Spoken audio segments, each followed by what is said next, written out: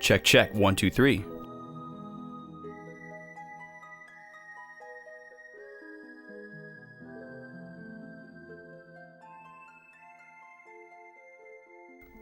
What's up, everybody?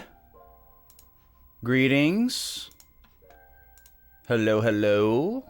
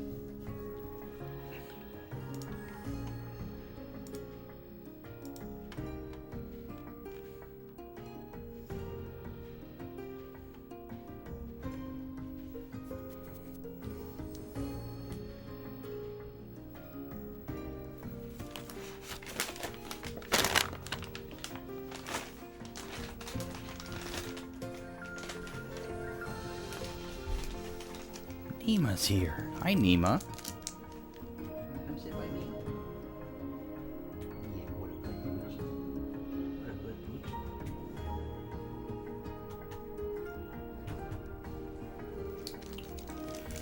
mooch. Nima just had her dinner.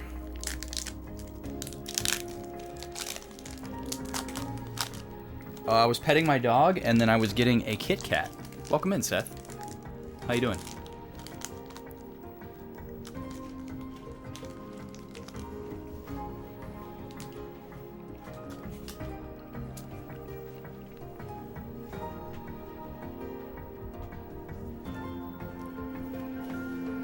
All right. We are ready. Let's do the thing, shall we?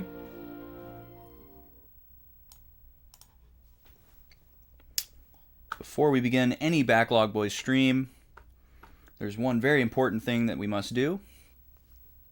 You all know.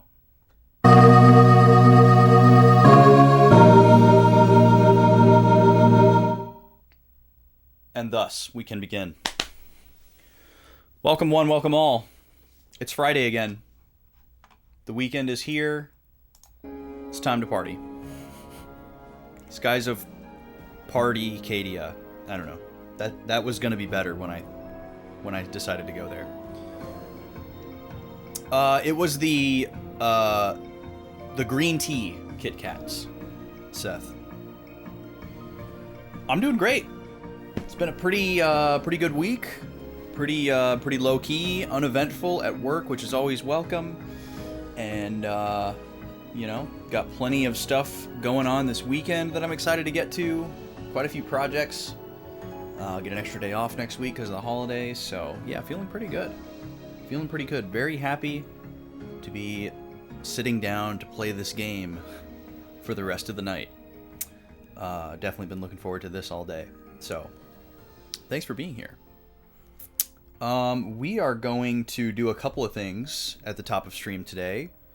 For one, as usual, we've got a beverage to taste. And on top of that, we're also going to be doing some slightly late Nintendo Direct reactions. I said I was going to share my thoughts on the announcements on Tuesday, and I kind of forgot. I got caught up in just playing the game and telling some stories from the trip. I was going to try to do that all together, but got ahead of myself, I guess. So we're going to talk about some Nintendo Direct stuff, and we're going to taste this new drink that I have found. This is something I'd never seen before, both a brand and a style of drink I'd never seen before.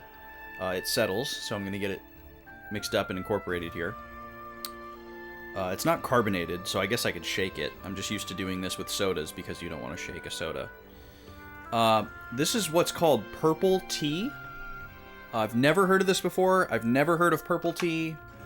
It never ceases to amaze me how many colors of tea there are. I thought there was just, you know, green, black, white, red, I guess I was aware of. Red is like a sleepy tea sometimes. But I'd never heard of purple. We recently learned about yellow from someone in chat as well, who's a tea expert apparently. But I'd never heard of purple tea leaves before. Yeah, so this is made with the organic purple tea leaves. The brand is called Purpose. One of the things that caught my eye was this hint of sweet marker at the top. That's how I prefer my tea, with a hint of sweet. And usually it's either all or nothing, especially in the South. Sweet tea is like extremely sugary, and then unsweetened tea is just completely unsweetened. So usually I have to get unsweetened things and add a little bit of sweetness to get it kind of to where I want. So seeing hint of sweet is pretty exciting. And it looks like this is pretty sweet, actually. 17 grams of sugar in the entire bottle, so it should be pretty sweet. The flavor is described as watermelon mint. So that seems pretty enticing. Watermelon is kind of a coin flip when it comes to flavoring. Or it's like a double coin flip. The first coin flip is it natural watermelon or is it artificial watermelon? And then if you're going the natural route, there's another coin flip for is it good or is it terrible? But everything here says it's all natural flavors, so we shouldn't taste any artificial watermelon. And then we have real spearmint extract in here too, so that's the kind of mint that we're looking at. That sounds really good to me. This is I'm not sure if it is a woman-owned company, but it is a company who is focused on women's rights. So that's pretty awesome. Let's see, what does it say here? The women who pick the tea leaves are impacted by profits. Very cool. So I'm assuming, it doesn't say, but I'm assuming that this is like in another country. Studies show purple tea has up to 50% more antioxidants than green or black tea. Okay. So they're pushing the antioxidants here, as well as anthocyanins, whatever that is. No artificial colors, flavors, or preservatives. This has the organic label, so I guess everything in here is organic. And this is somewhat local. This is from my hometown of Dallas, about 3 hours away from here. Let's crack it open and try it. Yeah, I hear you, Seth. I'm in the same camp usually. That's usually my experience too. Ooh, it smells nice and fresh and minty. The minty smell is very nice. It smells like a sprig of fresh mint. A little bit of fruitiness in there, maybe. By the way, I guess I should note that the tea itself is not purple. It is like a brown tea color, despite whatever you might see coming through the camera. The label is purple. The tea is not purple. Much like green tea or black tea, you know, the colors are not actually what they are. I mean, I guess green tea is kind of green, like a very dirty green. No, I'm obviously it's bottled in Dallas. I meant that the tea leaves are probably grown and harvested in another country. I could be wrong about that, but I think most tea comes from Asian countries. But I should do my research, I guess. I don't really, that's just an assumption. That's not based on anything. But yeah, I don't think these purple tea leaves are growing in Dallas. But yeah, the brand is based out of Dallas. But I'm sure they have overseas labor for the tea leaves. I would bet money on it. All right, let's give it a taste.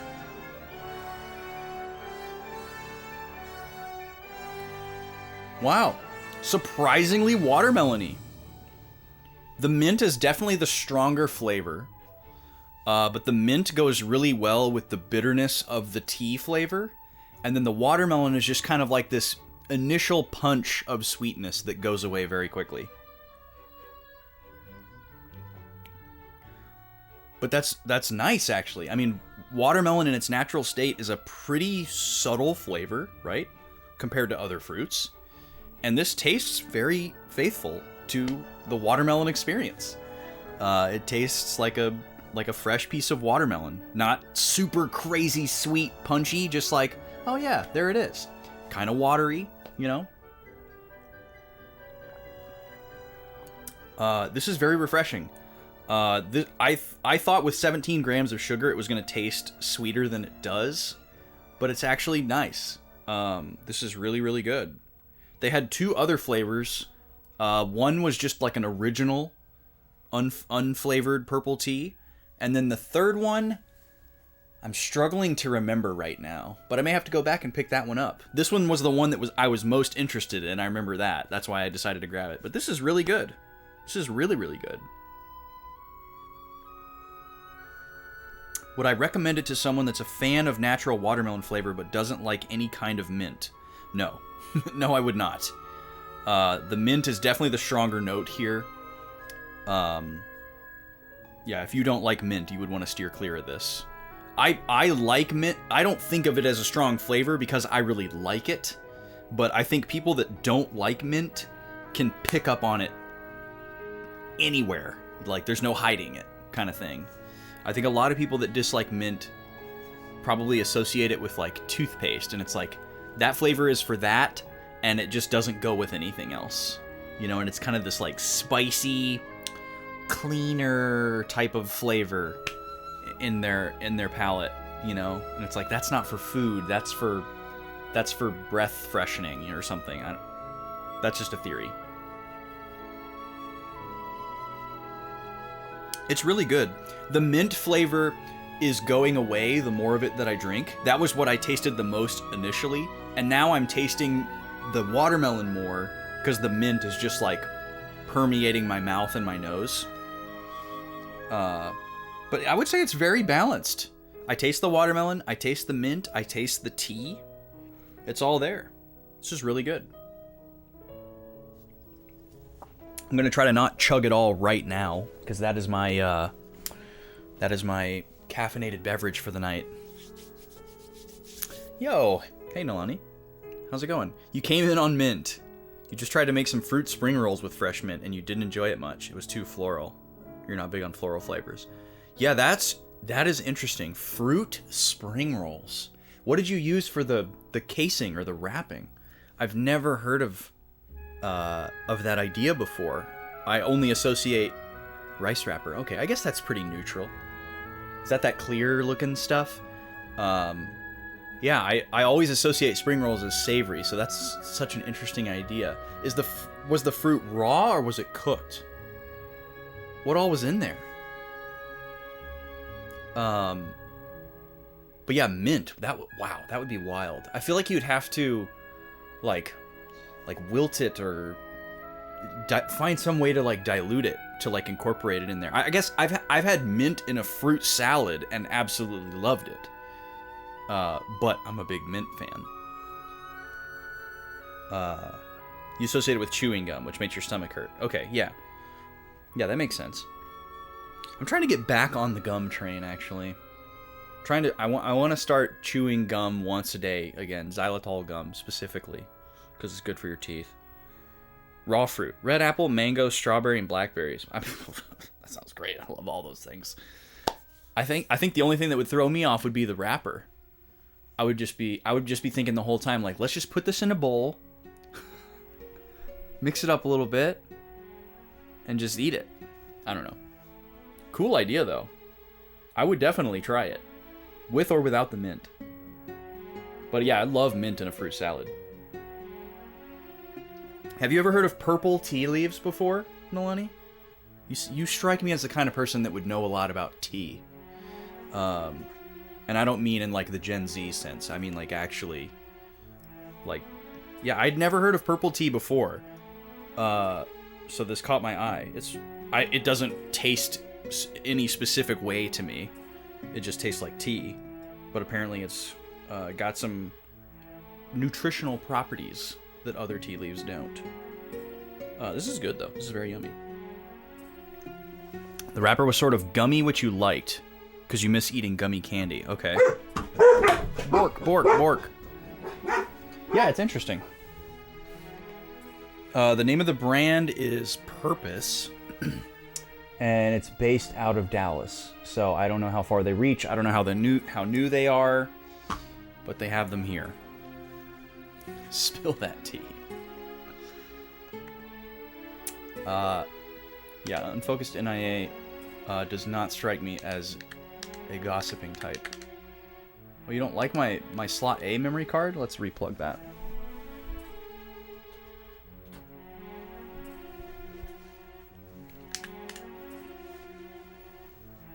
Oh man.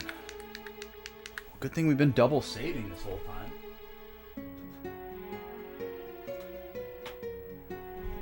Is one of my memory cards really just dead? That's not good. How did that happen? Damaged and cannot be used. Huh. I'm gonna try this a couple more times. This is an OEM memory card. This is not like a third-party memory card. This is a legit GameCube memory card that I bought brand new, actually. Still in the packaging.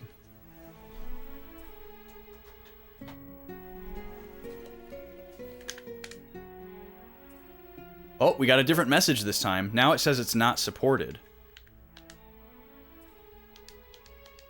Huh. Yeah, I think it's just it's got to be just the contacts. Let's go back into the menu here. I know you guys don't see the game screen right now. Bear with me. Oh, I'm exactly the same way, Nalani. I do not put corn syrup into my body. It makes me feel awful. It destroys my skin, makes my skin dry out and break out. I do not mess with corn syrup at all.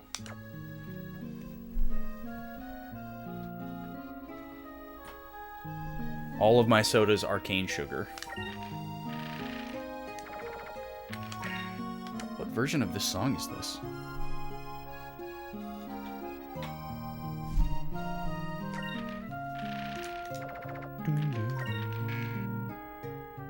Now it says it's damaged again. That's so weird. Well.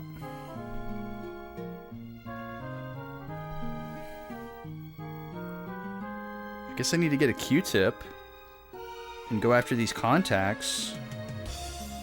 See what's going on there.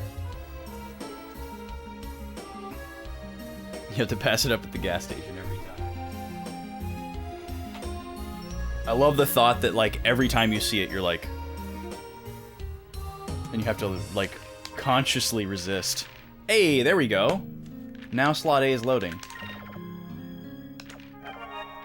Very bizarre.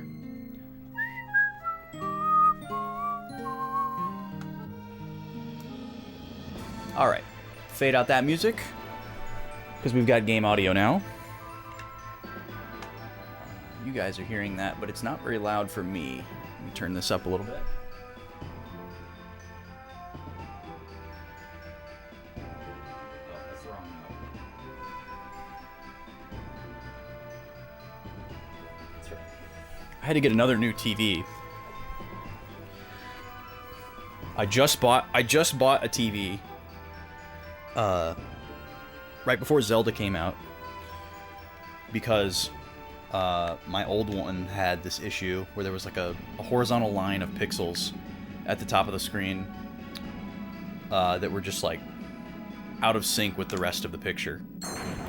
So I had a warranty on it. I got fully refunded or whatever, no big deal. Went and bought another TV and just hated it.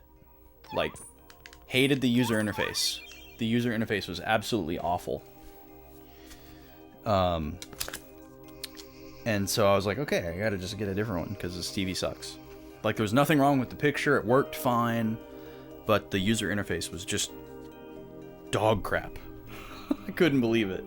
It was so hard. I had to go into like 3 different menus to change the input.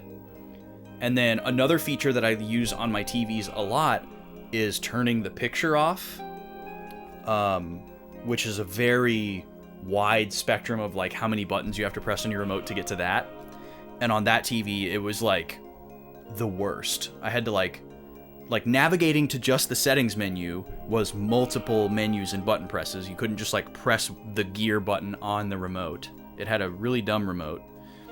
And then once you got into the settings menu, you had to go to like general, accessibility, general again. And and then go down like 4 times, you know, and then you could turn the screen up. Which, you know, that's not as big of a deal, but having to go into 2 to 3 different menus to change the input on the TV is wild.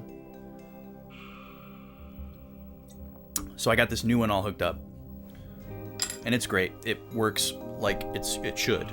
The user interface is just normal. And I have these speakers. The reason why my sound was so quiet was because I've been having trouble with these speakers, where they'll just like emit this like staticky pulsing sound sometimes, and it's because I'm using a digital to analog converter. Because these speakers are analog, and TVs don't have red and white analog audio out anymore. The TV that broke and I got rid of did, even though it wasn't that old. But these new ones don't. So I'm using this little converter box that I got, and I think the box is just like crappy, so I might have to buy like a better one, because every once in a while it'll just shoot out this horrific noise, and I'll have to just like unpower cycle it or redo all the cables, and nothing in particular ever seems to fix it. It'll just like stop. So I had the sound turned way down so that I could still hear if the sound was happening, but it wasn't like making me go deaf. Okay, we found a cham. Oh, you know what? I think I wrote this down before, but we will never know. So this is the Ruins of Ice that we just entered. We got this nice icy music. I need to do a recap of what happened last week. So, we brought the blue moon crystal back to Yafutoma. The leader did not want us to have it. And then when we asked him if the really nice princess that helped us was going to be his successor, he kind of like shuffled his feet and was acting kind of suspicious. But only Enrique noticed, because Enrique was crushing hard on the princess. And then Miraji, the king's assistant, reveals that he wants to marry Princess Moegi so that he can ascend to the throne. And that the king's son, Prince Daigo, was exiled for treason. So we were like, oh, you have a son. And then we go and we meet Daigo and we tell him what's going on. We tell him that Miraji and Kangan are trying to steal the country. And so he's like, okay, I'll come help you. And when we get back, King Mikado has been betrayed while we were out. And we find out that Kangan and Miraji colluded with the Valuan Empire. Like, they wanted to rule the country, and they were willing to give up the moon crystal to the Empire in exchange for help. So, that's what was going on there. Yeah, isn't that crazy, Lobster? Like, it's wild how difficult it is. I couldn't believe it. I thought there must be something I was missing. There must be some kind of, like, quick menu that I don't realize how to open. I was looking through the owner's manual. It was crazy. And I couldn't figure it out. I was like, I've had enough. Like, I can just return this TV, so I'm going to do it. And I'm going to get a different one. Because this TV is from a brand that I have better history with, and it was less expensive. So it's kind of a no-brainer. It's like, go return the one that I don't like, get a little bit of money back, and after purchasing this other one. So, glad I did it. Welcome in, I am the ma'am. Welcome in, Rosso. How are y'all doing tonight? Cheers to you. Cheers to Friday. Whether it's your weekend or not. So yeah, Beleza and Vigoro, who are two of the admirals from the Armada, attacked Yafutoma. We fought Vigoro in our ship after we took it back from Morangi. And then we fought Blueheim, who was the big blue Gigas that they summoned. And this was the first time that we were actually able to defeat a Gigas. The first two Gigas, the red and the green one that we fought, we just had to like find a way to get away. We didn't actually defeat them.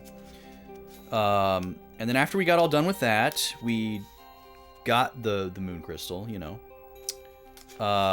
And then we sailed east to Sailor's Isle, which took us a long time to find. We talked to some people, and then we ran into this girl, Piastol, who's like a... I guess like an optional boss, an optional recurring boss, that we had run into really early in the game and got bodied by because we thought we were just talking to some friendly ship. We ran into her again, unexpectedly, but we beat her, but we also didn't get anything. She just was like, I'll get you next time, and then she got away. So we're probably going to refight her at some point, or can if we want. Yeah, things are going well my way, Rosso. I hope the same for you. It is indeed a wonderful Friday. And that's pretty much all we did last week. We went to Sailor's Isle, we got some information about this place, and we found out we needed to come down to the icy continent, and we came down here, and it took me forever to find where these ruins were. It was very confusing, but here we are. We're going to do this dungeon right off the bat. So, let's go. Oh, those icy footsteps. That is kind of weird.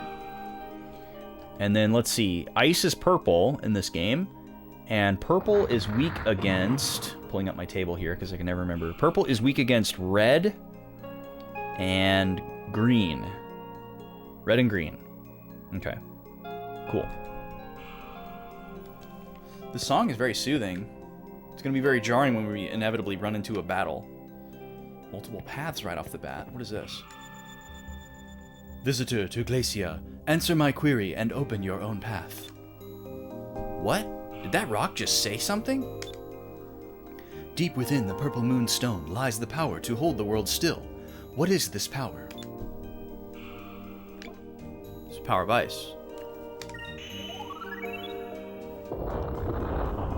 Okay.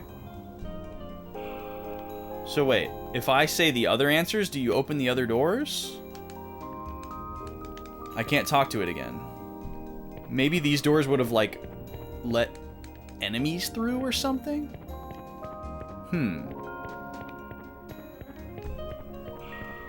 Did you hear that little jazz lick?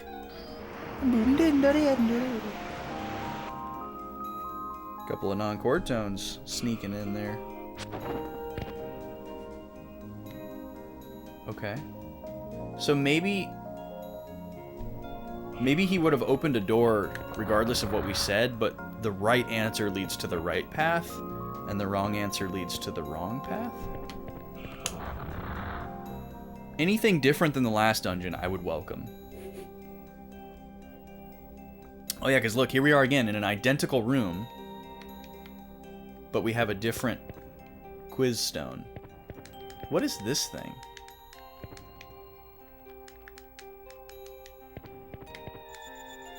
Visitor to Glacia, answer my query and open your path. The purple crest hides a certain number. What is that number? Oh, wow. Well, I can cheat a little bit here. I have a picture of the crest. I don't see anything. 2, 4, and 6? It doesn't look like any of those.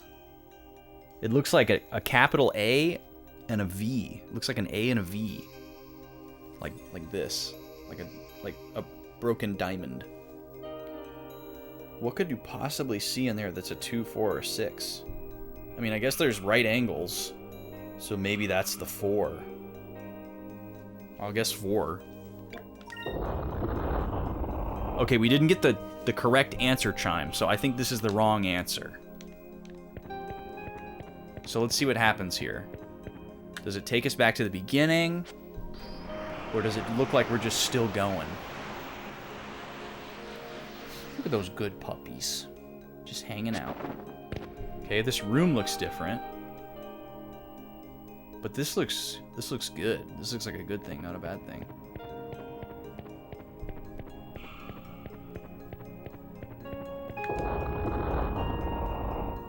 Oh, this might be a thing that takes me back to the top.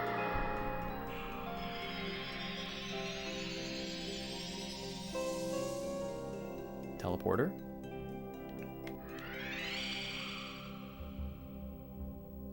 Okay, yep, we're back up here. And, oh, we're in the same room. So the red one is the second one again. So we're gonna get the same question again. Purple crest hides a certain number. What is that number? 6? Apparently also wrong.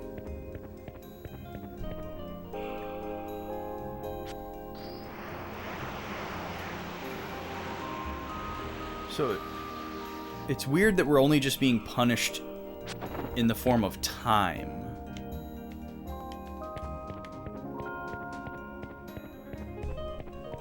I was expecting to be like forced into an encounter or something. So apparently there's a 2 hiding in this crest, but I have no idea how to discern that. Unless I am not understanding what they're talking about.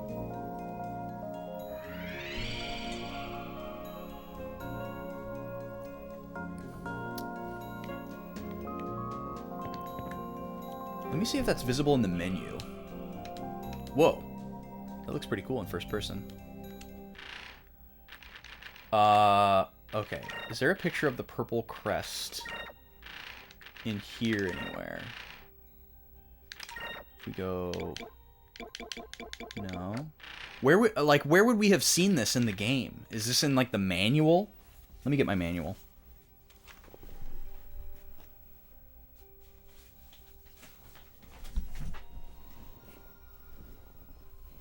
Instant death and delete your save data. Yeah. I mean, it's not... Luckily, we're not playing Nier. Or that would be a legitimate fear. Let me see if there's a picture of it in here. I don't have the entire manual printed. I only have part of it printed. So I probably don't have the page that it's on.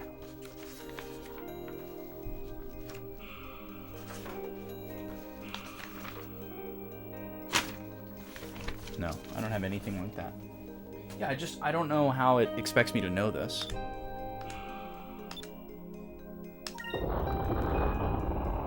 Wait, it didn't give us the chime either. The first one when we got it right, it gave us the chime. Does it only do it if you get on the first try?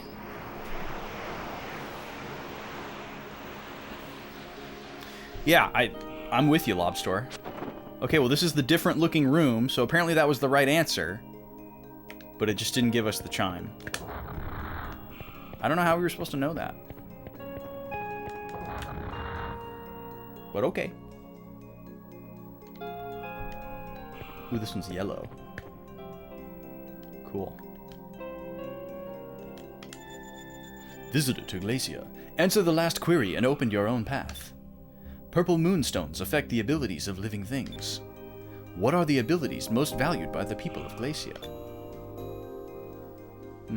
Power and courage, will and spirit, life and healing.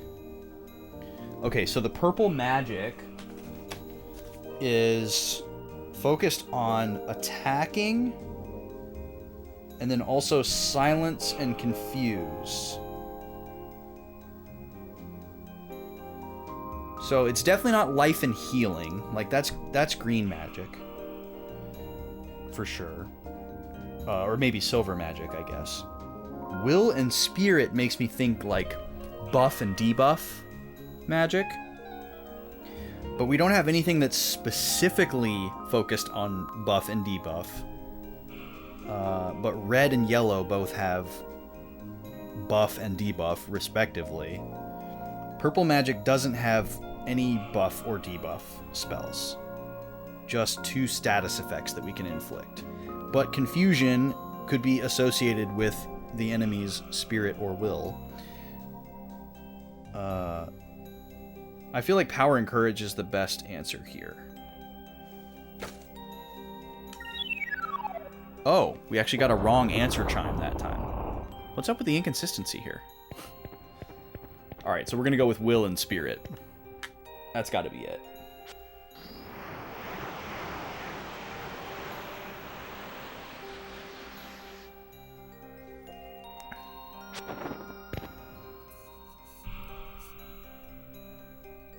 Less caffeine than green tea. Okay, so we're not going to get very caffeinated off of this.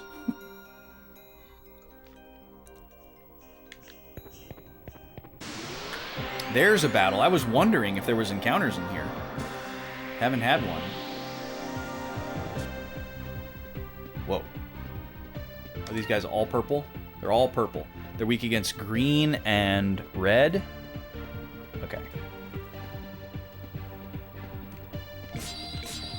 Green. Red for everybody. Green. died.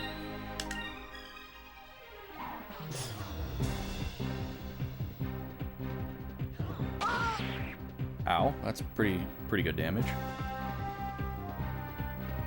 Fire consume my enemies! Let it burst!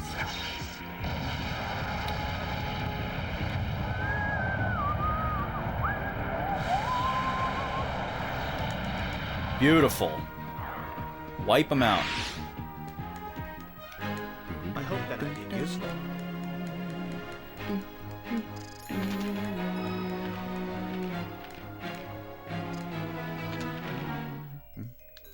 Okay. But it didn't seem to be any type of, like, special encounter that was especially punishing or anything like that.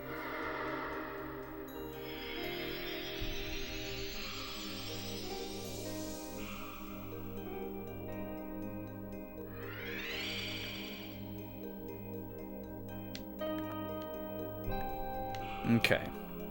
Will and Spirit. No! What? No! I hit down on the control stick and it just didn't go down. I can't believe that. I, like, very clearly just went, like... And it didn't go down. Guess I didn't wait long enough. That's dumb.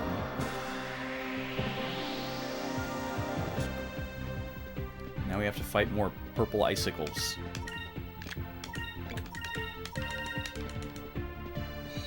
Oh, cool. We get to go first this time. Yeah, 2 + 2 = 5.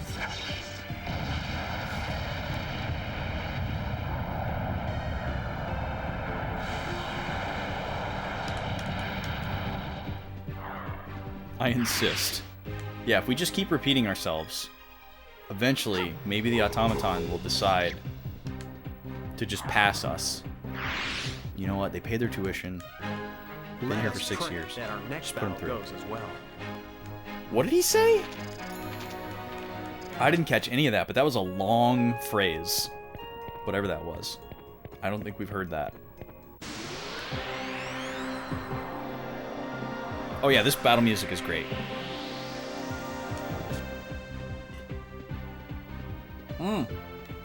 Hello. This looks like a special encounter. The Frost Worm. Wow. Okay.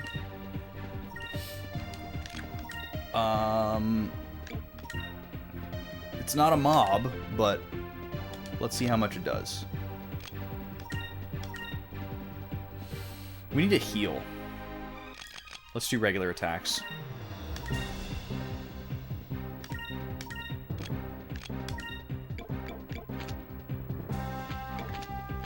So we can get a Sacrum off here. Because this thing might be really strong.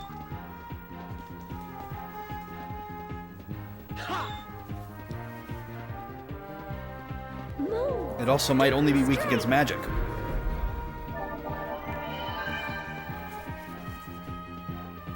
The damage that we're doing and the sound that it's making when we hit it with physical attacks kind of makes it seem like it's trying to tell us, hey, you're wasting your time here. Let's try Cutlass Fury.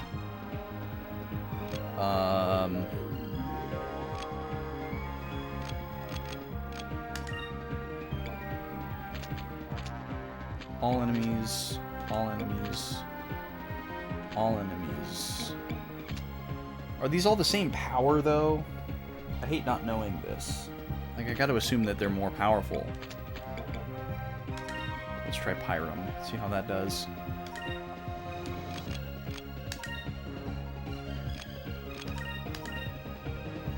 Moons, give me strength!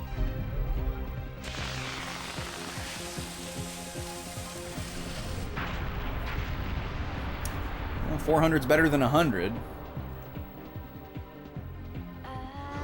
Not what I was hoping for, though.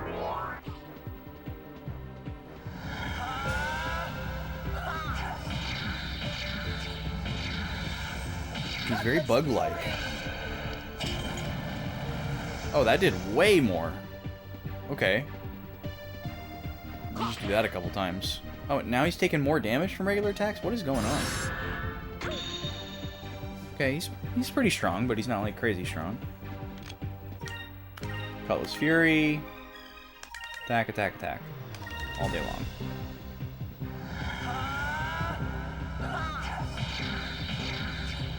Yeah, it is kind of a stark contrast between the battle music and the dungeon music. I was waiting for that. Here goes.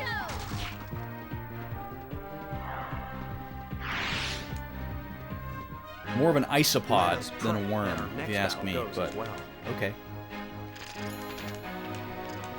Missed opportunity. They could have called it a frostopod.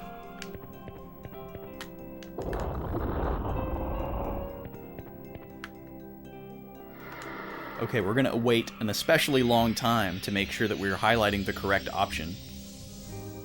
Oh, did he say the same thing again? I didn't even notice.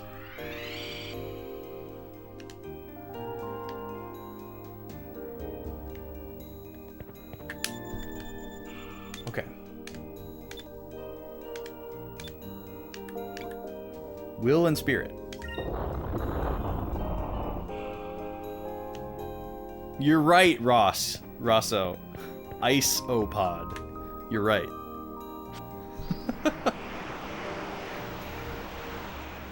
Even better. Come on, localizers.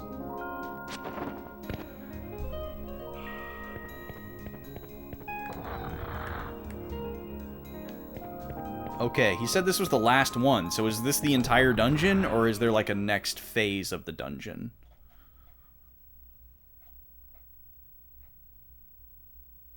Oh, cutscene. This looks like it's the last door. The fog is so thick, I can barely see what's in front of me. It's so cold, even the air is freezing. Well, we can't let that stop us. What is this, the hyperbaric time chamber? He just walks right up! Vice? Falls like a stone. It's Canadian smoke. Oh, too soon. Hey, where'd Vice go? I'm down here.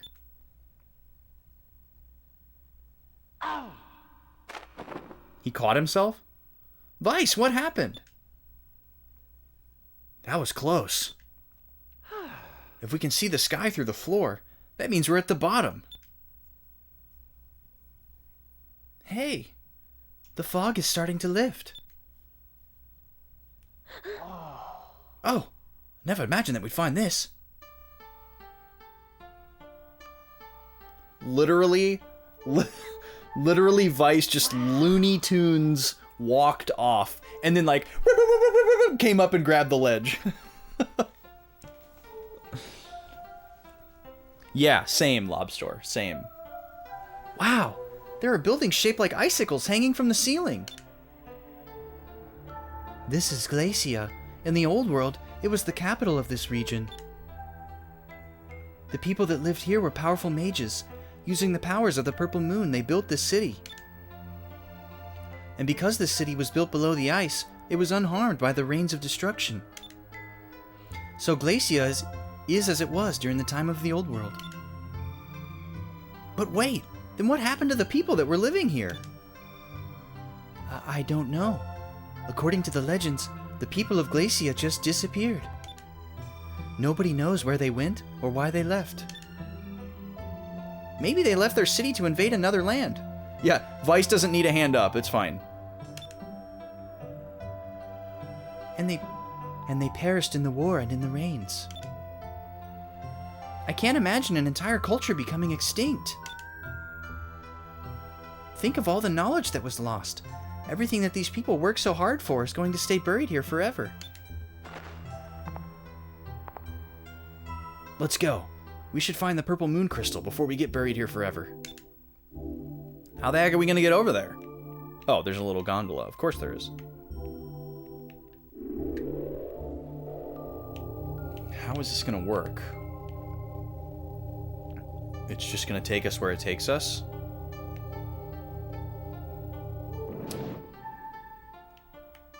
I'm assuming this isn't like a... If I get back on it, it's gonna go to some other place. Right? Like it's just to from.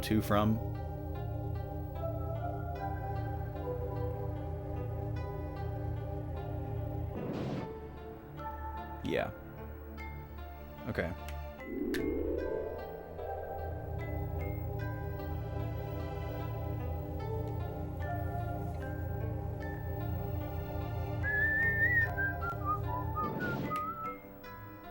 So what is that? That looks like a chest of some kind. Or a pedestal. Not a pedal stool. Name that reference. Bet you can't. Seltzer time. Tea's gone. So it's seltzer time. Serosic. This looks like a beta Pokemon design. These guys are all purple as well. So Lambda Burst is our best friend in this dungeon. I mean, not only would we use it anyway because it hits everybody, but it's also effective against everybody. 10% more effective. Maybe I'll have another spicy watermelon chew.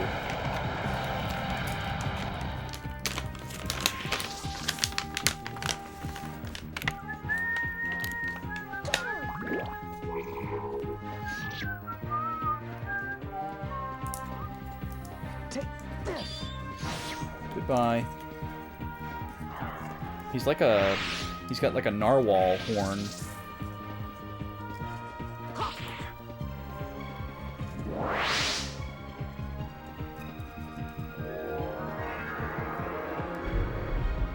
Okay, he's gonna try to confuse me.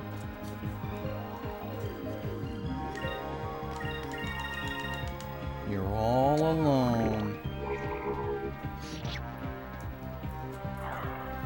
Man, I wish these weren't so hard to peel. That was easy. These are really good, but maybe if you like keep them in the fridge or something, they're like soft and melty, and they just kind of stick to the wrapper a little bit. So you end up eating a little bit of paper.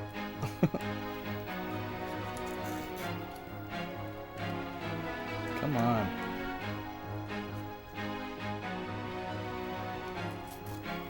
The veneer and novelty of them being very like homemade has worn off. And this is no longer cute, it's just annoying.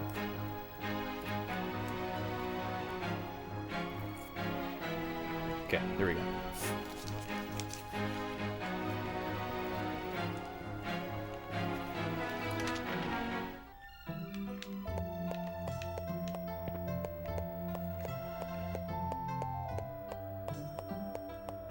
Oh, our map is like updating in real time. Cool.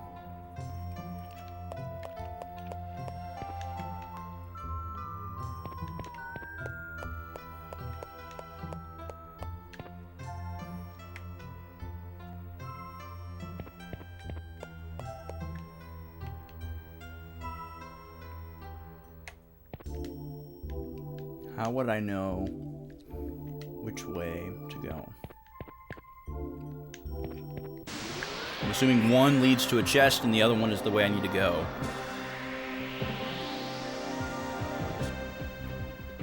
Oh, really, Lobster? I don't even think about it. Really? All these guys? These guys are so annoying.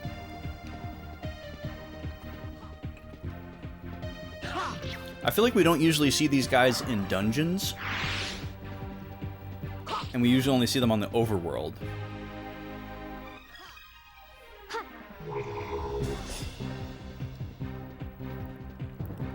They're just so pointless. I'm convinced that they only exist to waste my time and annoy me.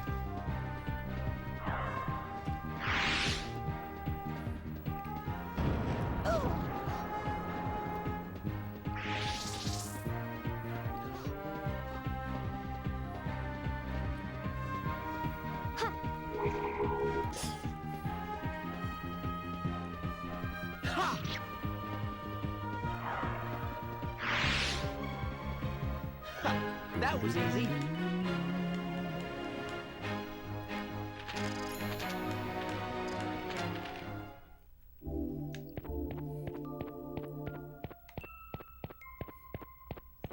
Oh, I think I chose right. The Ice Splitter. That sounds like a sword.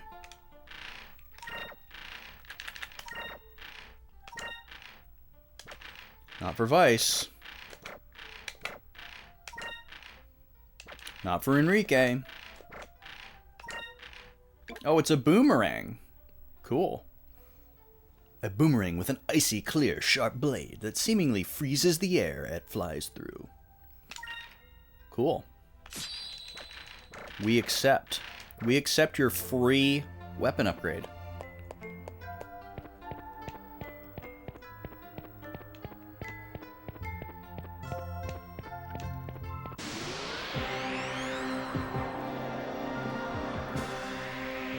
Anybody still playing Zelda? Or maybe you just recently started, I don't know. I have still been playing it like crazy. Pretty much every day, at least a little bit.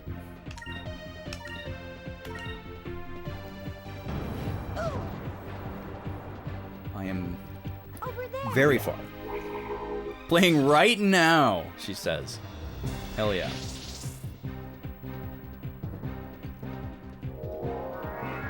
Are you loving it? Yeah, how is that a 2? Tell me how that is a 2. I guess that's how we're supposed to know what that symbol looks like, is by seeing it spawn underneath us. Apparently there's a 2 in that crest somewhere. I don't see it. But I don't see a 4 or a 6 either. Absolutely. Right on. I would describe my experience similarly. I'm amazed that I've played the game as much as I have, and I've seen as much as I've seen, and still every time I play it, something unique happens, or something surprises me, or I see something that I haven't seen yet, and it's just like, wow. There's so much little, like, nuance and detail in this game.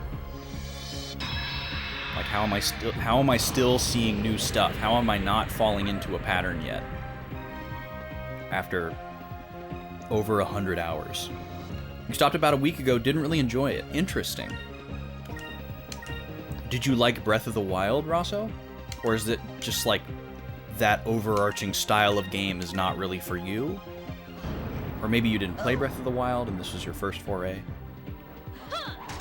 What's your relationship with other Zelda games? You think Breath of the Wild is a much better game. Interesting. I don't know that I've heard anyone share that opinion. Not trying to say you're incorrect, by the way. But I don't think I've heard anybody say that. That was easy. That's very surprising to me.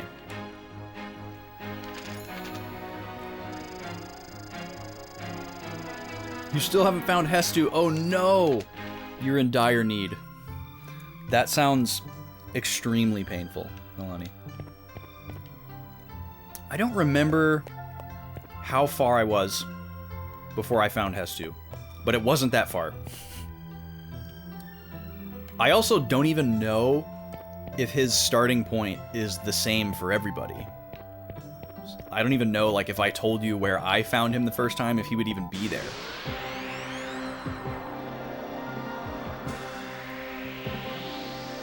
It's just a much tighter game. Tears of the Kingdom feels like it's more of a full world mod than its own game. Interesting. So you just feel like there's not enough that's different from Breath of the Wild? Would that be accurate? Like it's too similar? Is that the crux of it? I haven't heard that, Nolani, but I guess I wouldn't be entirely shocked if they, like...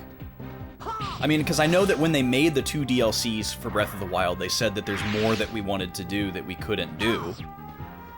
So obviously it would make sense for a lot of those ideas to go into the subsequent game. I mean, that's kind of how Zelda has always been.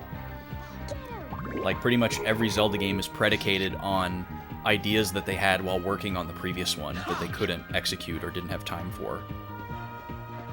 Yeah. It doesn't always result in a direct sequel, but they've gone on record many, many times describing that process. We're like, oh yeah, we got the idea for flying in Skyward Sword when, you know, Link flew on the dragon or whatever that thing was in the mini game in Twilight Princess. Or, oh yeah, we got the idea for sailing in Wind Waker because of how difficult it was for Link to cross bodies of water in Ocarina of Time or whatever. You know, like, I'm not directly quoting things there, but there's a lot of recorded quotes of things like that. So that part of it makes sense. Like, every Zelda game is a derivative of its predecessor, or predecessors, or is like an expansion of ideas from it, in a way. And the stuff they changed was for the worse. You hate the fuse system, it's a neat gimmick, but it gets old for you. Interesting. Yeah, I guess what I prefer about Tears of the Kingdom over Breath of the Wild is that in Breath of the Wild, the world was built around the abilities that Link had. And it was very, like, once you got really literate with those abilities, like Cryonis and Stasis, you started to see, or at least for me, from my experience, like, you started to see the seams a little bit. And this wasn't a negative aspect of the experience. It felt like, oh, you're like learning the language of this game. You know, you're starting to think the way that the game wants you to think. So it's like, okay, here's this little body of water. If I want to get that treasure chest over there, obviously I'm going to have to make an ice pillar with Cryonis, jump to it, climb up it, make another pillar, you know, and make little stepping stones for myself. Or, oh, here's a ball, and I need that ball to cross this big gap. The only way I'm going to be able to do that is by stasising it, charging it up, and making it fly over there.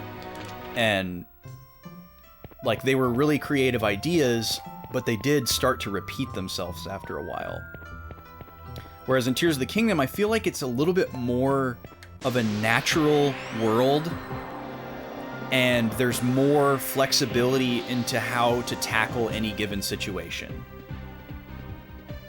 Or just traversal isn't really ever locked behind one specific mode of movement or transportation. So I like that a lot more. Vehicle building is directly in contrast to the world exploration because if you fly, you miss a whole bunch of stuff. Yeah, I mean, that's a valid point, but also, like, the world wants you to spend, like, basically an infinite amount of time in it. So, like, the game doesn't force you to use vehicles. You could walk everywhere if you wanted to and explore every single inch of Hyrule, and I'm sure Shigeru Miyamoto would be elated if you did. And, like, obviously for me as a completionist, I'm gonna have to find everything anyways. So, yeah, I see what you mean, but, like, I definitely feel like it's up to me to choose how I want to get around, and I'd rather have that than be forced to just walk everywhere or use a horse on a road. Like, I don't think I could ever go back to Breath of the Wild now, because it would just feel so slow. Like, it's so much more difficult to get around. I need to heal Fina, actually, because this guy can do over 1,000 damage, so let's do... Do we have a Sacralin Crystal? Oh, yeah, let's do that. That's... Oh, wait, no. Sacrum.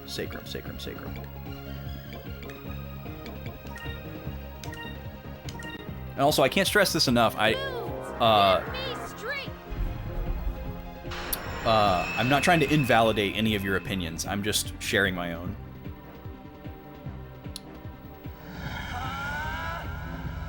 Oh, well, Wind Bombs is not an intended mechanic. I mean, if you're a Breath of the Wild speedrunner, I guess that changes everything. But yeah, I don't think that argument holds up very well. Like, Let's try it's obviously not the intended way to get around in Breath of the Wild, and not everybody plays that way. You feel like you see the seams more when there's a random ledge that you're meant to ascend to. But see, I don't feel like a random ledge existing means that you're supposed to ascend to it. It just means that you can. Like, I can't tell you how many friends I've talked to who are like, oh, I constantly forget that I have the ascend ability. Or like, I haven't gotten used to using the ascend ability, and I'm still climbing everything like I would have in Breath of the Wild. Or they forget that they have rewind, and they can, you know, hop on a sky stone and fly up high and then glide somewhere instead of like hoofing it or using a hot air balloon or a glider or whatever. I don't know. I don't feel like Tears of the Kingdom is forcing anybody to do anything any specific way, which is kind of what blows my mind about it. Like, there's very few things that I've encountered that are like, oh, you have to do this way, or this will only work if you do it this way. Like, pretty much every single shrine you can cheese or like do in a couple different ways. And like, all the traversal is incredibly open-ended. Especially as you get further along in the game. And you have more devices and you have more fast travel points. It's like, well, I don't really want to like... if I go from here to where I'm trying to go on the ground, I'm going to have to climb a whole bunch. So maybe I'll just like find a nearby shrine in the sky and then I can just skydive to it or something. I think that's great.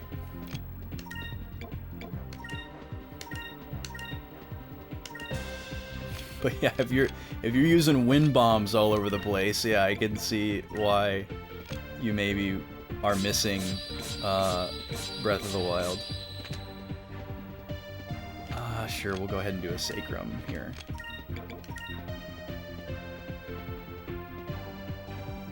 What's up, Draconix? How you doing, dude? Welcome in. Here goes. Oh yeah, speaking of Zelda, we're gonna do some Nintendo Direct reactions. If you weren't aware, there was an amazing Nintendo Direct last week. We had some really, really cool announcements, and I just kind of wanted to go through some of them. Not in any particular order here. They talked about they showed a little bit more of the Pokemon DLC for Scarlet and Violet that's coming up. I saw a lot of mixed reactions on it, but I personally thought it looked pretty cool. I thought it looked about as interesting, if not maybe a little more interesting than the Sword and Shield DLC, which I ended up never playing. Not because of any, like not out of, like, protest or anything. Resistance. It just didn't happen. I think I may have actually bought it, but I just haven't played it. Honestly, the main reason why I probably didn't play the Sword and Shield DLC is because Pokemon games are coming out too close together, and it was, like, already time for Brilliant Diamond Shining Pearl by the time I would have felt like playing the DLC.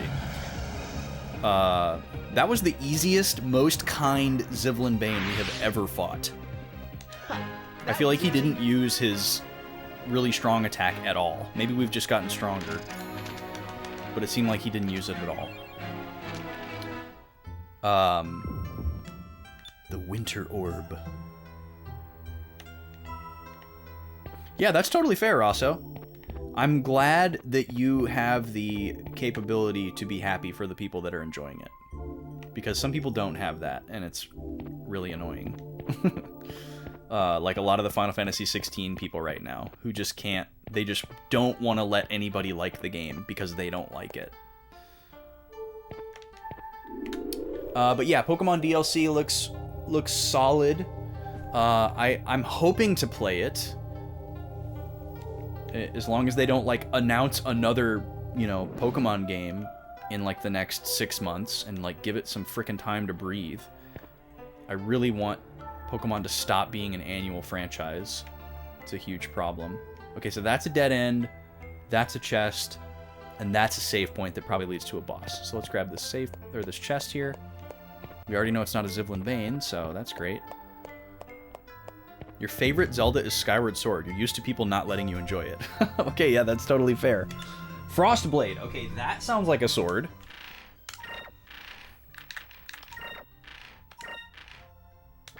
Must be for Enrique. Yeah. Cool. Oh, it can cause confusion. Nice. Oh, and his current one can cause silence. Is that going to be like a theme with Enrique? Where his weapon always has like a chance to inflict a status effect? Wouldn't mind that. Okay.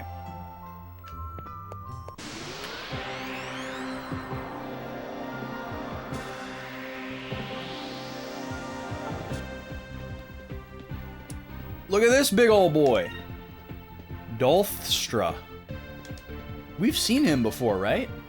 I feel like we've seen this guy before.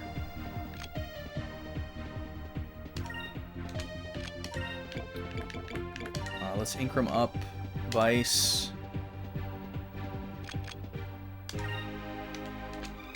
What's everybody else at? Okay, she's the only one that needs healing. Perfect. 1,000 for Fina. Move! Give me strength! Let's see what else. Okay, yeah, we have seen it before. Thank you, Love Store. I don't remember where, but we've definitely seen this guy before. Super Mario RPG Remake. Holy crap. I was losing my mind when this happened.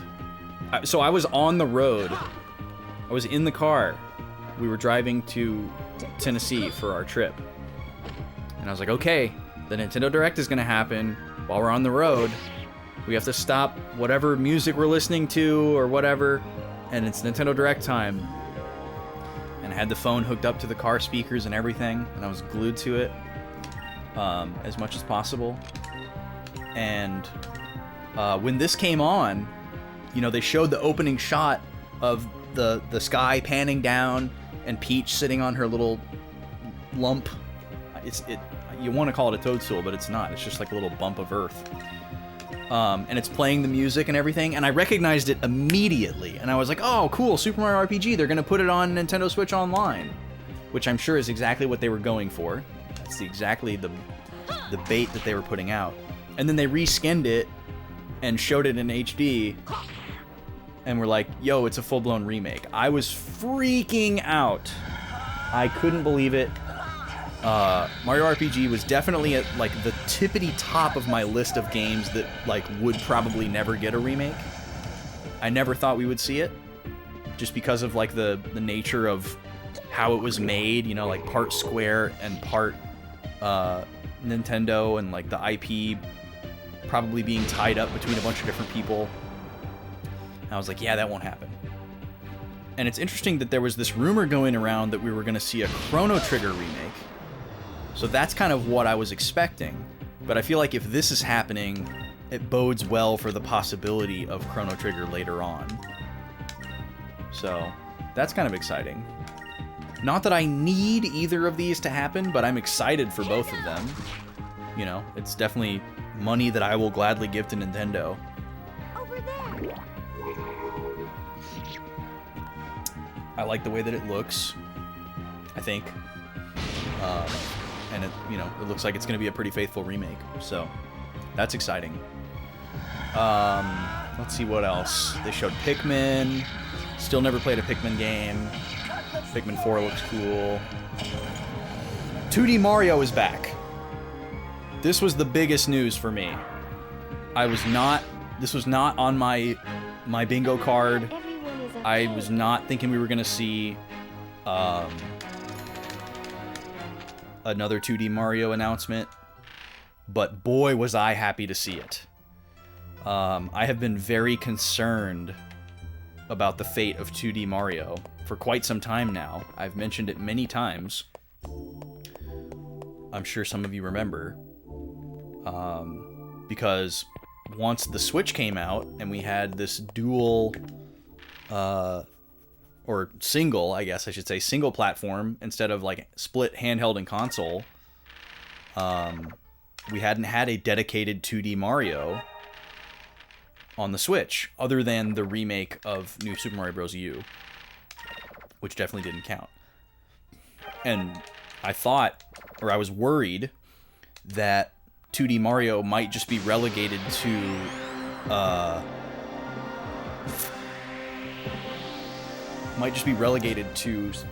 Super Mario Maker.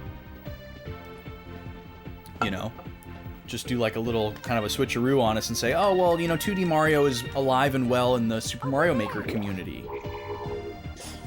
Kind of thing.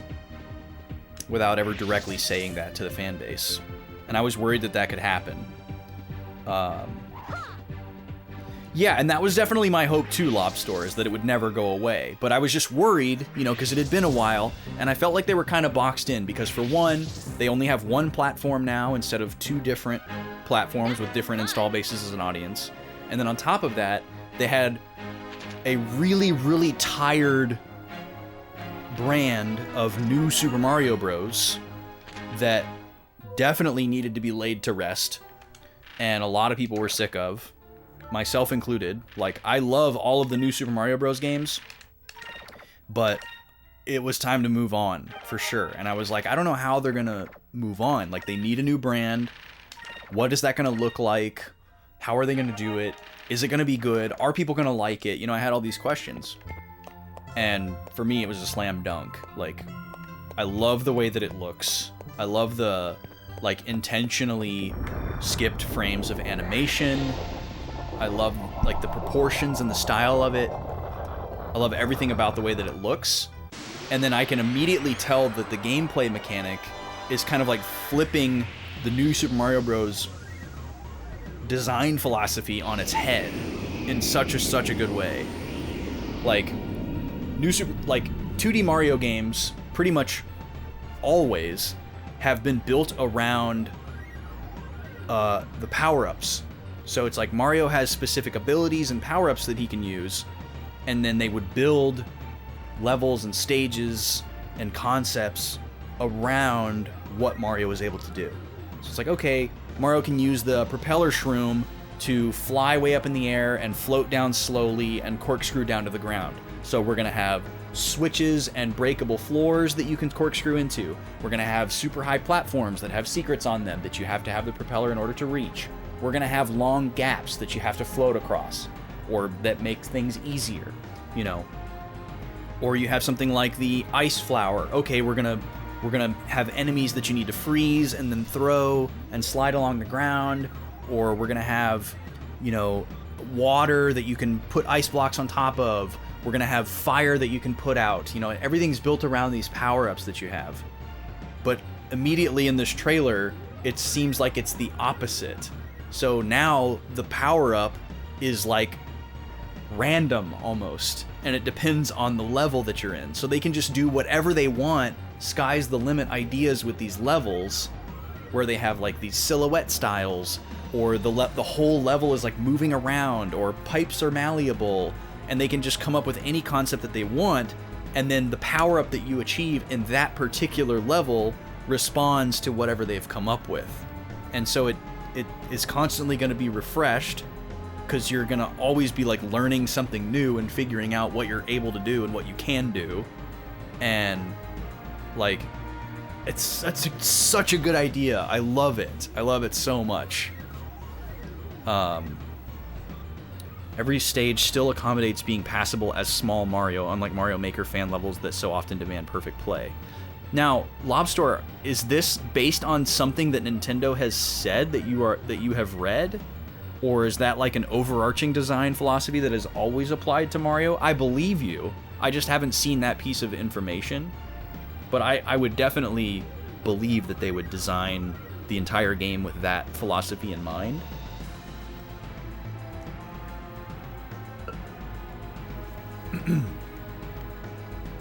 Oh, you meant the new Super Mario series. Yeah, you were never, yeah, I didn't mean to say that you had to use the power-ups, but all the uniqueness of the levels were built around the power-ups. Okay, we got a boss on our hands here. Veltarn. He looks like a big mechanized Foghorn Leghorn. He kind of looks like a thing from Subspace Emissary, actually. That's fresh in my mind because we watched it on the theater a couple weeks ago. This guy is purple, so we want to stick with green and red attacks. Will this be the one that we finally get to poison? Let's do this. Let's do Counter-Strike.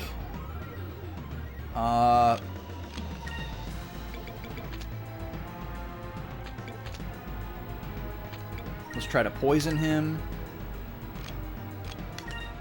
Let's...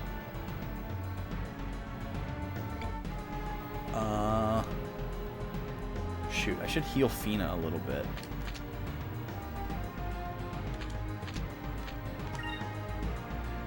I tried to do this last battle, but it didn't work. Or we killed the enemy too soon or something. And then Enrique, I guess you can just still attack. I wanted to use Incrum on Vice, though. So let's have Fina heal with an item instead, I guess. So Aika, you're going to Noxie. Fina, you're going to use a Sacred Crystal on yourself. And then Enrique, you are going to Incrum Vice. Bring it on. Yo, Dante, welcome in, dude. Yo, Andrew, thank you. Thank you for choosing the boys. Cheers to you. Happy Friday. And good luck with the remix work. We're just talking about some of the Nintendo Direct stuff from last week. I meant to talk about it on Tuesday, and I forgot because I was too busy talking about the trip. I am well, Dante. I hope you are well also. Let's see, what else did we have in the Direct? A lot of cozy farm games, which everybody was memeing on, but everybody knows that this is the year of the cozy farm game. All right, so just move out of the way, let it happen. They've had their time out of the sun.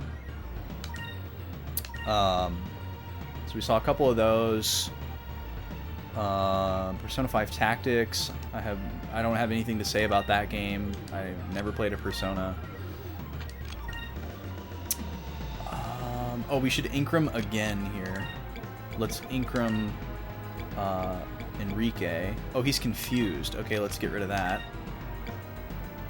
Curia, right? Yeah. So Curia on Enrique. Move. Give me You are wellest. You were happy with the last Direct? Yeah, I mean, I'm pretty much never unhappy with a Nintendo Direct, but this one was a favorite. For sure. The last couple really have been bangers. Oh, they finally brought back Detective Pikachu. That was pretty exciting. I've never played anything Detective Pikachu, but I know people have talked about these like rumored and supposedly canceled games like crazy. And now that it's back and finally has voice acting, I'm sure a lot of people are pretty stoked for that. It looked pretty cool. It looked pretty fun. That's a big attack. And it hits in a straight line. So we're going to have to watch out for that. The Arkham Trilogy is getting remastered for Switch. Was not expecting that. That's kind of cool. I have a collection of 2 Arkham games remastered for PS4, but I don't have the third one, which is weird because it's actually the 4th one, but like nobody acknowledges the 3rd Arkham game. It's really weird. Because there was Arkham Asylum, there's Arkham City, and then they made a game called Arkham... God, what was that one called? I want to say Arkham Origins, but that was the portable one, right? Or were they both called Arkham Origins? Anyways, they made a 3rd one, and then apparently nobody liked that game, and it was made by like a different studio. And then they made a 4th game, Arkham Knight. And then everyone just is like, that's the 3rd game in the trilogy. The 3rd game never happened. The 4th game is the 3rd game. I've only played the first one, so I don't know what's going on with that, but I remember when it came out. But yeah, there's technically 5 Arkham games. Because there was one made for Vita as well. There was like a 2.5D Metroidvania that I remember thinking looked cool when it was in development, but I never heard anything about it when it came out. So I don't know. Death Laser. I don't like the sound of that.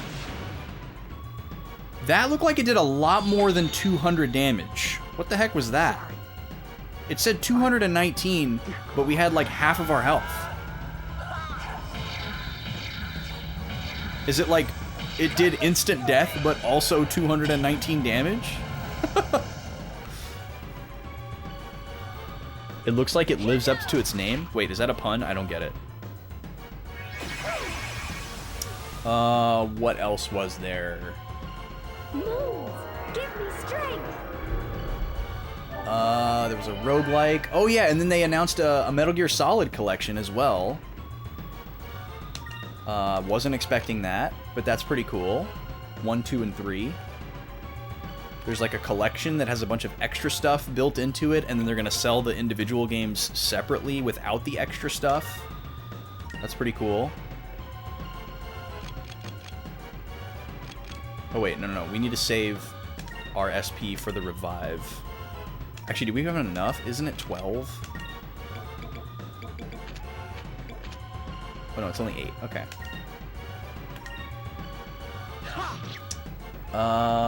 What else was there? Oh, there was that weird pigeon game. That looked really funny. Oh, please don't kill anybody.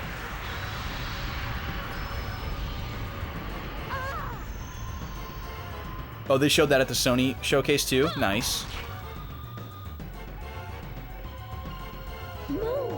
Yeah, it must have been death, right? Because it's just weird. I guess if it doesn't cause instant death, it just does like a little bit of damage as a consolation. That helped.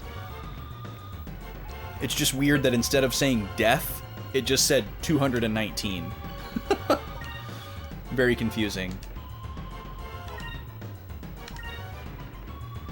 Let's see, we have just enough for a group heal and an Incrum, so let's do that. Incrum, Vice, Sacrum. No. That's really annoying. And of course, he does it to Fina, the worst character he can do it to. She's the only one with a guaranteed revive. Move! Give me strength! But yeah, obviously I would be mortified and shocked if somehow a Metal Gear Solid collection went to Nintendo but not Sony. I didn't think for 1 second that that would be Switch exclusive. More Mario Kart 8. That game's still kicking. More characters. Freaking wild. They're going Smash Bros with Mario Kart 8. More power to them though. I'd rather them just fix up a really solid game than try to fart out a new one. Oh, we do have the guaranteed revive on Ica now. Thank God for that. Just keep the damage going, I guess. Give me strength! You tend to skew towards disliking RNG insta-death in games. I think we all do. Whether it's yours or the enemy's. Always makes the results feel hollow. Even if it helped you win faster. Yeah, I 100% agree. I pretty much never utilize it against the enemy because it just doesn't ever seem to work. And, like, it only works on regular enemies and not bosses, so, like, what's the point, you know? This might kill one of us. Don't remember what our health is at. Okay, good.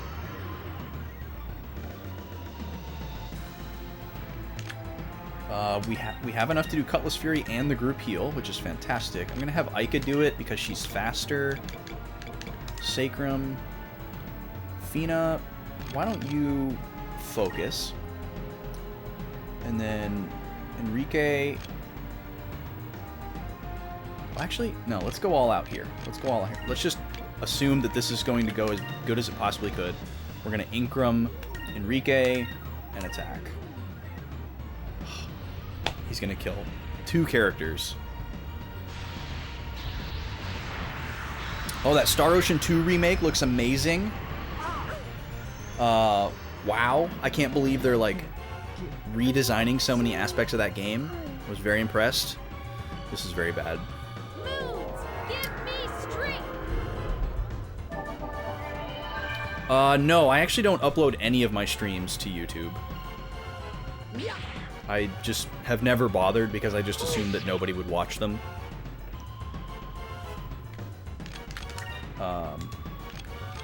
Maybe I'm wrong about that, but for the amount of effort that it would take, I've never bothered.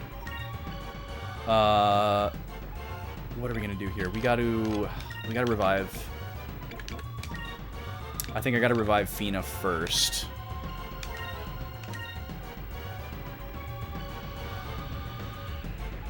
You've definitely missed a lot of Sky streams. I mean, you can watch them on the channel.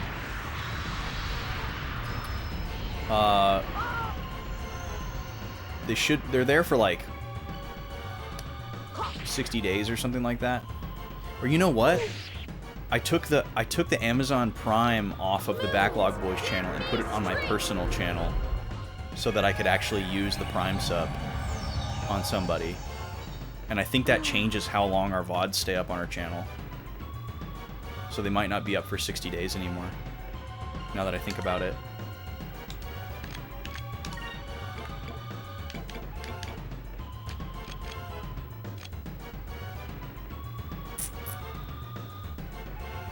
Yeah, Star Ocean 2 looks really, really good. You've never even touched that game. Interesting. Star Ocean sprites in the detailed 3D world look great. Yeah, they do. It's the whole look of it is awesome. Like, the new character art looks really, really good. Everything looks awesome.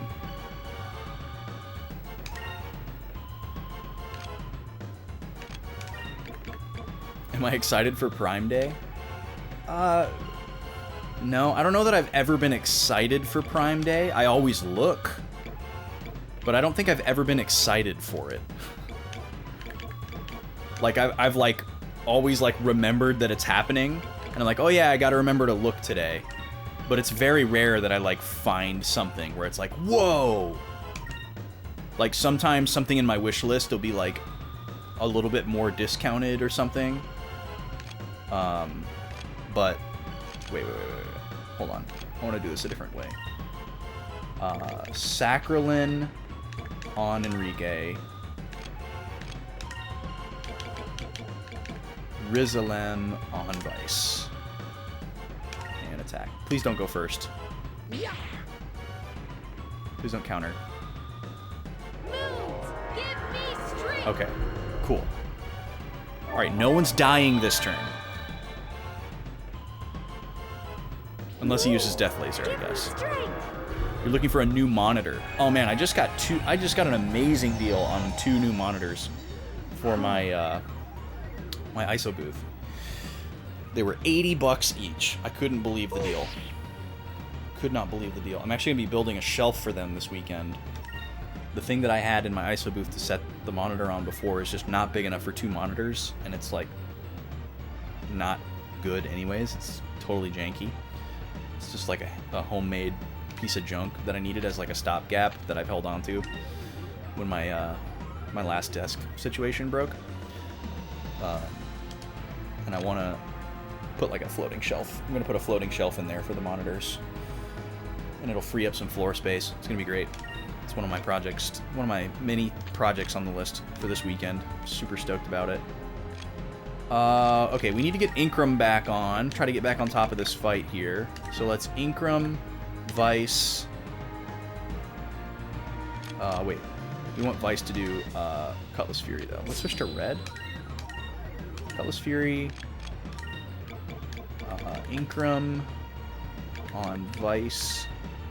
Fina, you're going to Inkram Enrique, and then Enrique is going to attack. Moons, give me strength. Yo, Vice Dinobite, welcome in. Imagine being a gamer. No, yeah, this game's really cool. I'm enjoying it a lot so far.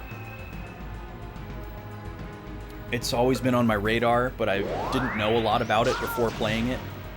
Oh my god, we didn't die! Beautiful. Finally. Ooh, you're getting a 4070 next week, and your second monitor only has a VGA port. Yeah, you do need a new, you do need a new monitor. Holy moly. Alright, we're getting the fun music. I still feel like we're really far away, though. We do have double Incremon, though, so we might be able to just crank out some damage here. Is there another...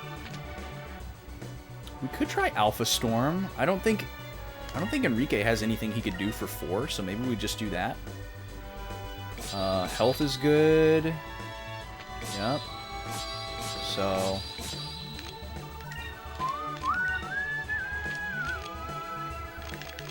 just focus up.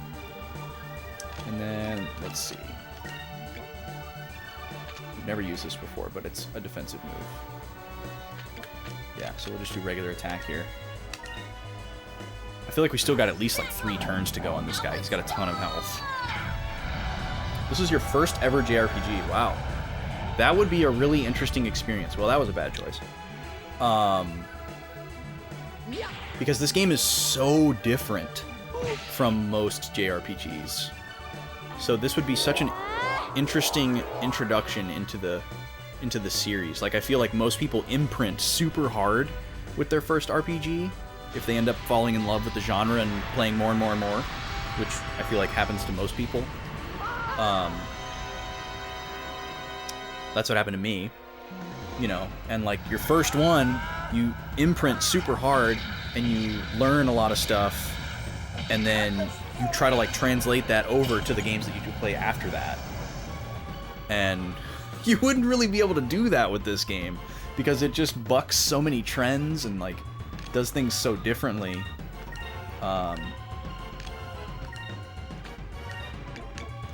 I guess if you played like, I guess if like your first 3 JRPGs were all like really different from each other, maybe that sets you up for just like a really open-minded palette.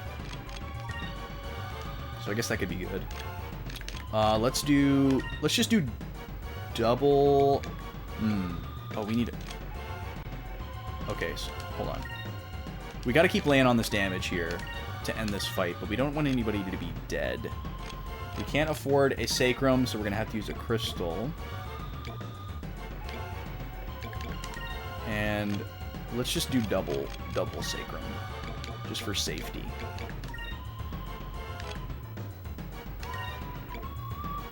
Oh, this might be a good idea, actually, just to... well, it's only physical damage, though, and this guy's not really using physical attacks, so it's probably not worth it. Oh, God, please miss. Okay, beautiful. Let's try this. It helped that you always like pirate themes. Nice. Let's try this. Yeah, there's not a lot of good pirate-themed games out there. That's for sure. And as far as RPGs go, there's even less. Although there was like a weird trend with Sky Pirates for a while, which is very interesting. Obviously, this is the most overtly Sky Pirate game that there is. But there were like a weirdly not low number of RPGs around this time that had Sky Pirates in them. We did it! Like mid-2000s. PS2 console generation era. Kind of weird how that happened. I mean, I'm sure it wasn't entirely coincidence, but I wonder where exactly that originated from. Like, who gets credit for the Sky Pirate idea? Was there like a famous anime or manga that had Sky Pirates? I kind of want to go back to the save point before I go any further. Usually the boss is at the end of the dungeon, so kind of weird that we're still going. I saw a chest over there, so I don't have disk drive fear anymore, but you never know. You never know. There could be a second boss that party wipes us. And this way, we just don't have to worry about it.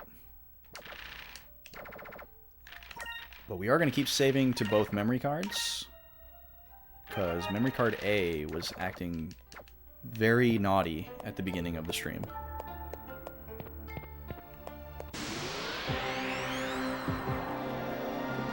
Yeah. Do you know of any that were specifically sky themed with their pirates? I mean, obviously there's like classic pirate stories like Treasure Island and stuff like that. I want, like, was it Treasure Planet? Does One Piece have sky stuff? I was absolutely like mesmerized by Treasure Planet. I still love that movie. Fire consume my enemies! But like, did Treasure Planet come up with Sky Pirates before anybody else? Because that was like 1999, I think. Maybe 2000. Obviously, Final Fantasy has airships, you know, that look like pirate ships, but they fly around in the air. I wonder if that was something they got from D&D. I wonder if D&D has something like that. You think Castle in the Sky was a huge influence on this? Yeah, I could see that. I actually just watched that. We watched that while we were on the trip. So that's fresh in mind. One Piece only has one arc dealing with that. And when did One Piece start? I've always known that One Piece existed and that it's got a billion episodes, but when did it actually start? Was it like the 80s? Has it been around that long? D&D has some airship pirates? Okay. Yeah, I just assumed that everything in RPGs was ripped off from D&D at this point. Because pretty much everything in Final Fantasy was ripped off of D&D. Around DBZ. Okay, so yeah, 80s. Because Dragon Ball was like... That was easy.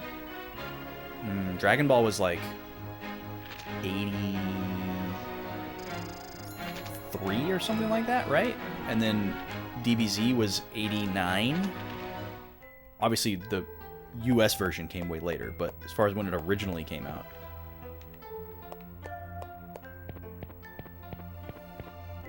The ultimate influencer on every video game. It's crazy, isn't it?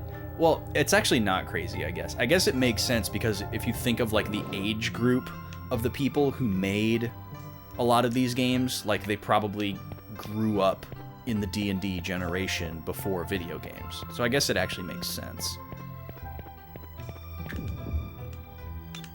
Moonberry. You've been GMing on TTRPG campaign for 2 years. That's an adaptation of this game. Wow. You are a super fan.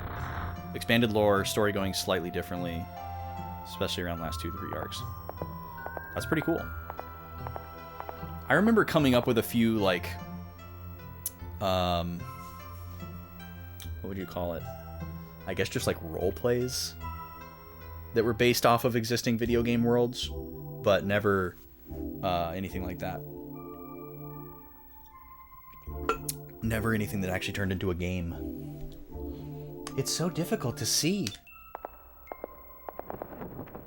Someone's there. It's our boy. He's alive. I don't believe it. Who's there? Drachma? Captain! What are you kids doing here? How the heck did he get here? It really is you. I never thought I'd see you again. Yeah, well, it's been a while, Captain. I had a feeling you survived the attack. But, Captain, what are you doing at the bottom of Glacia? Yeah, Vina with the good questions here.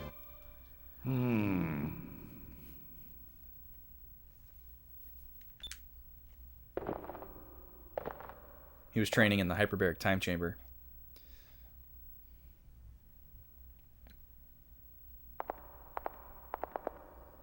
Has he just been standing here the whole time, contemplating his life and all his decisions? What? No, it's not. Oh, it's the whale. What's this thing's name again? Rachnum. It is. What's Rachnum doing here? Follow me.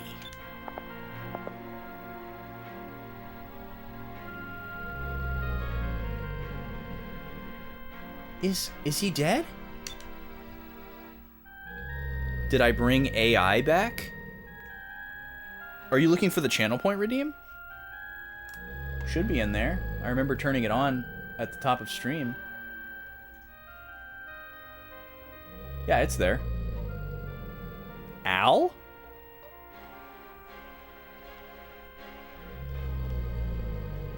What do you mean? Al is in the channel point redeem list. I'm not doing Al right now. No, he's still alive. But he was badly wounded by Ramirez's ships. It is a fatal wound. Rackham is dying. What, do we feel sorry for Rackham now? Thought he killed your son and you were all mad at him and stuff. When Rackham fled from Ramirez, I got pulled along. If I wasn't attached to him, the little Jack would have been destroyed. Oh, I see. Now he owes his life to Rackham. This is his home. Captain, you mean to tell me that you've been alone here with Rackham the whole time? Aye. Oh, Is that... Vice, look, that light. What? Is that the moon crystal? It must be, which would mean that this arc whale, Rackham, is the purple Gigas? Wow, I'm surprised I didn't see that coming, actually. I can't believe that Rackham is the purple Gigas. Okay, let's write it in our notes. We haven't written any notes tonight, actually. This would be a good time. But first, I gotta go back to the very beginning. Where are they? There we go. Okay, so what is the name of this place? Glacia. And Rackham is the Gigas. Okay, so here's what we've got so far. Yes, I take notes on pen and paper because I only play this game once a week, and there's no way I would remember everything that was happening. I also use it to keep track of like where I find things, like in case I ever go back to like 100% this game or something like that. I don't have any plans to do that, but this way I would know like where did I find Chams, where did I find Moonfish, what happened where, that kind of stuff. That way if I ever did decide to go back to it like years later and I like pulled up a checklist or something, I'd have a much easier time. So also, just the act of writing it down, even if I never go back and look at it again, helps me, like, understand the story and digest the story. And it makes me, like, stop running my mouth to chat and, like, focus on what's happening so that I don't just, like, blow through the game and then beat the game and I'm like, wait, what happened in that game? Because that's happened to me a lot in life, even before streaming. So I'm just forcing myself to focus on the narrative. Okay, so... Glacia. Oh, I forgot to write today's date on here. Shoot. I'll just write it in the side here, I guess. 6:30. Glacia, buried under ice. Protected from rains of destruction.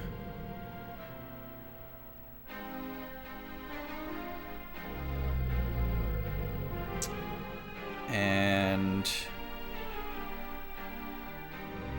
we don't know where the people went.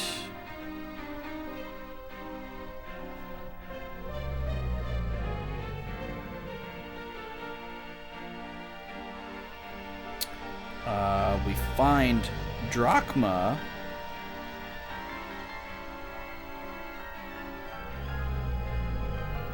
And Rackham at the bottom.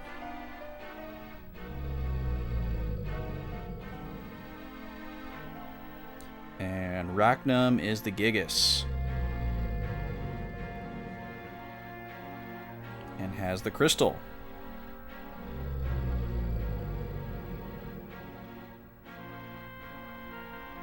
And he is dying.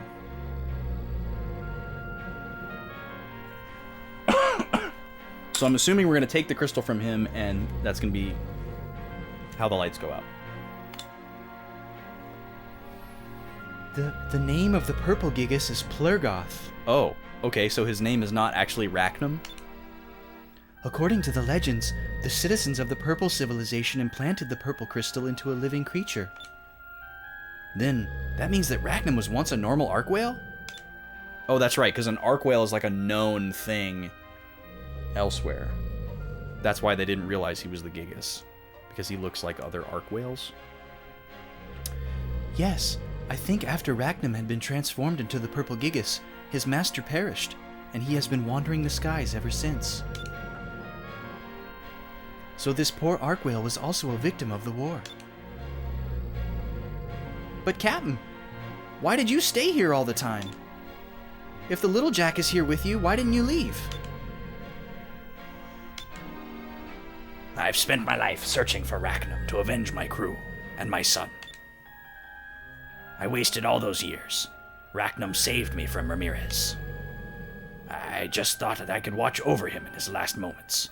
It's the least I could do.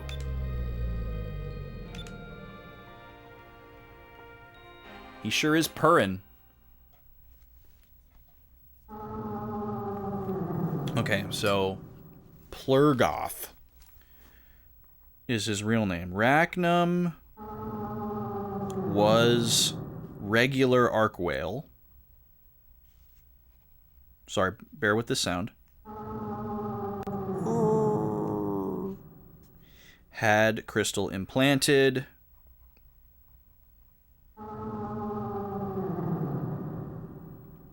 And became Plurgoth. What a name.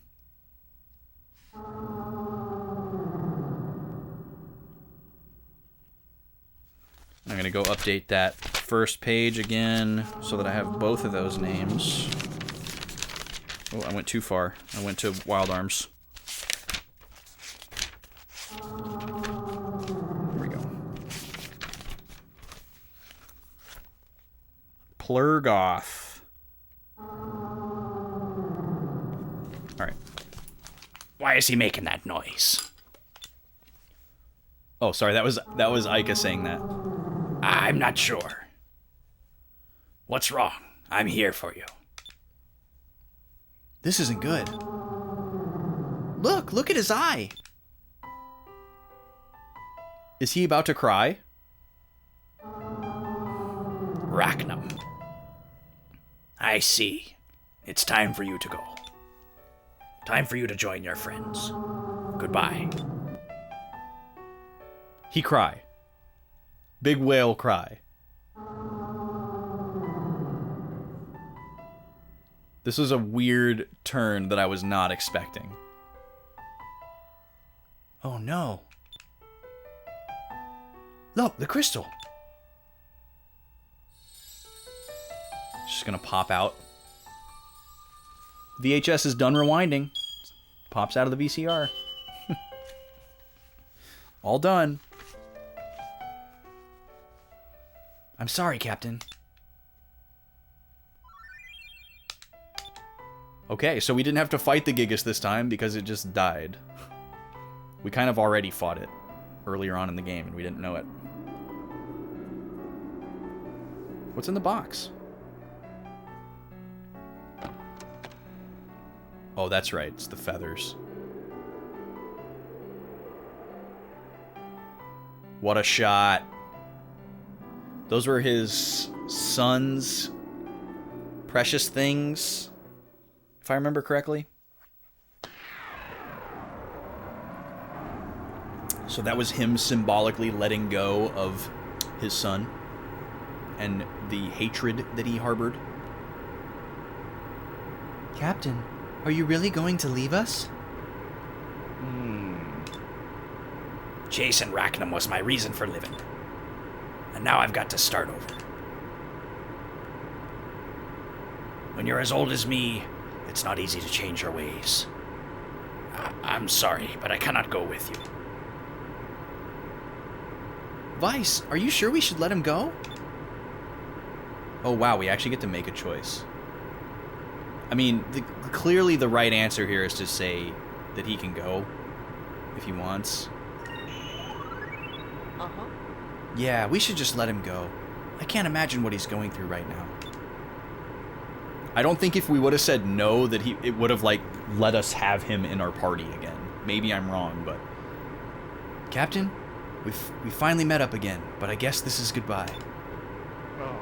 Boy, you've become quite a sailor. I'm proud of you. It's a little strange to hear compliments coming from you. Captain, before you go, there's something I wanted to tell you. You said that you and Ragnar were both alone. But you're not alone, Captain. We've been with you the whole time. No matter how far apart we become, we'll still be sailing the same sky. The same sky, the same clouds, the same wind. We'll always be together in one way or another. We'll never forget you.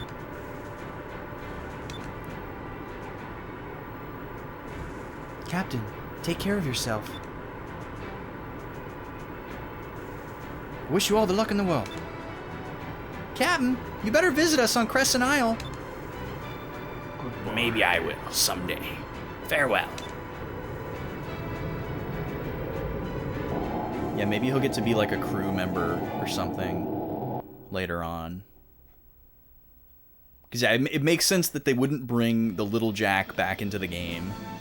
And it makes sense that they wouldn't, like, have us with an extra party member and then have us, like, swap out and choose. Because that hasn't been a thing the entire game. This has been very, like, Final Fantasy IV, where, like, some crazy event happens that conveniently knocks somebody out of the party so that a new member can join. Okay. We have no idea where to go next. So I guess we're just going to go back to... let me save again. I always forget that I can save on the world map. I don't know why. It's a very common RPG feature.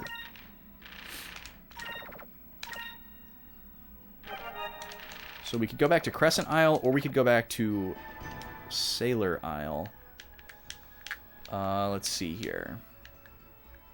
Crescent Isle's there. Sailor's Island is there.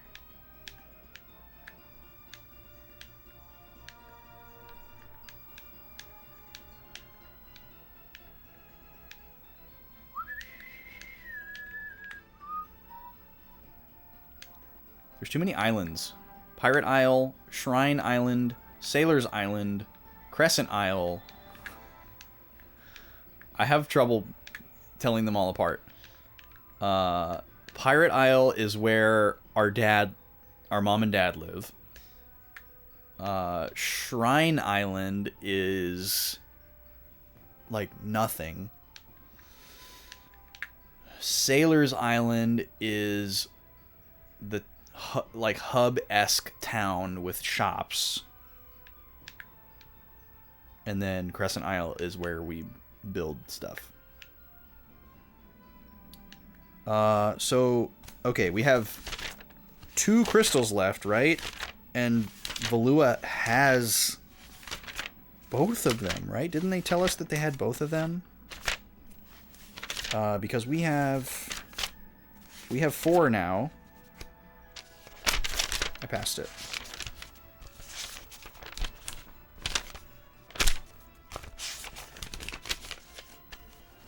Yeah, we don't know where the silver civilization is. We don't know if it still exists. And then they have the yellow crystal because they're in Valua.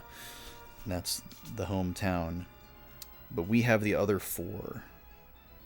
So, yeah, I feel like a big story beat is coming for sure.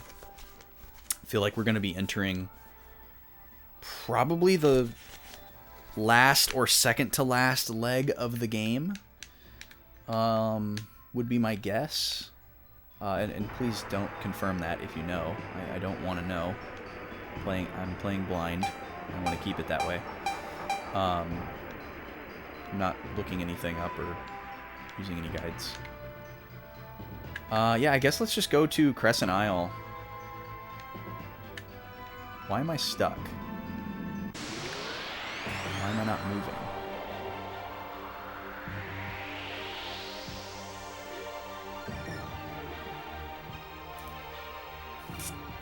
Okay, let's switch all of our weapon colors back to what they were before.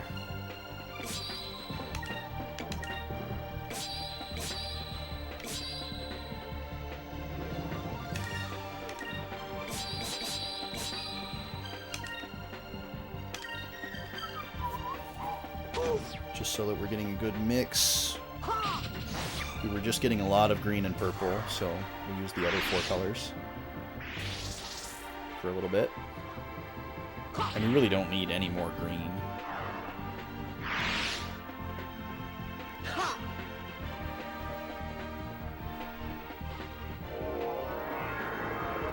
Okay, back to Nintendo Direct. Now that we're out of Storyland. We were talking about Star Ocean 2. Yeah, that remake looks really, really good. Star Ocean 2 has already been remade once, but it was locked to PSP. And they did a remake of Star Ocean 1 a while back that was really well received and really well done. But it was kind of like a polished version of the first remake. This one seems like a huge step up. It's not just like the PSP game getting touched up and ported with like a new coat of paint. This is like clearly from the ground up. Seems like a totally new engine. It looks really, really good. I love how they maintained the 2D mixed with 3D and the isometric stuff for the camera angles. New character art looks amazing. So that's really, really cool.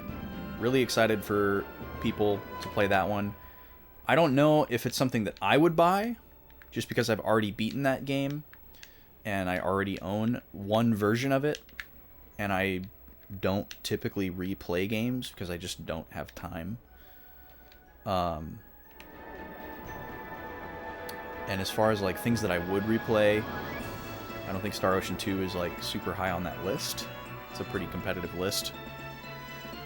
But it looks awesome, and I'm excited for people who haven't played the game or who want to replay the game to be able to play it again. I guess we can stop by Pirate Isle since it's on the way. See if there's anything going on. Can we park our giant ship in this bay? No, we can't.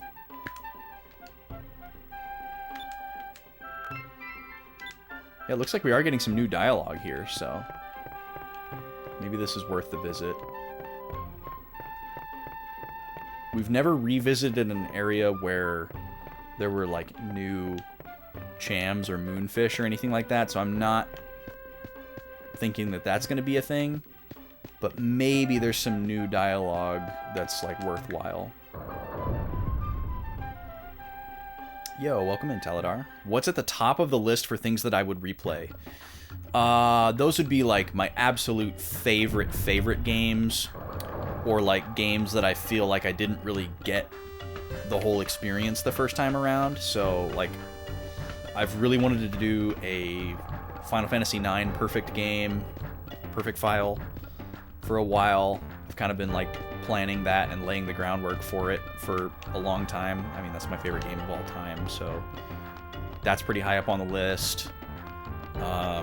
I'd really like to have another go around with Xenogears, because I totally didn't understand it the first time that I played it, and I feel like there's a lot more I could get out of it now. Paper Mario Thousand Year Door, I'd like to do like a 100% playthrough / replay. I've only ever played that once, and I remember it very fondly, but that's also like a super long game. I actually have, if you do !backlog in the chat, you'll get a link to a spreadsheet of my collection, and there's actually a tab in that spreadsheet called Q. There it is. If you go to the bottom of the workbook, there's a tab called Q, and that is where I have kind of like what I'm looking to play next and what I'm currently playing, and one of the columns is actually for replays. Well, let me take a look in there. I have to write everything down because I can't remember anything. Yeah, Earthbound would be cool. Earthbound and Mother 3, I'd like to play those again. I'd like to do Chrono Trigger all endings. Hello? Yo, Flozax, welcome in, my dude. How are you? How was the stream today? Everyone, if you're not already following good friend of the stream, Flozax Rollins, please do so now. Longtime friend of both the Backlog Boys and my band Do a Barrel Roll. Has done a ton of amazing art for both. Was probably doing some art today. Yes, looks like it was an art stream. What were we working on today, Flozax? How'd that go? Yeah, I've been wanting to do this New Game Plus glitch for Legend of Dragoon for a while. That would be a really fun replay. There's a fairly easy glitch you can perform in Legend of Dragoon that basically allows you to have a pseudo New Game Plus, where you start a new file and then you save it. You like make a copy of your endgame file, and then you try to save the new game over, or I think you save the complete file over the new game. And apparently, when Legend of Dragoon saves, it writes the data for all of your like stats and your inventory and all that kind of stuff before it writes your location and like your story triggers. Apparently that's like last in the sequence. So if you like reset the console or soft reset or whatever at like just the right time, you can give yourself all of your items and like characters and, you know, addition completion percentage and all of that stuff, but you're still at the very beginning of the game in like the very first area, and you can like play through the story again, but you're gonna retain like your levels and your stats from like your first playthrough.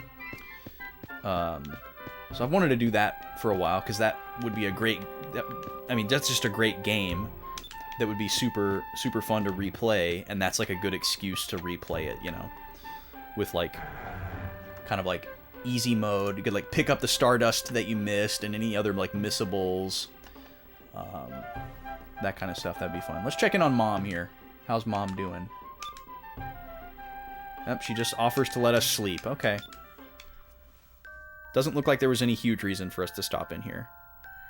Yeah, I have Final Fantasy IV on my replay list. I've been just like thinking about that game for like a couple of years. Just one of my favorites. I've never played any of like the extended universe stuff, and even though I've heard tons of mixed reviews about it, I still want to try it for myself. I never checked out Interlude or After Years, and I know everybody loves to hate After Years, but I still want to play it for myself, just to see what the heck it is. And I've never beaten the DS version either, so I'd really like to do that because it's supposed to be like really hard, and I just love the presentation of it too. Chrono Cross all characters, that would be super fun to do. Because you can do like an actual New Game Plus on Chrono Cross. Final Fantasy 12, Final Fantasy 7. I have always had it in the back of my mind to play Mass Effect again, on the console rather than on PC, which is where I played it the first time. And then to do like more Renegade stuff than like Paragon, just to like, you know, make some different choices and see how things play out. That's probably significantly lower on the list for me than a lot of these other things that I listed as far as like my level of interest. Kingdom Hearts, I'd kind of like to play. I really like the first Kingdom Hearts. Like I don't really jive with the rest of the series. It's a little unfair for me to say because I've only actually completed the first one. I tried the second one when it came out, and I didn't like it, and I've always meant to like go back and give it another shot. But I never have. But I have watched a ton of people on Twitch like stream through the entire series. Well, I say a ton, but like a handful of people. And It doesn't appeal to me in the way that it appeals to other people. It like mildly appeals to me. But I kind of would like to replay the first one again, because I really like the first one. I like the vibe of it.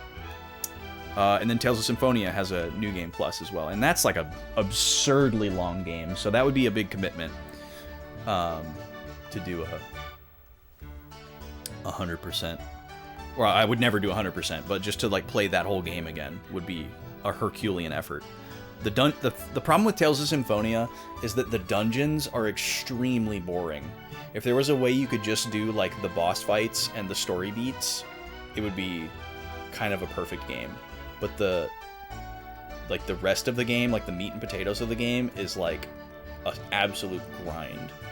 There's so many random encounters. The dungeons are so boring.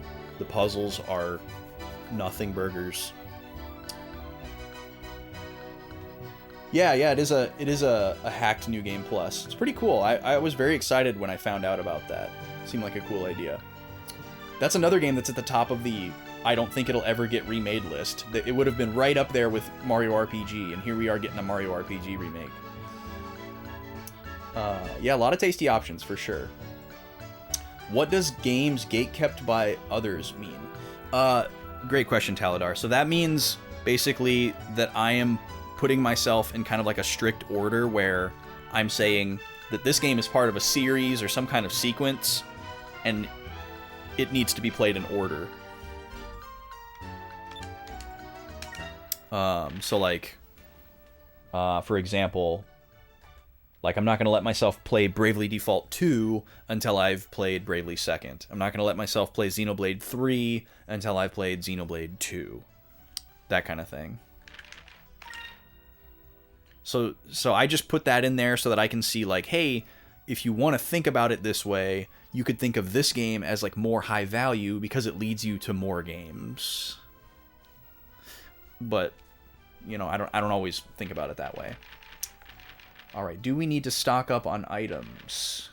Not really. We have a lot of stuff. And we have... Oh, she sells choms now. Okay. So those are just available for purchase. We do have some stuff we can sell because we beat... what's his name? What was it called? Should just look for a big number. Whoa. One of the 3 lost sacred figurines that Pinta is looking for? 25,000? Jesus. This is not what we got from the Ziblin Bane. Pinta is one of our crew members. We should go talk to him. The Winter Orb, that's what we got. We are going to sell that. We're not going to sell anything else. We can see if the equipment shop has any new items. That's happened a few times here. And we could check the ship parts too, I guess, while we're here.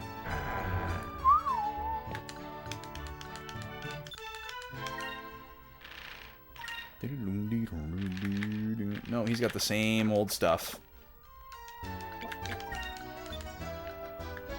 There could be like new incidental dialogue here about like optional fights and stuff. Oh yeah, this guy. That guy kicked our butts last time. We could try fighting him again. Just gotta make sure I save first. Because I think he joins us if we beat him. Interesting that everyone's saying that they heard nasty things about us. Is that because we beat up Piastol?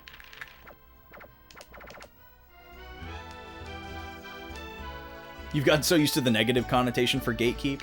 Yeah, I mean, I guess in this context you could think about it negatively if you wanted to, but I am not intending it to be negative. Well, he might have new stuff, but none of it's good. So, let's just do a save in the inn here, and we'll try fighting this guy and just see what happens. We didn't know he was going to fight us last time, and we weren't prepared, and we were also weaker, and we just got bodied. But now we've got full health, a lot more abilities. We'll see what happens. That guy has a smile that would make glass fracture. That's a wonderful visual. That was like a classic 90s bit. I feel like that was used a lot in like 90s movies and 90s TV. Where like a character that the viewer is supposed to perceive as ugly or weird like smiles, and it's like creepy or gross, and then like a window breaks or glass cracks somewhere. So this guy was on the bounty list. So we'll either get a crew member or money for beating him, or who knows, maybe both. But yeah, we didn't mean to get into a battle with this guy the first time. But now we're ready. Let's see what we can do. We didn't have Enrique either. It was just 3 of us instead of 4. Oh, that's right. He has this crazy tank thing. What a jerk. Looks like one of the thing from the Team Star bases. Gun arm is what he calls it. Alright, let's see what we can do here. If we can't beat him, if he's just still super duper powerful, I'll just reset. Yo, Alex, welcome in, dude. It's going pretty well. We beat a dungeon that we started off with. Okay, so everyone here is yellow elemental, which means weak against silver and blue. Okay. Silver and blue. Silver and blue. Let's try to focus all of our AoE on... Or let's try to focus all of our single attacks on gun arm.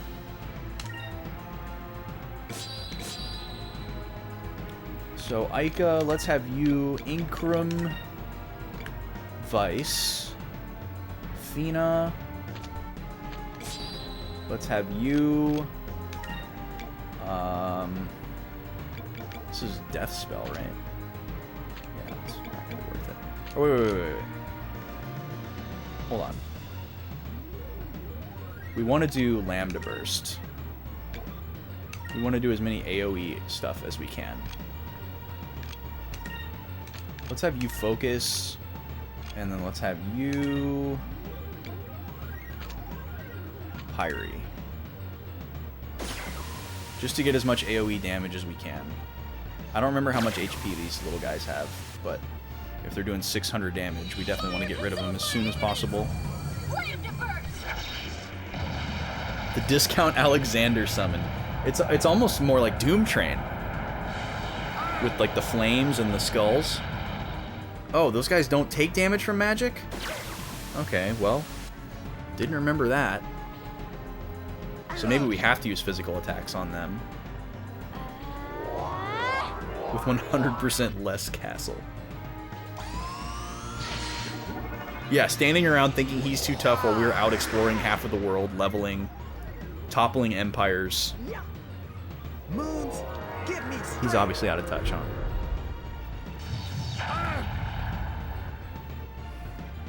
Okay, well, at least those did damage to the main guy. So we're totally going to shift gears here, and we're going to do...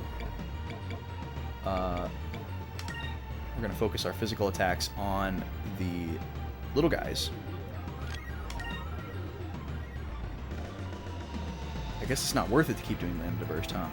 So let's do our Inkrams here. Inkram on Vice.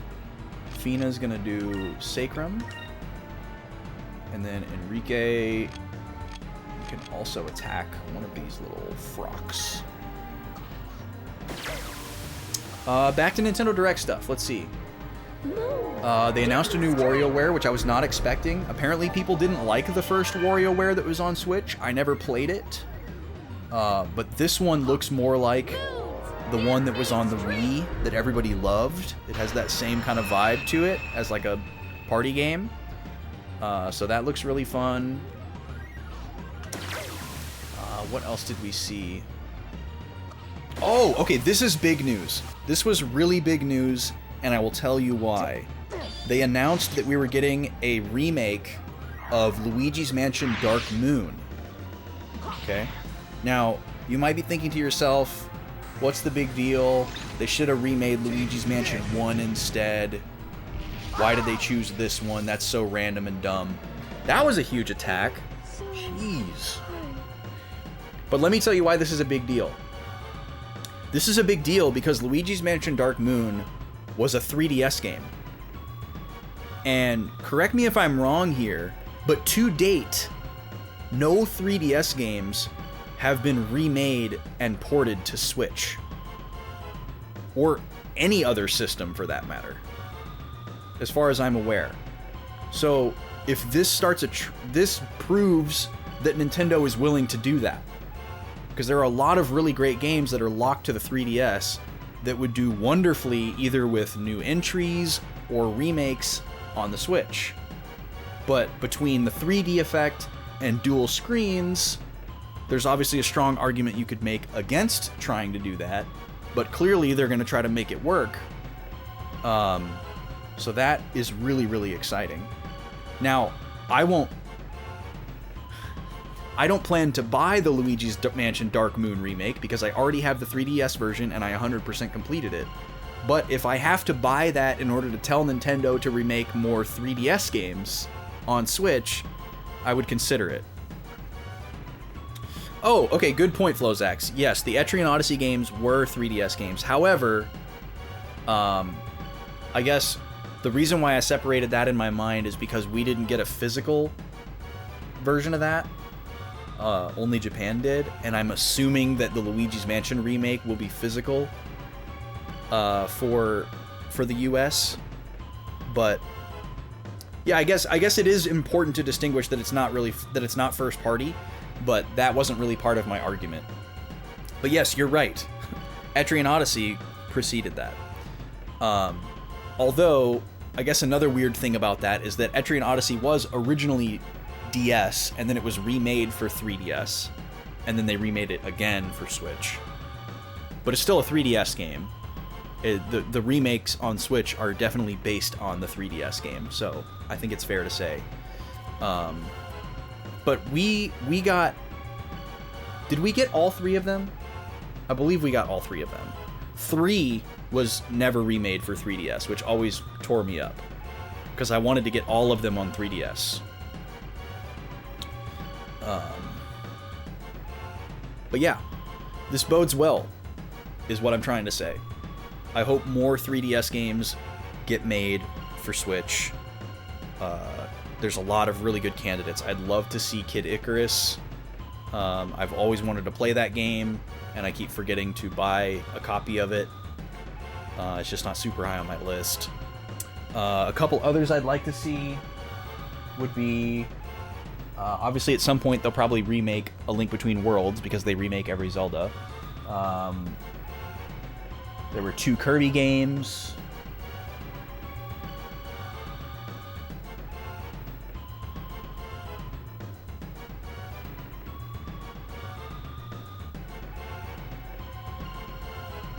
That's all I can think of right now.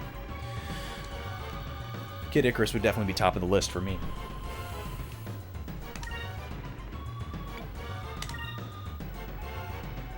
Okay, Aika, let's have you, let's see, we don't have enough to Incrum and group heal, which is unfortunate. Frock.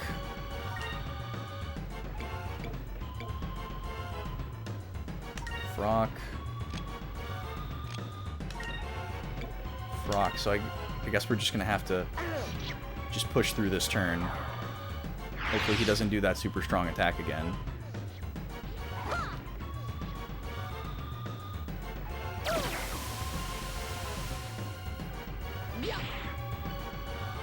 Okay, so now it's just him. He's charging. Okay.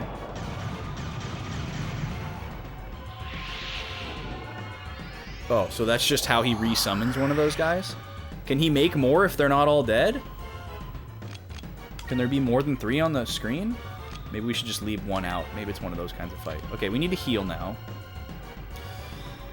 Let's do Cutlass Fury. Wait, no. We need to do Rizalem and a Sacrum. So, just a regular attack. Attack you. You're gonna do Sacrum. Oh, wait, no. You're gonna do Rizalem. And Enrique is gonna do Sacrum. Yeah, Sacrum. Your the base of your spine is the AoE heal in this game. Pretty weird, right? Yeah, Link Between Worlds would be pretty awesome. Because, I mean, it's like going in order, it's closer than you might think. Well, there's a long way to get there. They've got to remake Oracles first, then they've got to remake Minish Cap, and then they've got to remake the 2DS ones. So I guess it will be probably 15 years before it's time to remake Link Between Worlds. Okay, we accept that.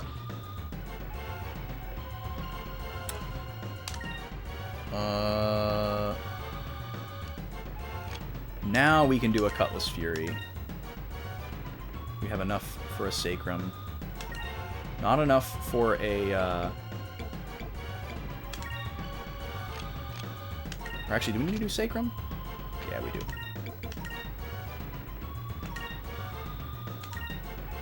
Here goes.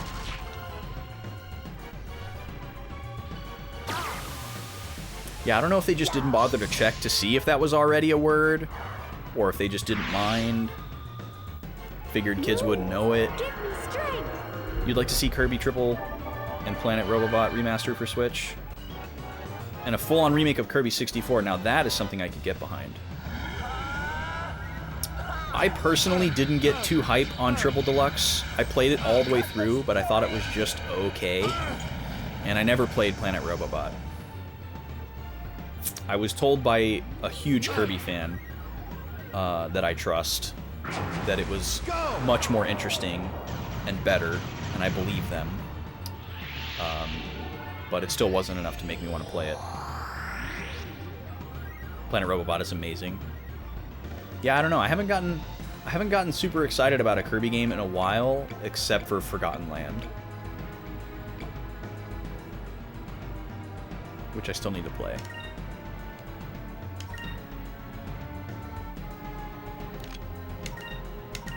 Okay, Cutlass Fury. This thing has so much health, it's kind of absurd. We finally have enough to do Sacrum on our boy here, Enrique.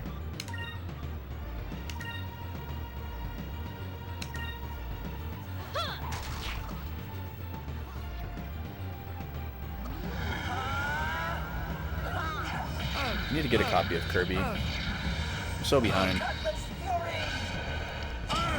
It's just hard to be in a hurry because I know it's like gonna be so long before I play it.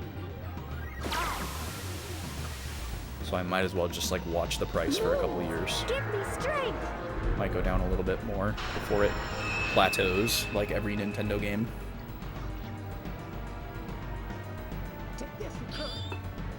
Oh, nice crit. Go! They're giving us the good music already? Seems entirely too early for that.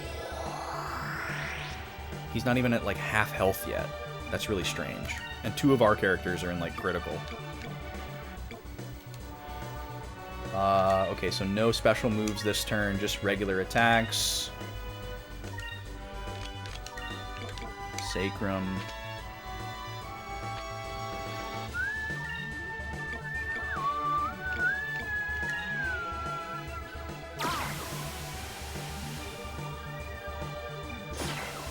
Whew, I'm glad that missed.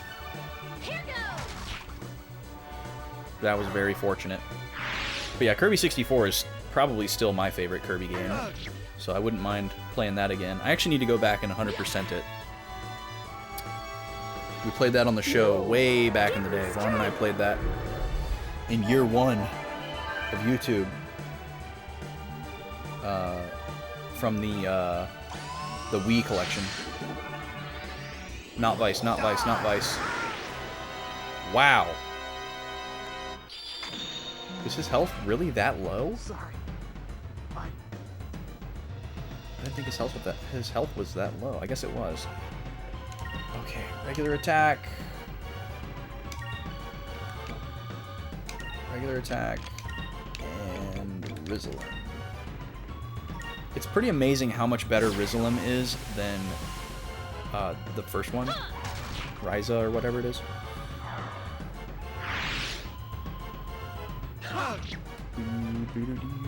We're getting close to half health on the boss. If the bosses didn't have health bars, this game would be super scary.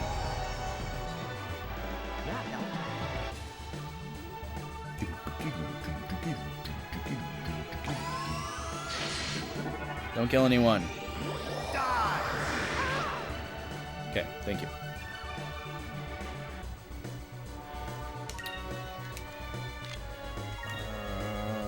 Now we can do a Cutlass Fury again.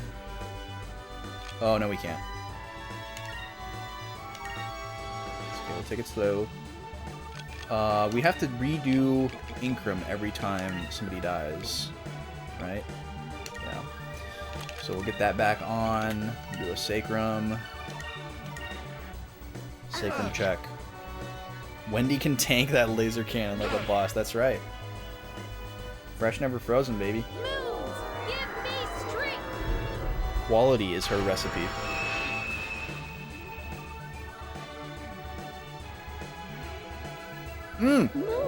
Here was another big news from the Nintendo Direct.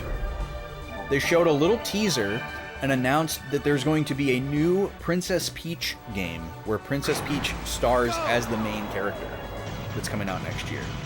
I thought that was really cool.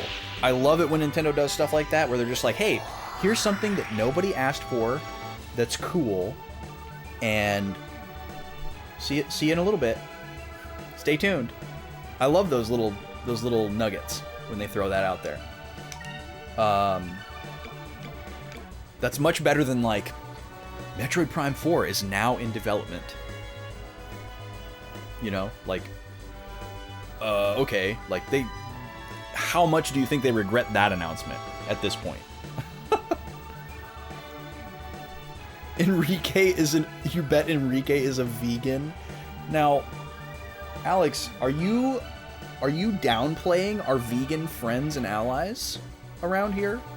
Are you smack talking the vegans? I mean, I am still fully confident that Metroid Prime 4 is going to come out and it's going to be an amazing game. I just don't think they should have announced it when they did, in the way that they did. I mean, obviously they came out and said, hey, we had to completely redesign the game from the ground up. We're starting over. And I applaud them to the moon for having the courage to do that. Because that is not something that game developers typically do, especially not someone as proud as Nintendo. But, yeah, they should have just waited until they were closer to say anything. Obviously, they were trying to build hype, and I'm sure they deeply, deeply regret it now. Because, yeah, now they really have to deliver. Okay, regular attack. Both of our boys have Incrum, right? Yes. Okay. So just...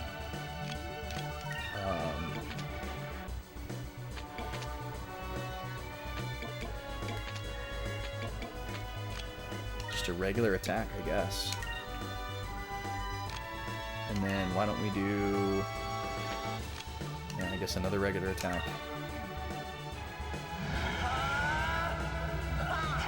It's true. Exactly. Plenty of plant-based proteins out there. I enjoy many of them myself. I am not a vegan or a vegetarian, but I do like substituting for meat often and regularly.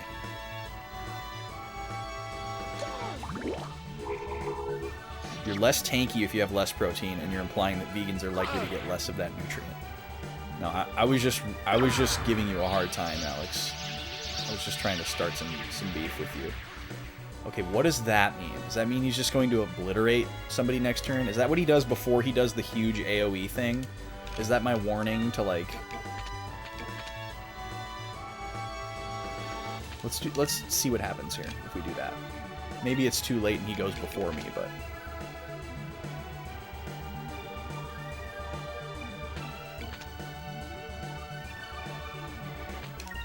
We'll just throw up some shields and see what happens. How's our health? Health is good. Even if he does do the big AoE attack, nobody should die from it, so... That should be fine. Do a focus with her. And then doesn't he have... Yeah, he has a shield, too. Why not? May righteousness be our shield. Shield of justice. Starting beef in a vegan discussion. That wasn't intended, but I will take full credit for it. Wasn't Retro Studios originally not the developer until they decided to scrap everything and restart development? You know, I would need to do my homework on that, Vice. I don't remember for certain. I feel like it was Retro from the beginning, but I can't say with certainty. My Baconator isn't spicy enough for this. The Baconator's not spicy, though. That's the problem. The Baconator was never intended to be spicy. I have protein with you. Okay, I think that hits everybody in a line, and we were just lucky that Aika was over by herself.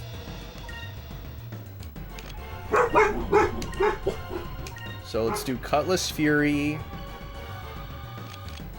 We'll do Sacralin. Attack the Frock. And attack the Gun Arm. Moves, give me strength.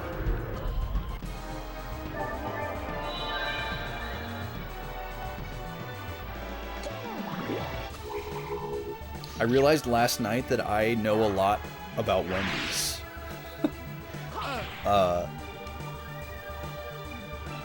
Or maybe I should phrase that as, I realized that I have eaten a lot of Wendy's in my younger life. We were watching a Rhett and Link episode, and they were doing the thing, if you guys are familiar with the show, they do this a lot, where they look at like a fast food chain, and they try to guess when, like what decade certain menu items were implemented. And they did it for Wendy's. And I knew every single one. And I was like, why do I know this? Why do I know these so confidently? Why do I know that the spicy chicken sandwich was implemented in the 90s and the Baconator was definitely implemented in the 2000s and not the 2010s or the 90s?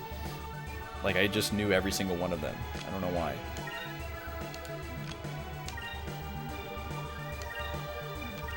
Alright, we're getting close now. Now we're looking good. His health is getting down there. He doesn't have any little dudes out right now, so he might waste some turns summoning them.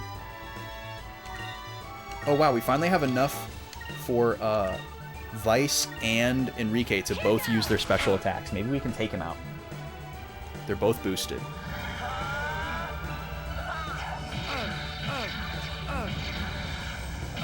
Nina, is that a toy?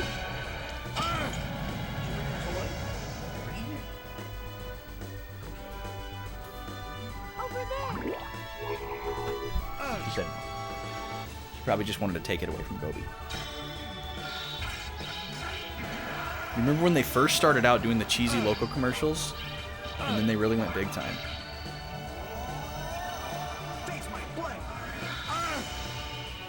Alright, not quite. But should be able to get him next turn.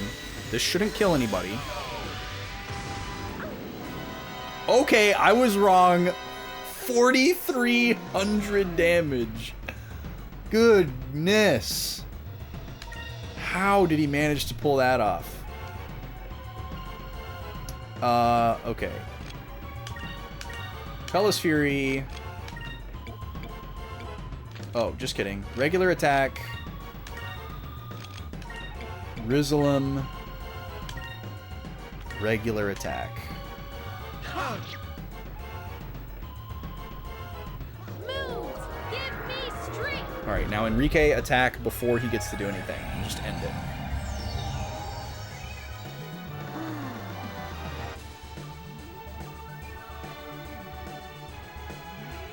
Beautiful. It is very ahead of its time how those songs... Wait, he's still alive?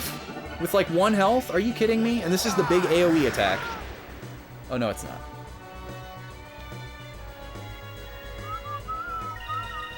Kill him. He's dead. Here goes! Blow on him.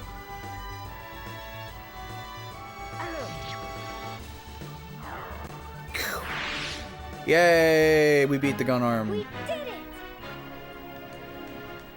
Now let's see what this guy gives us. A lot of experience and money. Ooh, we got 2 items.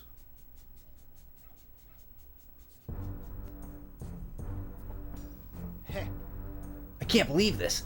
I'm no better than Pops. Le Pen, I think you might have misjudged Sentime. Your dad is the best machinist in all of Valua. Heck, maybe even the world.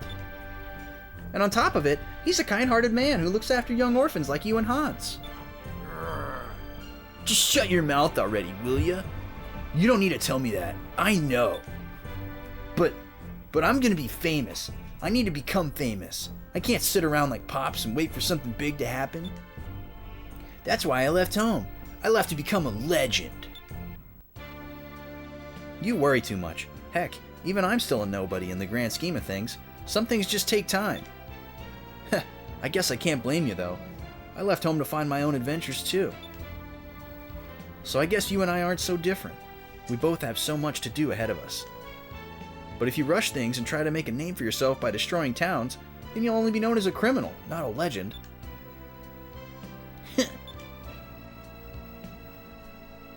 Well, we'll see you around, Le Pen. Next time we meet, I hope we're both a little closer to achieving our dreams.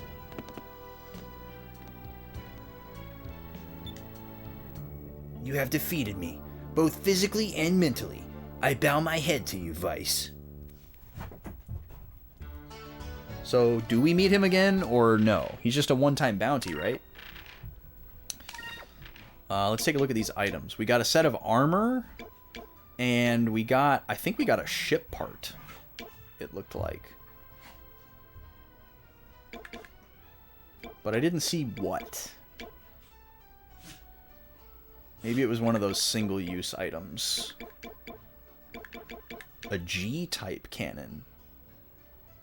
I think we had that.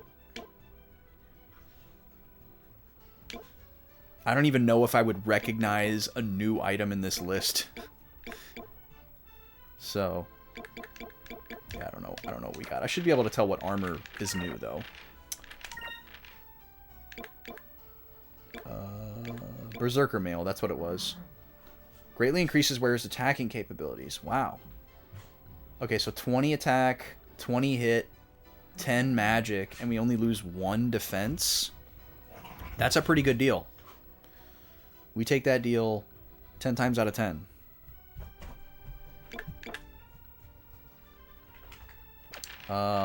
Let's see if we have any reason to use it on Enrique instead. Increases his defense, lowers his dodge by 10. Yeah, seems like a better fit for Vice. Seems like a better deal. Oh. So we'll put that on there.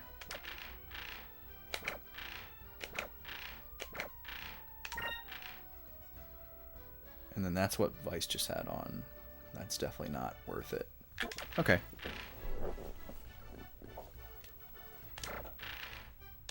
Cool. Alright, let me save again.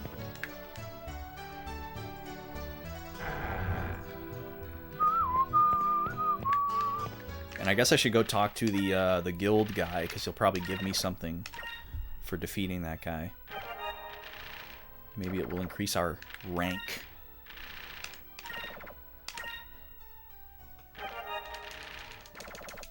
I love all that this game offers for side quests, but the only one that I'm like mildly interested in is the kitting out of my island with fatuous, meaningless upgrades.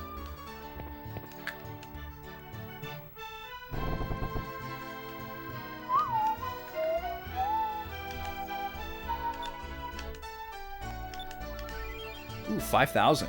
Nice. Very cool. Yeah, I'll take that. Do we have any to sell? Oh my god, we have so many. Finally, some discoveries that are worth more than, like, 5. Wow, we are cashing in some serious, serious money here. Holy moly. We haven't done this in a while. Yeah, because usually these are worth, like, 10. Or, like, 20.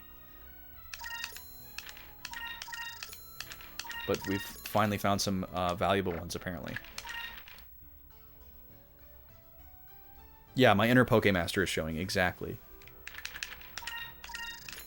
Except I don't like 100%ing Pokemon games anymore. I'm just blindly buying all of these because they don't cost anything. I don't really have any intent of seeking them all. But I think they're somewhat time sensitive. I don't know. There's so many. Also, you might not be able to cash them in if you haven't purchased them. I don't know. I don't think that's true, actually.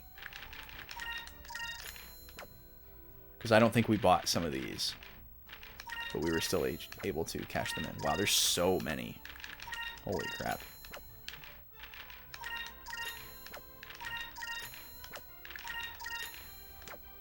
And then let me just make sure that that didn't just... Yeah, okay. How about this wanted list? Let's see. We beat this guy. This guy was way too strong for us. We could probably beat him now. That was a really long time ago. We beat Gordo. We just beat Le Pen. Oh, this is us. Interesting. So our bounty is 20,000. Why are we called the Fallen Pirate? Once thought to be a hero, the once Blue Rogue Vice has been reported to be robbing the people of Nazrad along with his 2 female accomplices. Perhaps Vice is nothing but a lowly scumbag of a black pirate after all. Okay, so is this trying to tell us that we have like a doppelganger and we need to go like search for them? Or is this just trying to say that there's rumors being spread about us? Daikokuya, the wealthy. A gold-plated ship. The Lord Zivlin Bane. Oh, wow. The supposed leader of an infamous clan of bandits. Interesting. So I wonder, like, are these just all of the bounties in the whole game? Is this it? There's no second page? And they, like, unlock based on various conditions, and maybe this one we haven't fulfilled the condition for? Interesting. If there's only that many bounties, I might be interested to go for the rest of them. Maybe that middle one is for Piastol, and we have to, like... Oh. He just gave us a black spot. Like, when the mob tells you that you're going to get killed. Doppelgangers.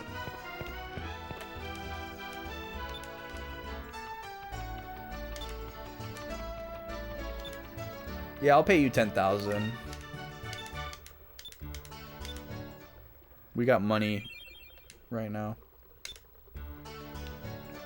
Because adding these crew members actually improves the parameters of our ship. So Lord Zivlin Bane is the highest ranked pirate right now. We know Gilder. Dine is our dad.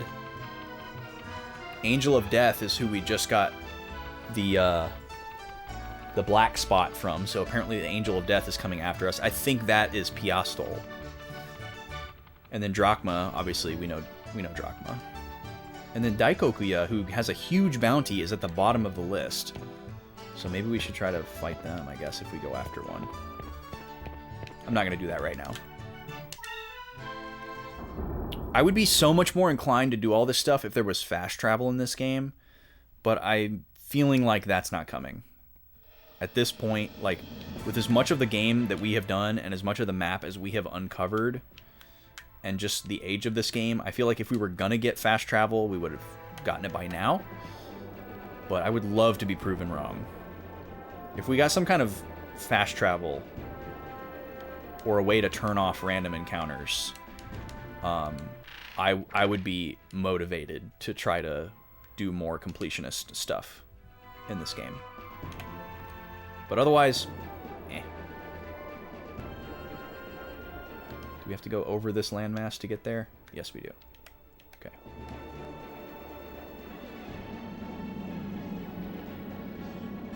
We're supposed to get some kind of upgrade that allows us to go, like, up and over stuff. But I don't think we can do that yet. They talked about it when we got the last Moonstone. We got the blue one.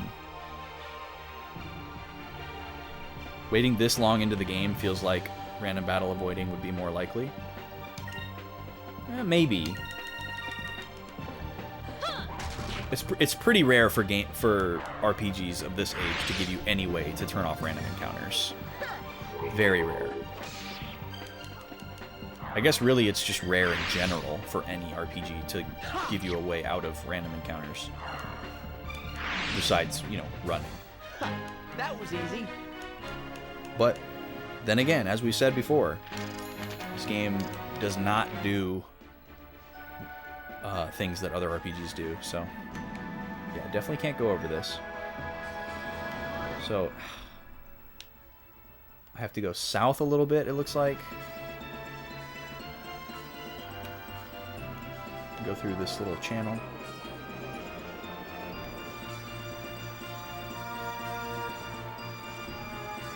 Because yeah, it's not like other RPG world maps where you can just like make a beeline from one place to the other. Like, yeah, there's no fast travel in like Final Fantasy VII or anything like that, but you can also just get in your airship and just fly in a straight line to where it is. You don't have to like go around continents and like fly through air currents and other annoying stuff. Yeah, I agree, Taladar. I feel like if we were going to get it, we would have got it by now. We did get it pretty late in Wild Arms 3, so that has me holding out a little bit of hope, but that was very uncharacteristic.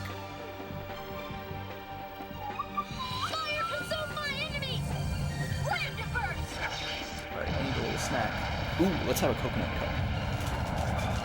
That sounds really good.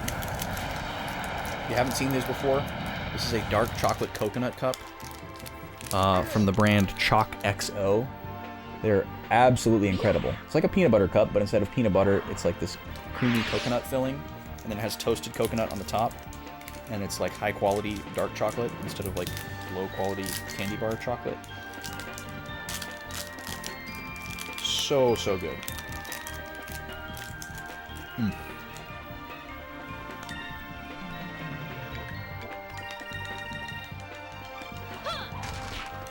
Yeah, I would agree, Alex.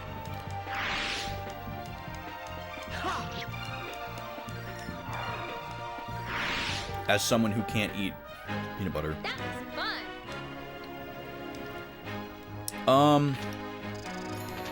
fun. I mean, it's the same idea as a Mounds, but I really would not make that comparison because the coconut filling inside of a Mounds is like this weird, like, paste.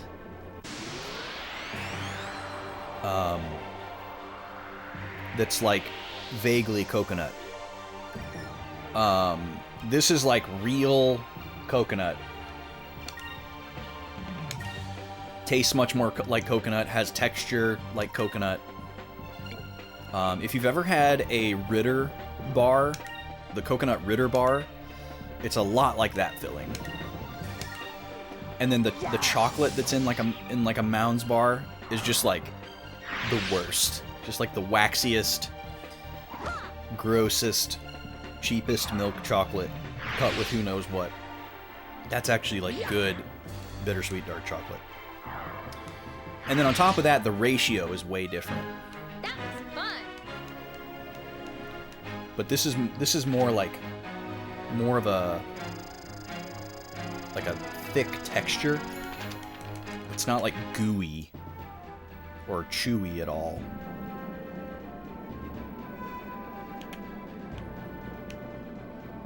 But it is chocolate and coconut. Alright, back at Crescent Isle. We're going to make a few upgrades and see if we can figure out what's next in the story. Bam! They're back, and the hull seems to be in one piece. Of course it's in one piece. A little ice isn't gonna hurt one bit. Captain Weiss, about that book from Yafutoma. I built an engine for you, using the plans in that book. Until now, you haven't been able to fly above or below the clouds because the pressure differences were too hard on your engine. Thanks for retconning that reason. But now that's not a problem. You'll be able to fly over mountains and beneath large islands. You'll be flying all over the damn place. He did a swear. Really? That's great. When can you install it? I'll install it tomorrow morning at the crack of dawn. With the new engine, we'll be able to travel to more places than ever before. Yes. All right, everyone to the meeting room. Let's decide where to go next. I love how they're just like kids on an adventure having fun. Hey guys, let's go decide where we're gonna go next. We're totally not fighting an empire that's trying to take over the world. Parts on back order. Yeah, we have to wait like 4 months. Well, sorry kids, saving the world's gonna have to wait. You see, this is how business works here in the adult world.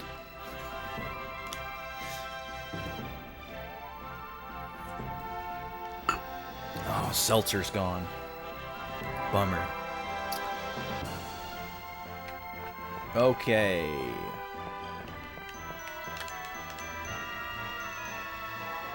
So we can fly higher and lower now.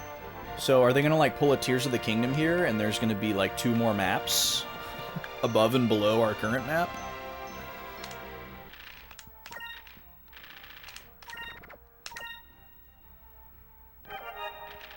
Nah, Seltzer airship. Nice. I did not think about that.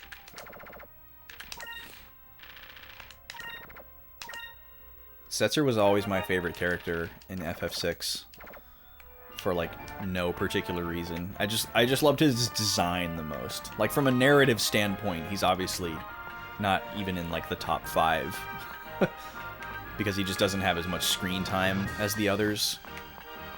But he's got that favorite power for sure. Even in like when it comes to battle prowess, he's probably not in the top 5 either. Alright, let's remodel all of our stuff here.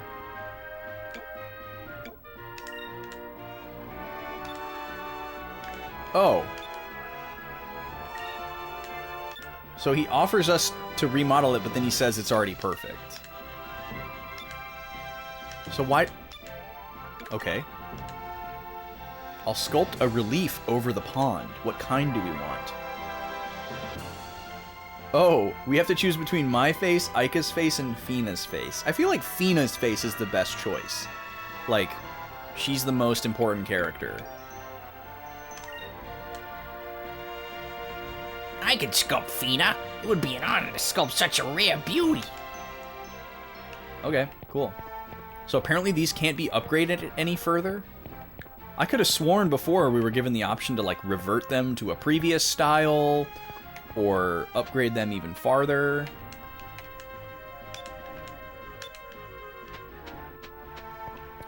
I wonder how many crew members there are. I feel like there could be, like, 50. You know, like, all these different buildings that exist are kind of sort of loose clues. Like, oh, somebody from Nazrad probably goes here. And then this is just like a catch-all for all these different characters down here. Alright, let's go to the meeting room. Was that a rabbit in the tent? I think there was like a stuffed animal, if I remember correctly.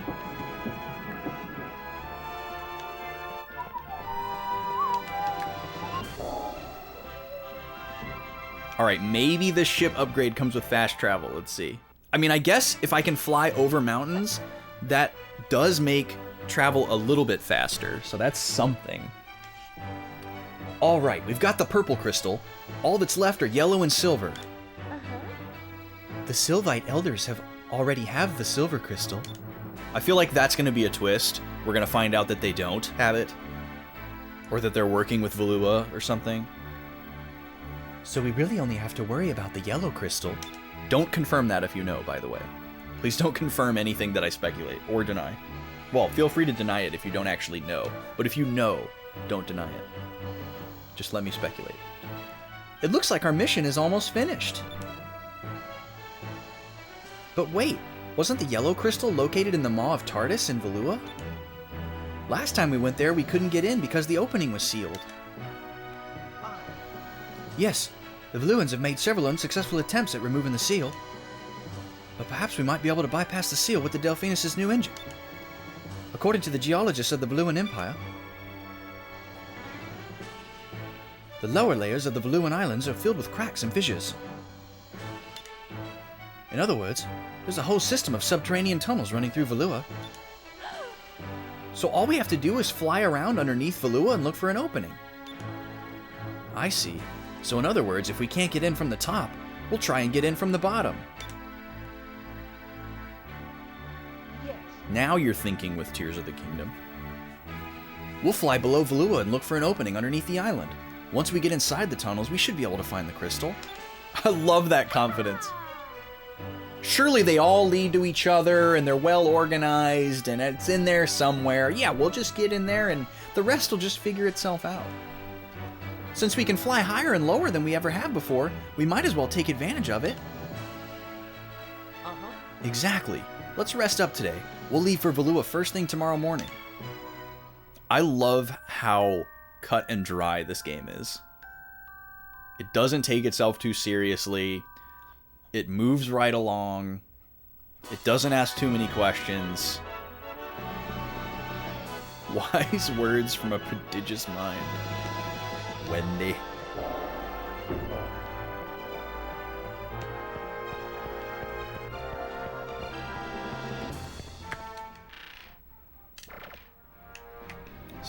Simple games are often very refreshing.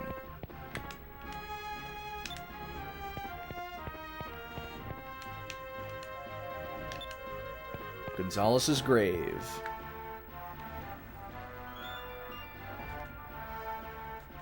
Oh, the temple in Gerudo has been kicking your butt today. Nice. That is one of the ones that I have done. That was my second one that I did. I've been trying to do the 4 main areas in a different order than I did in Breath of the Wild.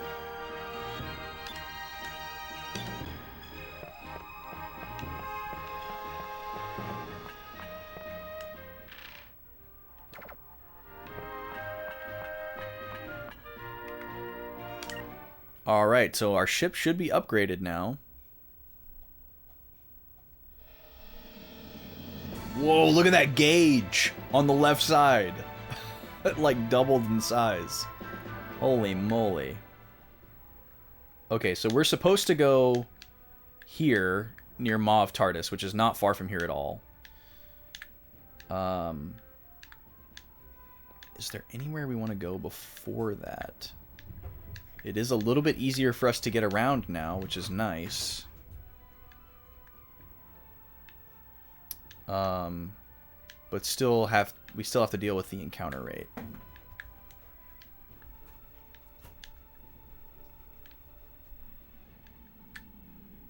So yeah, I guess that means we could just easily fly over to Yafutoma now. We can just fly over this big wall.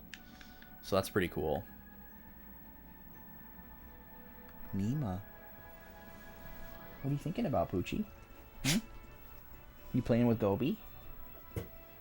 She chasing you around? What are you doing? Hmm? You being good? Yeah. Oh, this is your 4th one. Wow. Finally made you break down and cook stuff? You haven't been cooking the whole game? Interesting.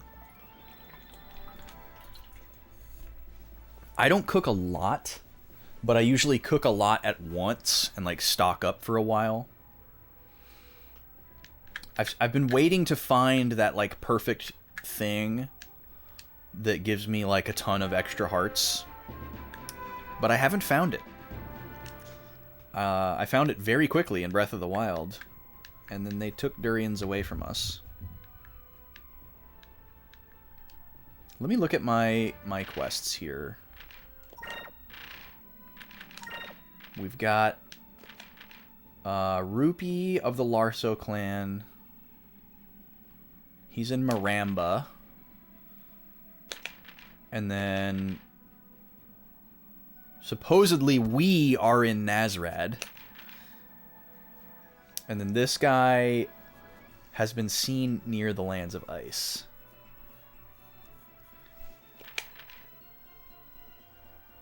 And then this guy, I don't feel confident that we could beat if he's at the top of the wanted list. Well, aren't we right next to... Oh, yeah, I wanted to check out my crew. So we have 2 different delegates. What does this mean? She will protect your ship from enemy magic for a full turn. He will protect your ship from enemy cannon fire for a full turn. Well, I feel like we're more likely to run into that. I do want to talk to him, though, and see if he wants this figurine that I have. So, yeah, I guess there's probably... Let's see. 1, 2, 3, 4, 5, 6, 7, 8, 9, 10, 11. Or, oh, shoot.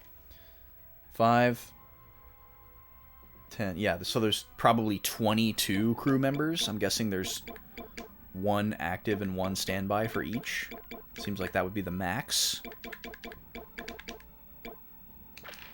So that's not too crazy.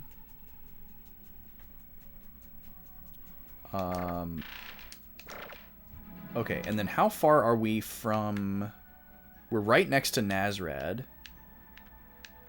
And then Maramba is not that far either. So let's go to Maramba and let's fight Rupee. Let's see how high we can go. Woo! Above the clouds. Very cool. So I'm guessing there's just nothing up here. And it's just a way for us to get around easier. Which is great. Love it. I wish there was autopilot. That was one of my favorite features about Final Fantasy IX. Oh, we can see the moon. Oh, there is something up here. Look at this guy. Is that a ship?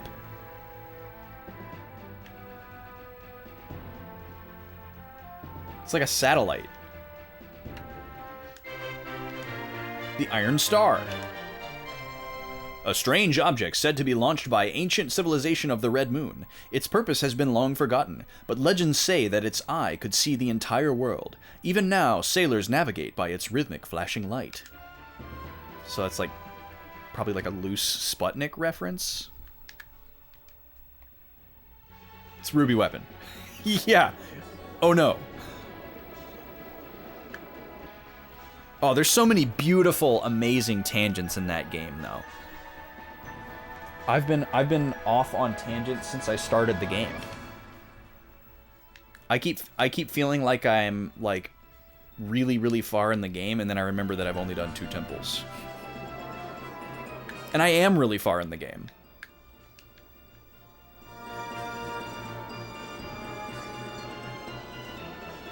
Yeah, I feel like this is what we get for fast travel. This is it.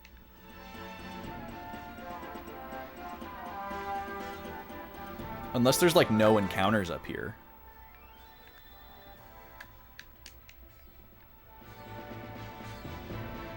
Above the clouds.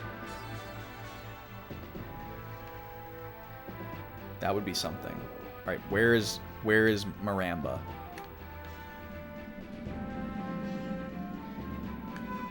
We should be right on top of it. But I don't see it. Far in the game has so many ways to be measured. Yeah, it's true. Like Brack beat the game. But he did, like, less than half of the number of, like, shrines and exploration stuff that I did.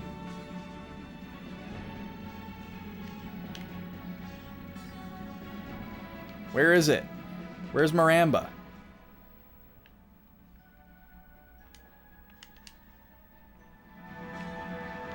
I don't understand.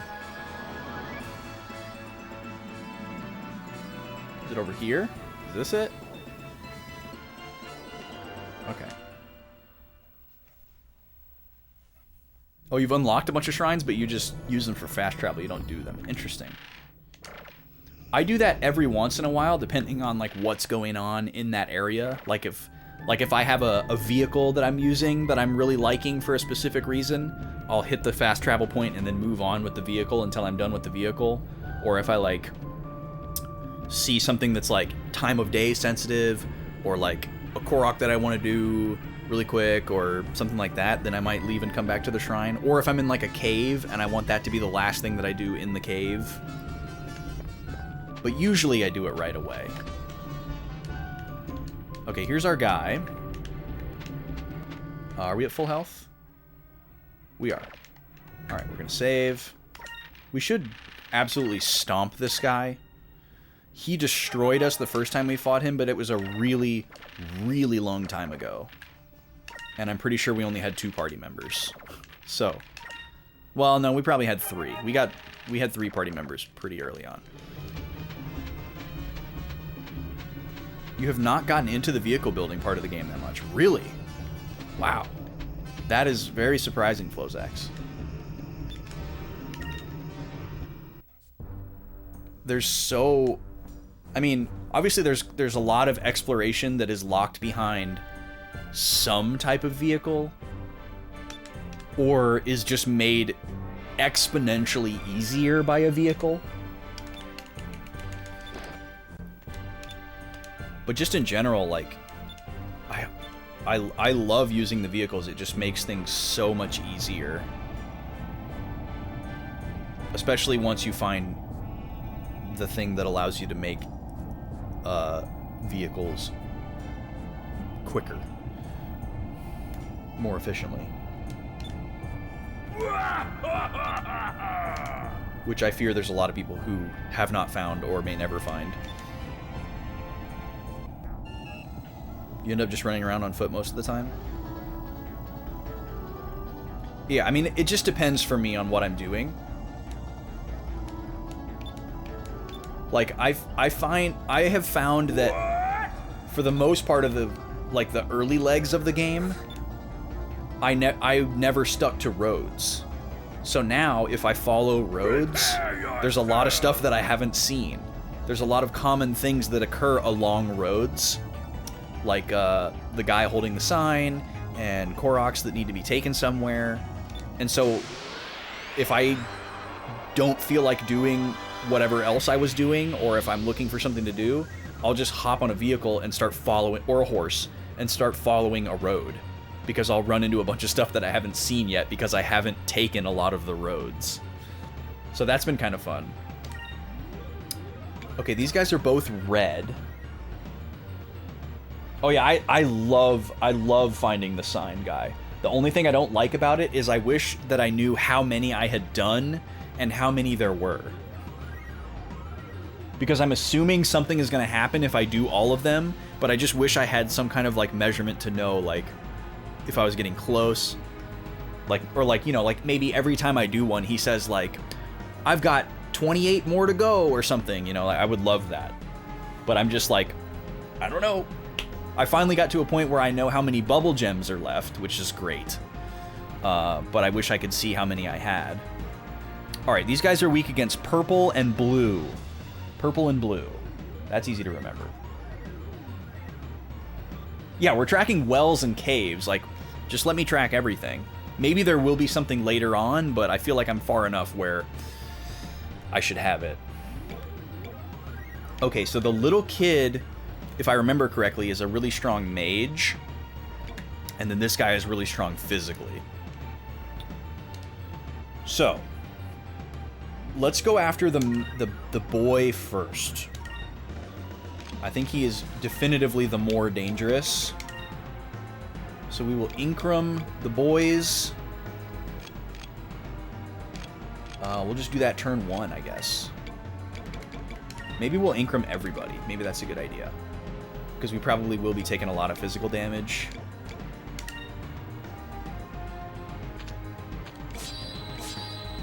We'll switch you to purple.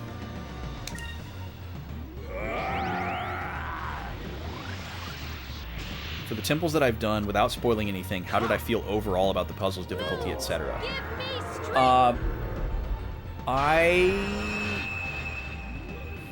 Okay, so for me, there's 2 different metrics that I would measure by. Like, on the overall entire Zelda series scale, my rating would be, like, needs improvement. But on the other scale of, like, where we came from in Breath of the Wild, I'm extremely happy, and I think they're fantastic. Because it was, like, my biggest request from Breath of the Wild to Tears of the Kingdom. Is like, I want more puzzles, I want more actual dungeon experiences, and bosses, and they brought all that back. I just want more. I want that experience to continue to, like, evolve towards what it used to be, or like a newer version of what it used to be. But yeah, like, the true puzzles of the game are clearly in the shrines and not in the dungeons, at least from what I've seen so far. Like, there are puzzles in the dungeons, and they're decent, but they don't go to the extent and the level and depth that some of the shrines do. And I think that's fine. But I would love a more difficult dungeon. And, you know, I haven't beat the game yet. Maybe the final dungeon is that. Maybe I'm gonna get that. But I won't be disappointed with the game if I don't. Like, without a doubt, this is one of the best video games that I have ever played. Like, period. Regardless of genre or time period. Tears of the Kingdom is definitely one of the most well-designed and fun video games I have ever played. You feel like the puzzles have been a downgrade, quantity over quality. Interesting. I don't feel that way. I feel like the puzzles overall are more in-depth than Breath of the Wild, or at least, like, on an even keel. Build a 100-foot board bridge. I love that meme. It's like the statue version of Rauru and Sonya at the end of the shrine, you know, and instead of saying what they normally say, somebody changed the text to say, "That's not exactly what we had in mind, but I guess it works." That got me so good. Should we? No, we shouldn't do Alpha Storm. Okay, I gotta pay attention to this battle. We're gonna continue to focus on Rupee. We'll just have the ladies Incrum themselves so that everybody has it. Oh, we're just a little bit short. Darn. Okay.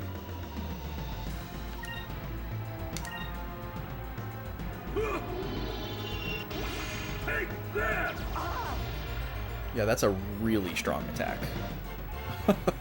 Holy crap.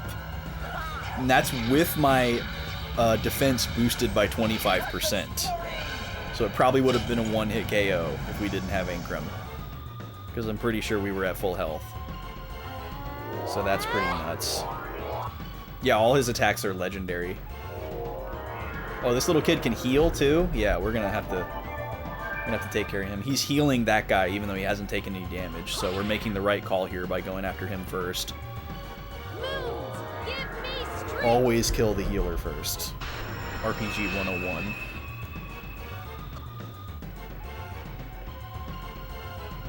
Okay, Vice, you're gonna do Cutlass Fury on Rupee. Aika, you're gonna do Sacralin, right? Yeah, because everybody else is at full. Sacralin on Vice. Which means another turn without Inkram on Fina. But C'est la vie, we'll have her focus again, I guess. Oh, he's gonna heal his little bro. That's okay, it's only 500. And I'd honestly rather him do that than attack. You angered me. Take this. What? Can't get.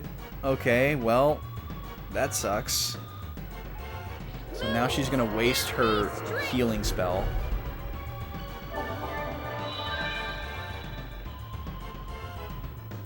Part of the reason you've avoided shrines was because you got burned out in Breath of the Wild and it felt too repetitive. Yeah, I feel like there's more variety this time around.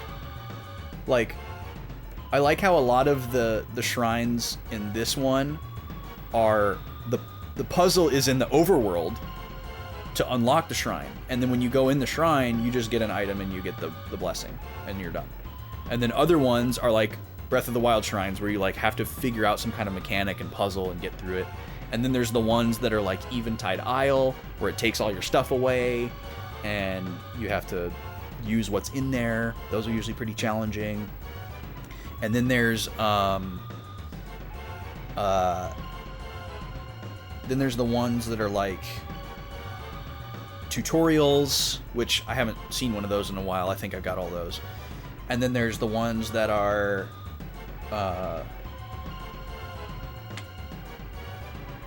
I feel like there's like 2 or 3 different types of the like standard shrine, like puzzle shrine, like non-combat focused shrine.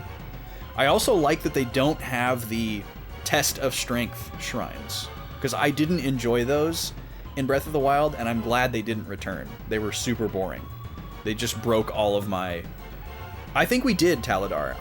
The fact that I've done as many shrines as I have and I haven't seen one makes me feel pretty confident that they don't exist. And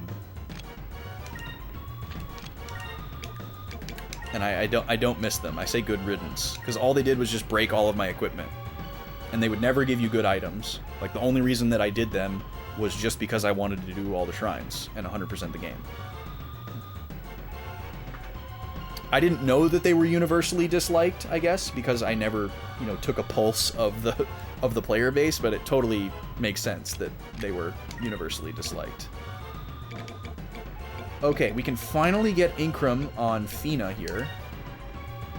Of course, we're gonna have to do it again on Vice when he comes back. Okay, he's gonna heal little bro again. That's 1,000. Moons, give me strength. Yeah, I love Tears of the Kingdom so much. There's so many different types of quests that it's just mind-numbing. Moons, give me strength. Like, you can... And then there are quests that aren't even quests. Like, you can just go talk to a random NPC that doesn't have an orange exclamation point, and they'll tell you, like, oh, I saw this thing happening over near such and such area, and I saw such and such thing. And then you can go there and do that thing, but it's not tracked anywhere. And you might get, like, a piece of equipment, like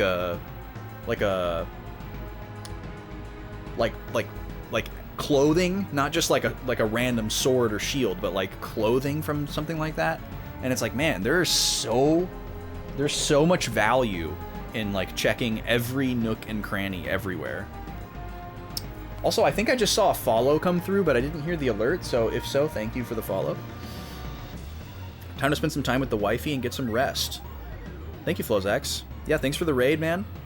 Everyone go check out Flozax. Follow him. Watch his streams. Great dude. And yeah, we'll see you next time, man. Have a good night. Have a good weekend. Okay. Rupee. How's health? Everyone's at full. Beautiful. The problem is we can be one-shot by more than one different attack that we've seen here. Anti-magic shell around all enemies. We need the opposite.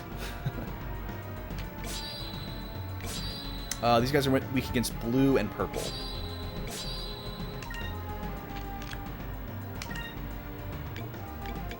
Oh wait, we need to put Incrum on Vice again. Because he died. And then Fina, actually, let's have you use... Is it Eterni? Or no? What's the one that removes good stuff from... Oh, that was an S move. Remove any beneficial effects from all enemies.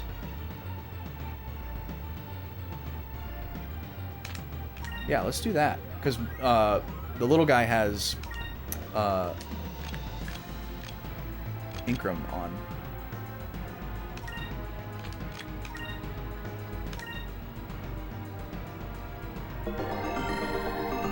And this guy seems pretty much focused on healing him now that he's below 50%. So that actually kind of works out for us. As long as, like, if he gets completely AI stuck, we would be in luck. Because we basically get to kill him for free. As long as we did more than 1,000 damage to him. But see, this is what we don't want to see. This is an instant kill. Absolutely crazy damage. Don't be sorry, Fina. There's nothing you could have done about that stupid attack. Okay, so that's net positive there. Not by a whole lot, but we'll take it. Let's see. We have enough to do Cutlass Fury and Rizalem, so let's do that. Bring back Fina. Yeah, he seems to be AI stuck. So that actually works out really well for us. But we just need to get this little kid out of here so we can stop doing that super powerful attack. It's just a guaranteed kill. If we can get rid of him, we're in good shape. Because that's the most powerful attack that we have against us.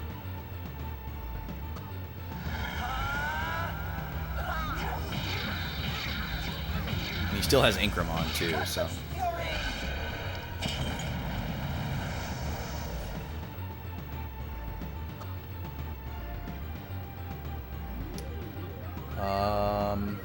I'm not going to bother trying to remove his Incrum at this point. Oh wait, no, it's not there. Barda has the Incrum. Okay, so yeah, we don't need to worry about that. We'll worry about that once Rupee's gone.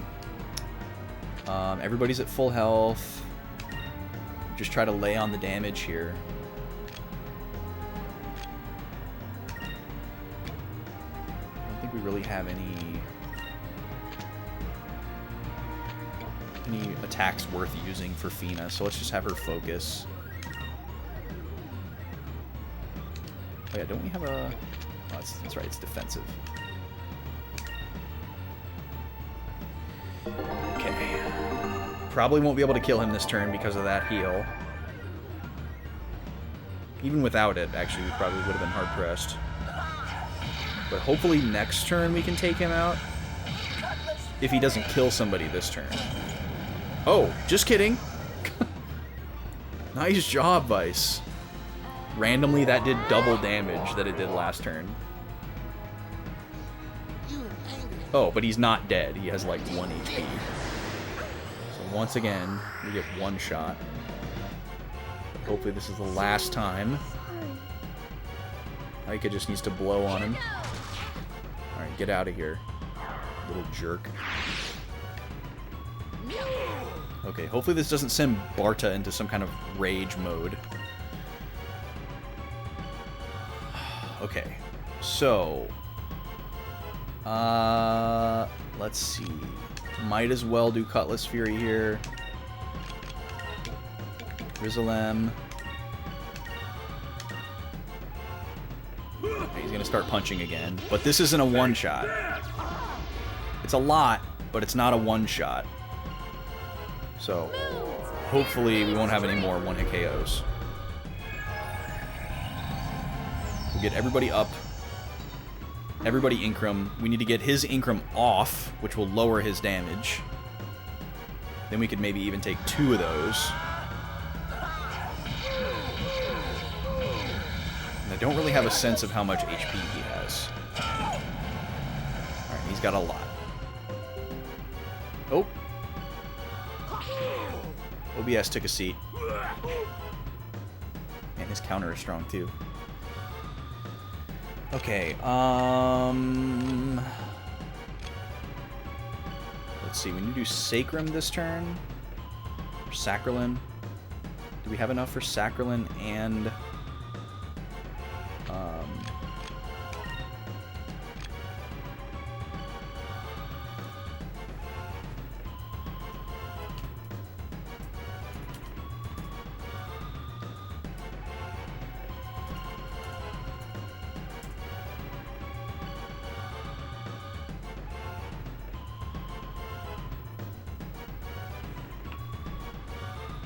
Gobi, go on. Go on.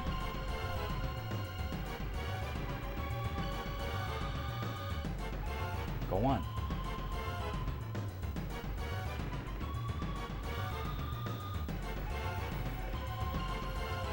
Come on, OBS.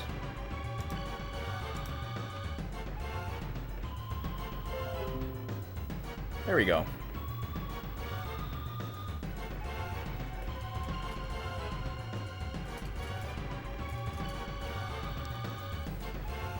Okay, we're back. Does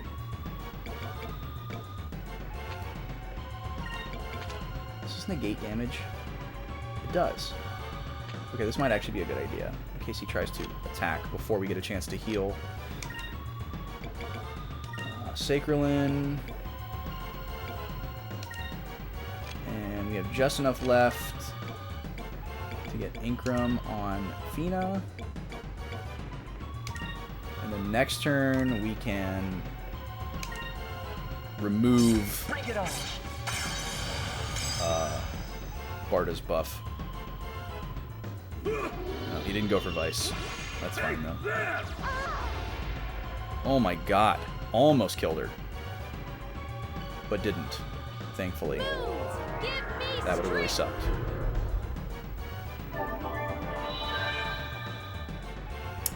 Welcome back, everybody. Sorry about that dip there. My bitrate just went to 0 and had to wait for OBS to reconnect. Internet was fine. OBS was fine. I don't know why that happens. It happens every once in a while. I need to maybe like research like a different like Twitch server to connect to. Maybe that would help solve the problem. I've heard of people shuffling that around with success. Okay, I need to do regular attack this turn so I can remove his buff. We need a Sacralin on Ica, and then we need Lunar Winds. Alright, not Ica, please. Okay, good. So after this turn, we'll be able to lower his damage output by 25%. That will be very helpful. He still hasn't been able to one-hit KO anybody, but he's gotten very close. This will also help our attacks do more damage, too. He does kind of look like Bald Bull, you're right.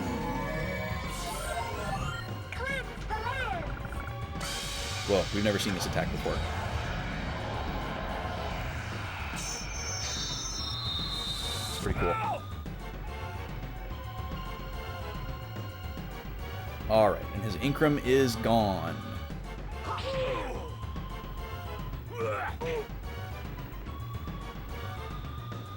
Okay. Once again, I'm going to have Vice do counterattack, just in case he gets attacked before we get our heal off. Let's do... Let's see. Everybody has Incrum, right? Yep, everybody has Incrum. Maybe we can do Drill now? Maybe that's a good strat. Oh my god. Just so we sustain less attacks. And then we're going to do... Oh, but then I don't have enough to do Sacrum. Okay, we'll use an item. Sacrum Crystal.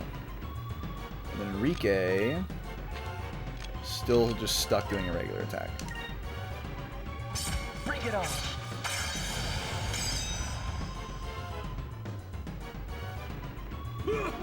He didn't go for Vice. That's fine. Alright, hopefully this lands. This doesn't always work.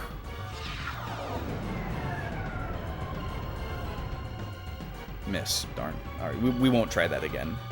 Let's try But it was worth one shot.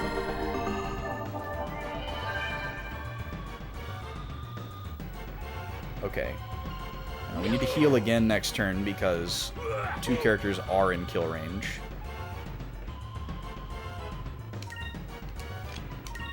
Cutlass Fury. Sacrum. 1 Sacrum is enough, right? Vice will be a little bit short. Well, here. But Fina goes too late. Yeah, we'll have her do Sacrum. Fina. Well, here we'll do it this way. Cutlass Fury. Sacrum Crystal. And then Fina. We'll try Drone one more time. Try it one more time. And then Royal Blade. Look at that. Oh boy. Ica might be dead. Oh no. Okay, that's weaker than his physical. Good. Good, good, good. Let's try this.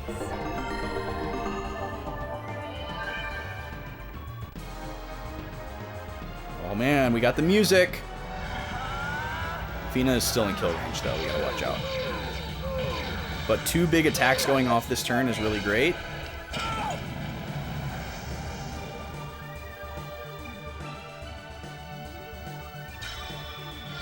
And if Fina can land Drilln, we could probably take him out in 2 more turns.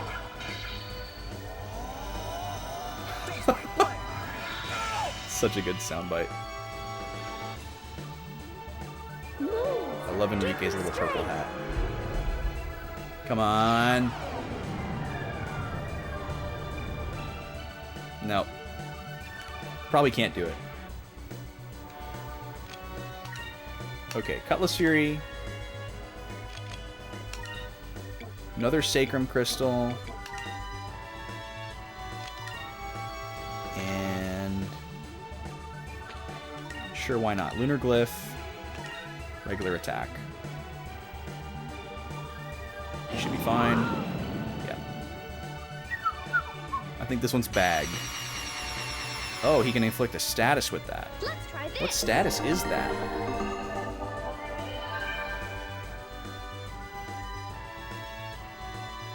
Alright, everyone is absolutely out of kill range.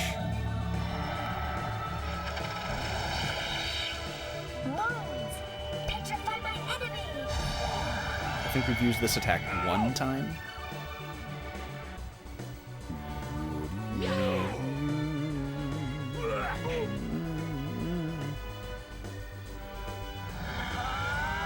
Alright, let's see how much SP we get on the next turn. Probably won't be 16. Or 15. But 15 would be the magic number.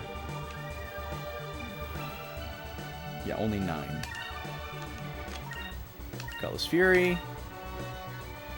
Regular attack. Regular attack. Regular attack. That's fine. Not scary. Might be able to take him out this turn, but probably not. Depends on how much Vice does.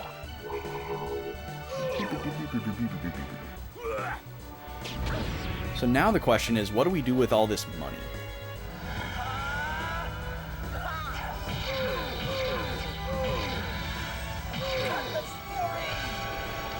Is this one of those games where there's just nothing to spend your money on in the end game? It do be like that sometimes. Got him! That was Cool. easy. Still a pretty challenging fight before you get rid of his little brother.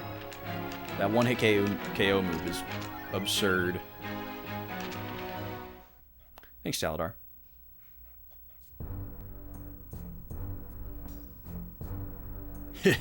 Unbelievable! The mighty Larso clan has been defeated. Barda, that's why I said we shouldn't pick fights like that in the first place.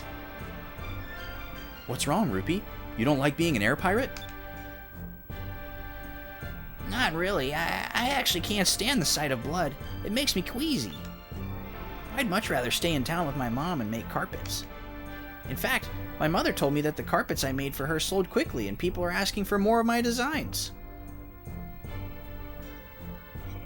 Master Rupee, but what will happen to the Larso clan? What will happen to its legacy? Well, a man has to follow his dreams. If he doesn't want to be an air pirate, then what's the point, right? I'm the son of an air pirate too, and I'm sure if I didn't want to follow in Dad's footsteps, I wouldn't have. But this is the life I chose. Rupee, if there's something else you'd rather do, then do it. If you don't, you'll probably regret it for the rest of your life. Really? So I can go back to the carpet store and make carpets with my mom? Of course. Nothing's more important than your dreams. Remember that. Yeah. Sure, I'll do my best. Master Rupee, what are you doing? Now you stay out of this. We beat you fair and square. So if Vice says Rupee can make carpets, then Rupee is gonna make carpets, okay?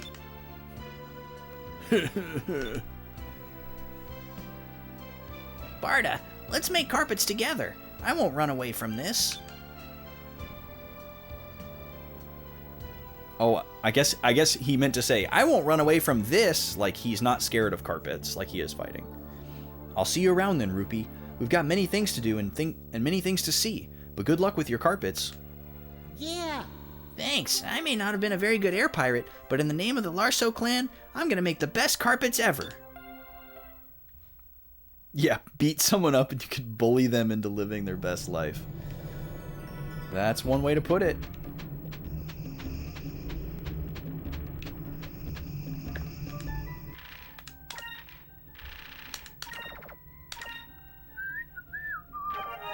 So I think in addition to the money and whatever item drops you get from beating those bounties, it also like raises your rank.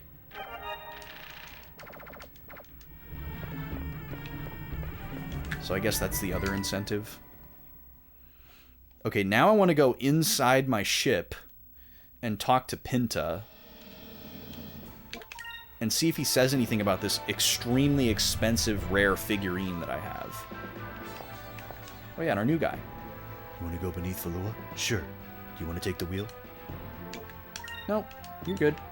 Just wanted to say hi to you. The temple at the Maw of Tardis is probably the biggest mystery in all of Valua. There are stories of earthquakes on that part of the island, but if the island is floating, what's causing it to shake? He says nothing. So what? Am I supposed to just sell this then? Like, is there going to be somewhere I can display it later on? I hate when stuff like this isn't explained. Where was it? The Magalex Idol. One of the 3 lost sacred figurines that Pinta is looking for. Maybe you just have to find all 3 before he says anything? The fact that I can sell it for 25,000 is incredibly significant. That's unprecedented.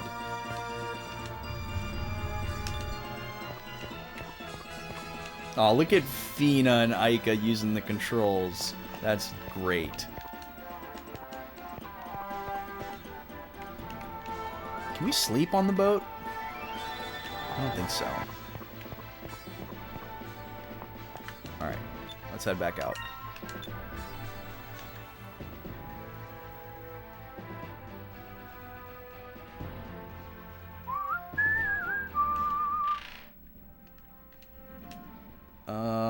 So the question is, do I want to go to Nazrad and see if anyone is impersonating me?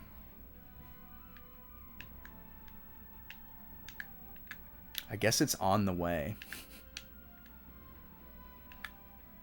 And there's also probably a guild there where we could cash in the bounty that we just did. So we'll check that out. We don't have to fight the doppelgangers if we see them.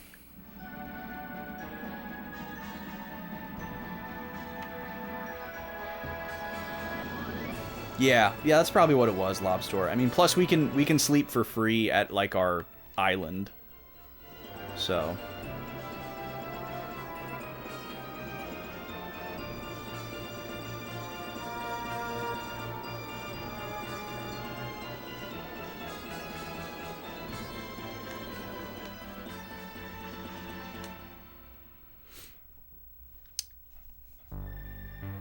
but we're so loaded right now that it doesn't even matter. Oh, have we been to Nazrad since they got all blown up? Maybe not, actually. This doesn't look familiar. I remember when it got attacked, but I don't think we've actually been here since it happened. So we'll probably have some new dialogue. Nope, that's not new dialogue. Oh, what do these pompous gunner guys have to say? Where were they? Okay, that was new dialogue. Our job was to defend Nazrad, but we were completely helpless to do anything. It makes me damn angry, and I'd sure like to go beat Valua to a pulp. I mean, you had your shot. You clearly missed.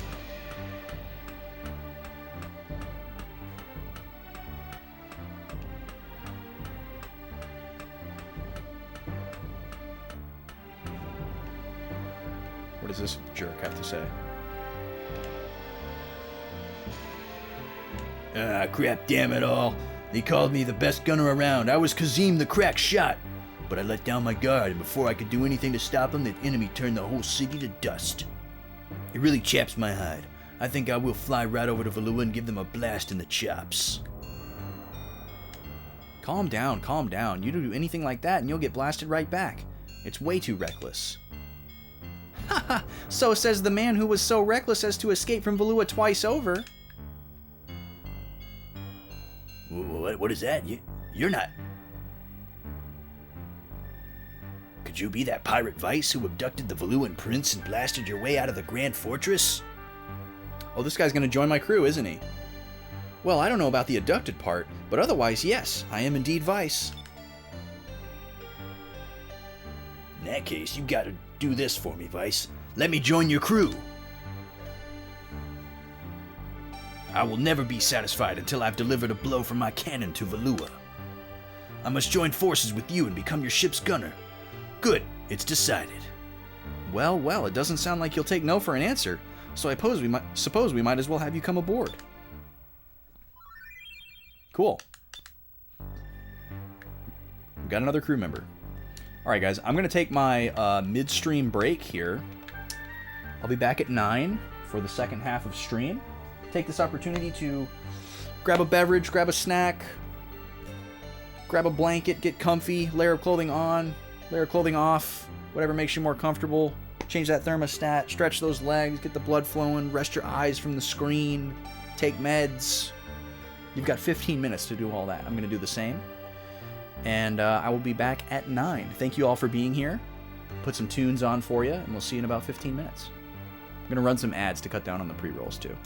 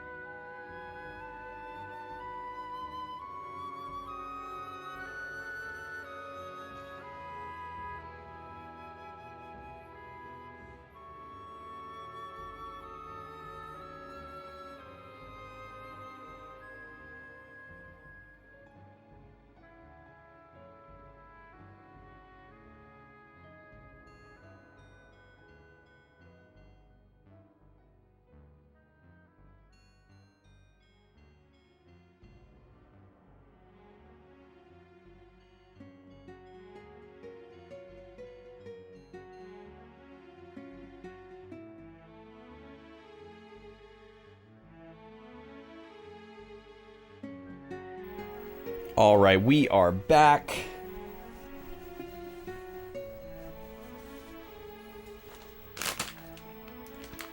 Grab a little dab of water here.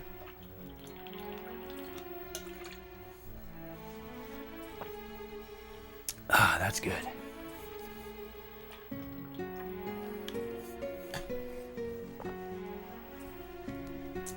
Took a little step outside during the break. Chased Gobi around in the yard as the final rays of daylight waned. And used the restroom, refilled my water. It was a nice little break. I hope you all found it nice as well. All right, so we said we were going to check out the rest of this city here to see if we could find some doppelgangers. And then make a call on whether or not we wanted to fight them. But we need to sleep at an inn first before we go poking around too much.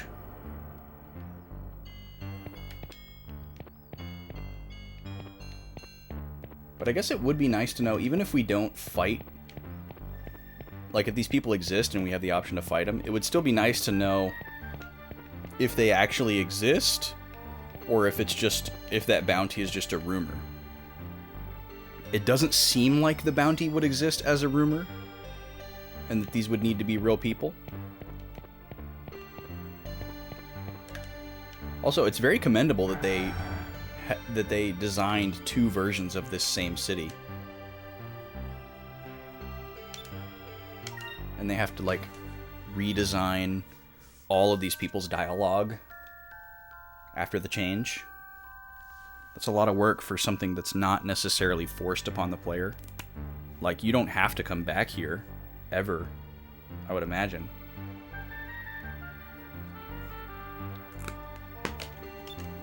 But they had to have that attention to detail to make sure that the characters didn't say the same thing that they said before the disaster, because it just would totally not make sense.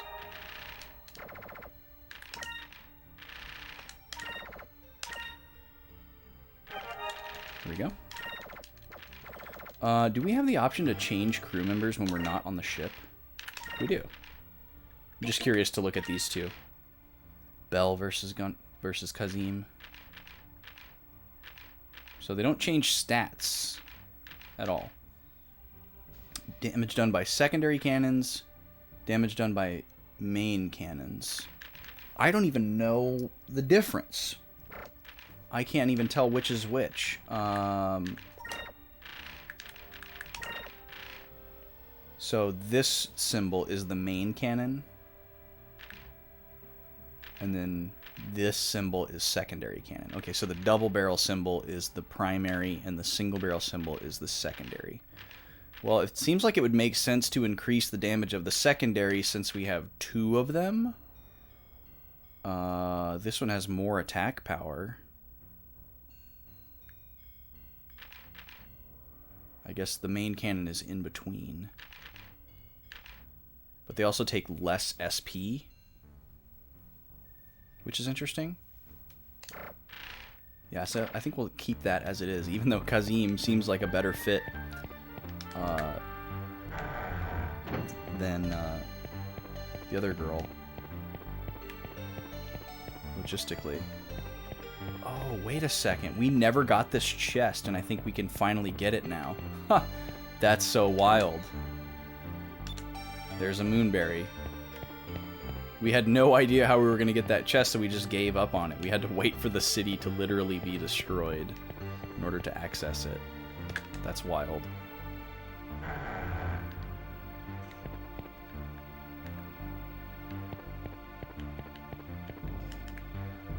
Whoa, I just had a leg vibration.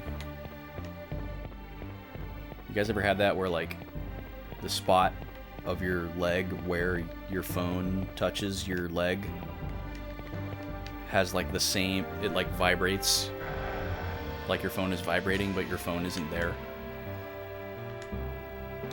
Ghost vibrations. Yeah, so these people are acknowledging that we are, like, bad people. Like, oh, I've heard about you. Don't cause any trouble. That's really interesting. So I feel like that's playing into the idea that it's rumors and not actual people. But we'll see. McDonald's propaganda. All the loan shark guy's building got all blown up. Ha ha. Screw you. You wouldn't give us money. You got what you deserved, which is nothing. The mystery merchant. Oh, we've seen this guy before. But he wasn't here.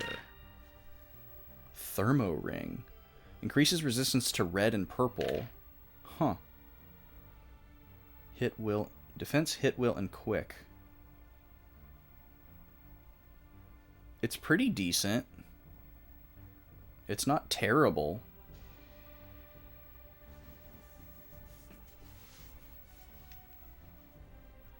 You don't like rings, Teledar?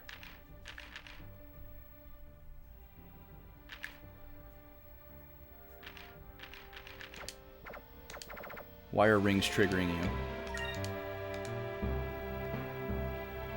A very expensive spice called kale. That's it? Somewhere in this world there exists an island upon which grows a very expensive spice called kale. Okay. Oh, after the replay of Eternal Ring. Oh, what a legendary game. It's funny, like, rewatching that series again the other day made me realize how many more similarities there are to... Or, like, I saw so many more congruencies with their newer games upon watching that again. Like, it really did feel like a archaic, fossilized version of Elden Ring. Or Dark Souls. Oh, there's a Cham.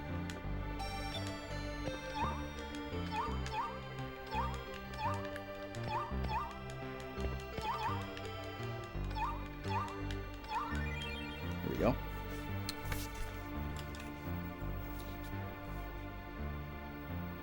Mark that down.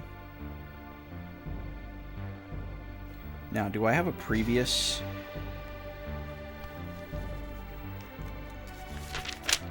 I bet I do have a previous spot on here for Nazarad. It's going to be pretty far back.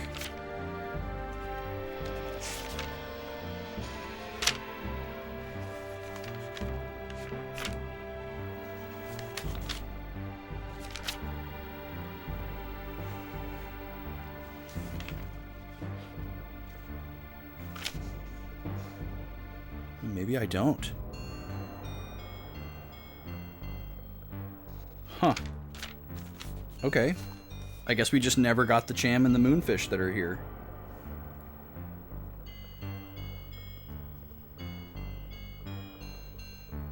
I was about to think that it was like a new one since the city's destroyed, but I guess we never got one here.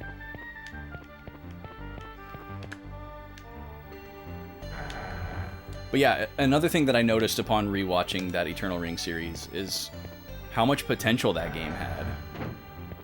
Like, the idea of the ring crafting system is so cool. And the fact that it's so open-ended and, like, your experimentation can have such a profound effect on the success or failure of your playthrough.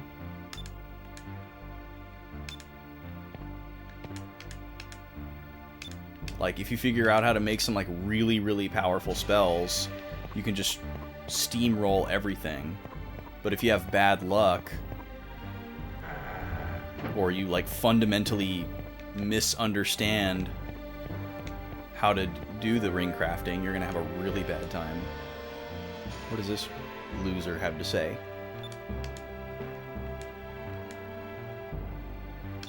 His clerk went off with all the money. Oh, this is a lady? Wait, I thought this was a guy.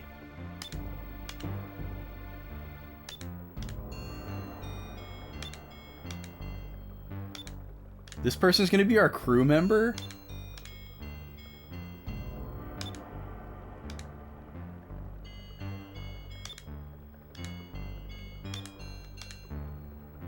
I will make you so much money that I would have loaned... that anything I would have loaned you before will seem like moon dust. Interesting. Osman has joined our crew as a merchant. Pretty sure that's a new position. So I wonder what that actually does. Does it, like, increase the radius through which we can find... Oh my god! Here he is.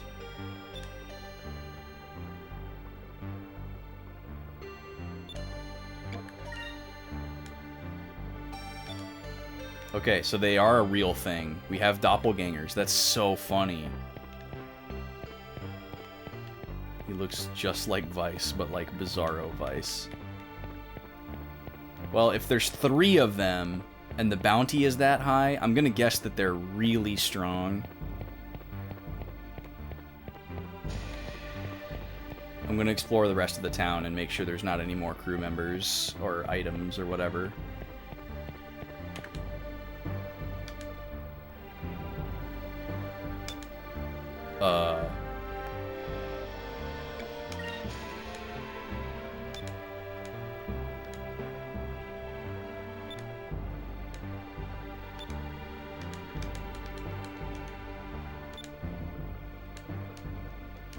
Oh, I only get 1 chance? Okay, maybe it doesn't matter then.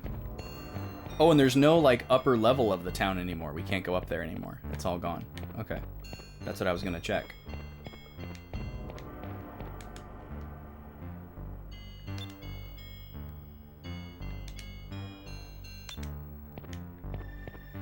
This guy's just running back and forth.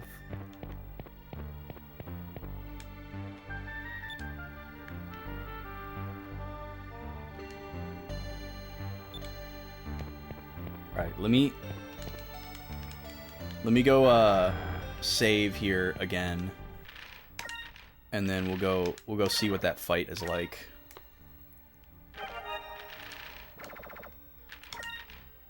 I'm not super committed to doing it. If it's even like remotely hard, I will just reset. But I'm just kind of curious. I have a feeling it's probably going to be pretty hard. This almost seems like it would be like a super boss. Like just the fact that there's 3 of them. Look at this jerk.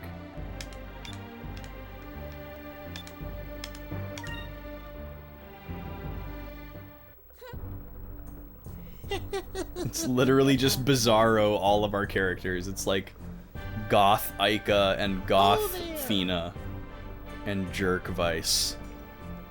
Well, well, if it isn't Vice. I never thought I'd actually get to meet the real you. The pleasure's all mine.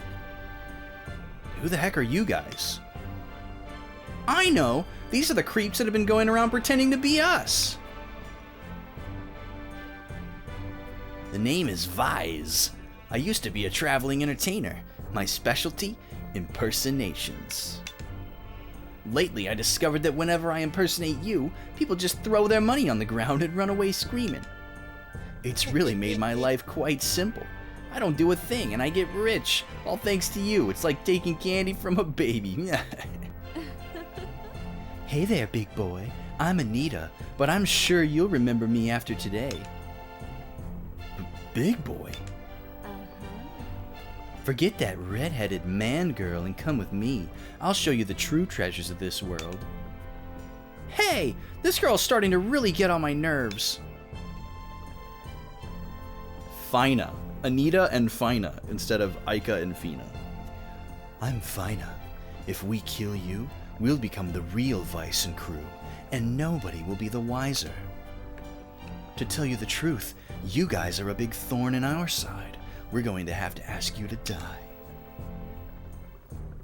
which, you see, leaves us with very few alternatives, and I believe that it is fate that we have met you this day. So, in order for us to live our life of luxury, we're gonna need to kill you. It's nothing personal, really. Don't think we're just gonna sit here while creeps like you just use our names for your... Oh, sorry, that's Vice now. Don't think we're just gonna sit here while you creeps just use our names for your own greed. We'll settle this aboard my ship. I knew you would say that. The real Vice would never in his right mind think of endangering the lives of the townsfolk. And while we're out there, we might as well take your ship. That would complete our image like nothing else. Have Anita and Wendy have a cook-off. It will be obvious who's the real and better one. Okay, let's see here. Blue, red, and yellow.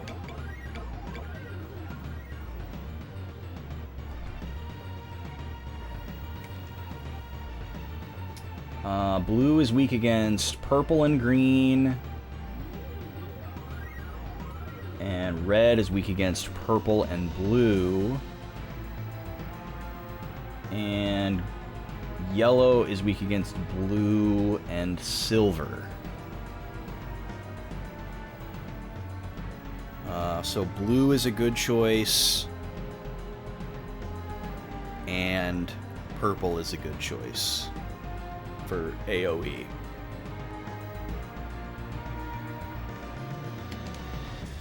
So, I guess we would focus on the Fina clone and assume that she is a healer.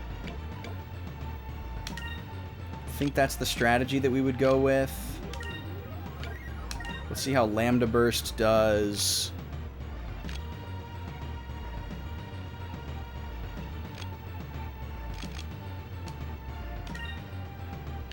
Just do a regular attack here, not a Cutlass Fury. Lambda Burst. We'll get Incrum going. Oh, we don't have enough. Damn.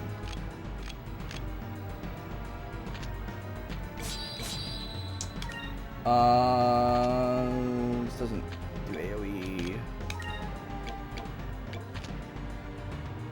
Let's see. All the purple attacks are single target.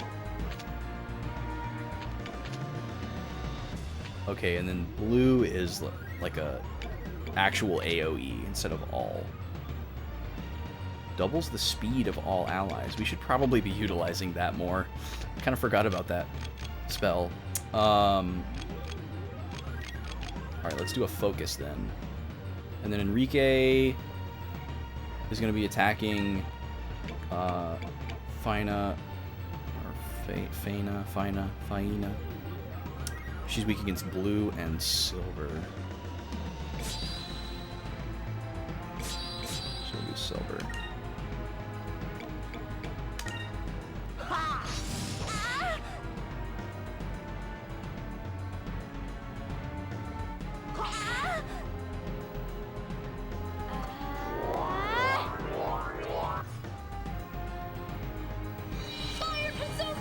Alright, let's see how much damage this does. It should do more to... Oh no, it's going to be the same on everybody. Yeah, pretty much the same. Oh, she's going to use Quicka. Okay, now we really need to use Quicka.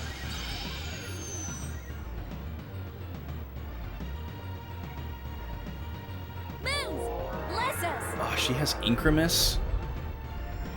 Man, I really wish we had that spell. But we do have Drill Nose, so we might be able to get rid of it. Oh no, we can use Fina's thing.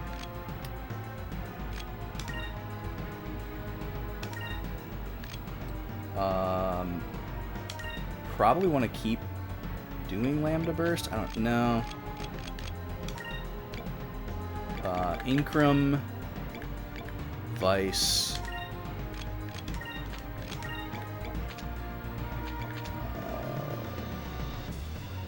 Lunar Winds on everybody, and then maybe another Incrum? Oh wait, no, we were gonna try Drill Nose. Maybe we should do Quicka first. And then Drill Nose next turn. Well, let's... Hold on. Can we do all this at once? She doesn't know Drill Nose, but she knows Quicka. And then Fina's gonna do Lunar Winds. And then we don't have enough for Drill Nose. Okay, yeah, so we'll have to do Drill Nose next turn.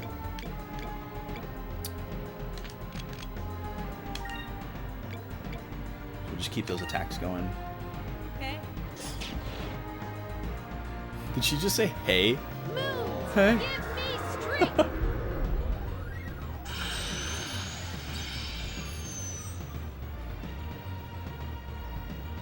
Okay, there's our Quicka. Gotcha. That's a really powerful attack. But he is boosted. So this will get rid of their speed boost and attack boost, which is pretty amazing. This ability is going to be our best friend.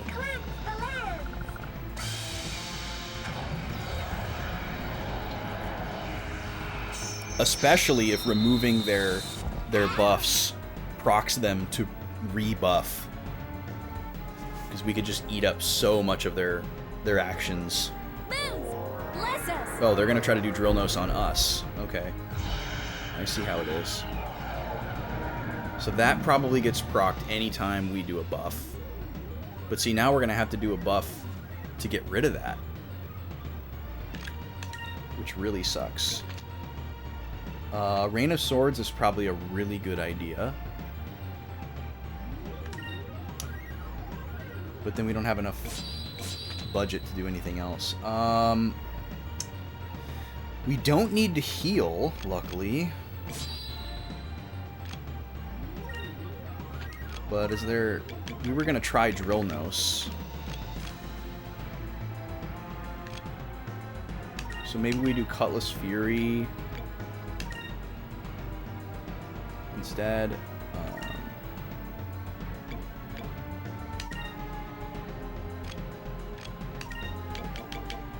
And then we'll try this Drill Nose here. Because if they're just going to weaken us, at least we can weaken them too to make it more even. I need a shield! Okay, that's going to protect them against magic, so that'll probably block our Drill Nose. But it ain't going to block this.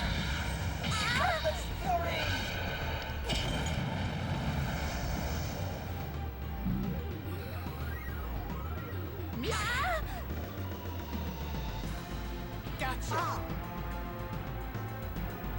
Move! Give me strength!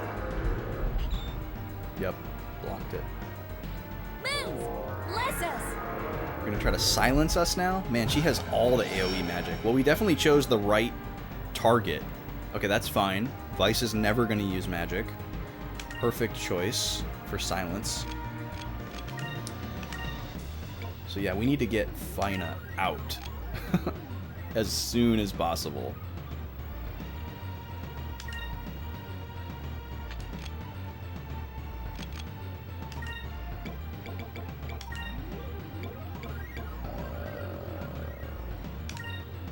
Guess we'll try to restore his attack to normal. Focus with Fina. Attack with Enrique. I dare ya! Okay, that's fine. So they seem to have counterparts of all of our special moves, so that's good to know. So he has an ability where if we attack him, he'll probably respond in kind in some way. That's fine, we're going to save him for last anyways. We want to get rid of the magic users first. Because they're using all the buffs and debuffs and AoEs. He's just using powerful single target attacks, which are much more manageable for us. Alright, we got her to about half.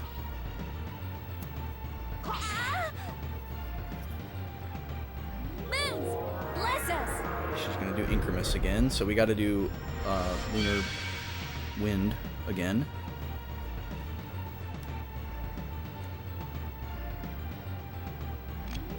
Which we can do alongside Cutlass Fury, that's fine.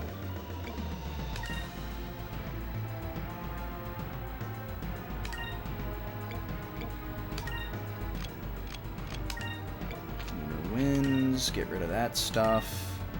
Keep attacking Fina.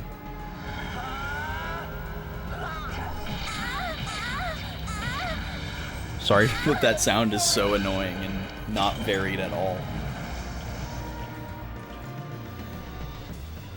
Here goes.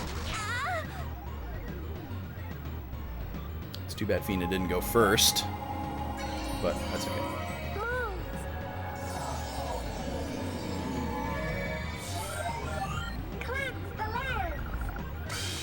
Cleanse the land.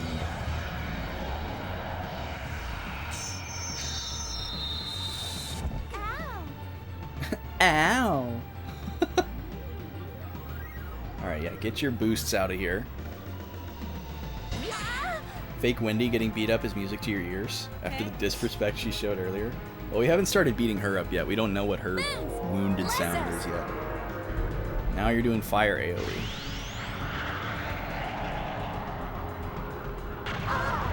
Or fire all, I should say. Alright, now we're finally going to have to heal.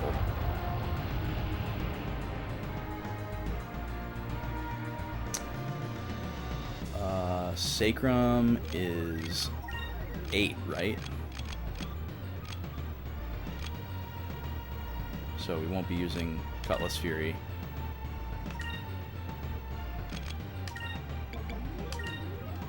And then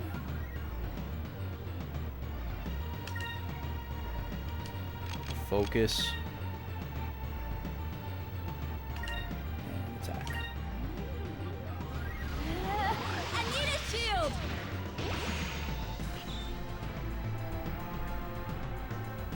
Moons, give me strength. I like that they took the time to give these characters different voices. Like, they could have just used voice clips, or they could have used the same actors as the main characters and then just, like, pitch shifted them, and that would have been perfectly acceptable.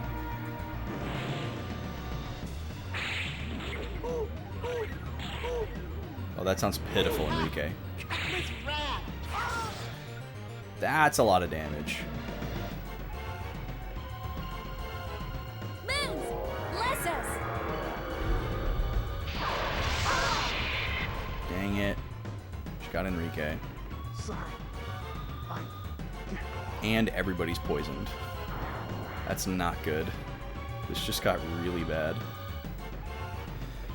Okay, so we're gonna have to do a regular attack so that we can do Sacrum. Oh, we can't do Sacrum and Rizalem, can we? That's 16. So we're gonna have to use a crystal.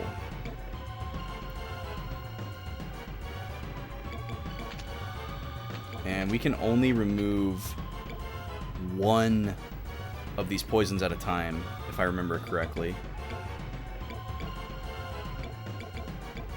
Let me see here.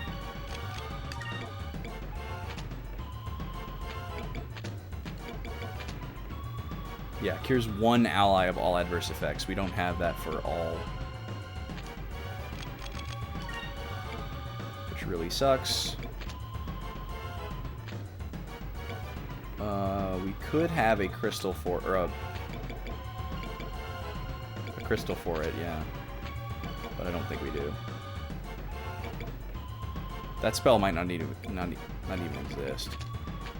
Do we have a Rizalem crystal? We have a Rizalem box. We have 10 Rizalem crystals. Okay, so what we should do is we should use SP for Rizalem and a crystal for Sacrum. So Rizalem, Enrique. Oh, wait, let's switch it around so that she goes first. Sacrum Crystal. Now watch. I can't circle. I don't have my telescopic table. Here comes the pizza. See it? I dare ya. What's up, Brack? Highly unnecessary. Welcome. Let's try this.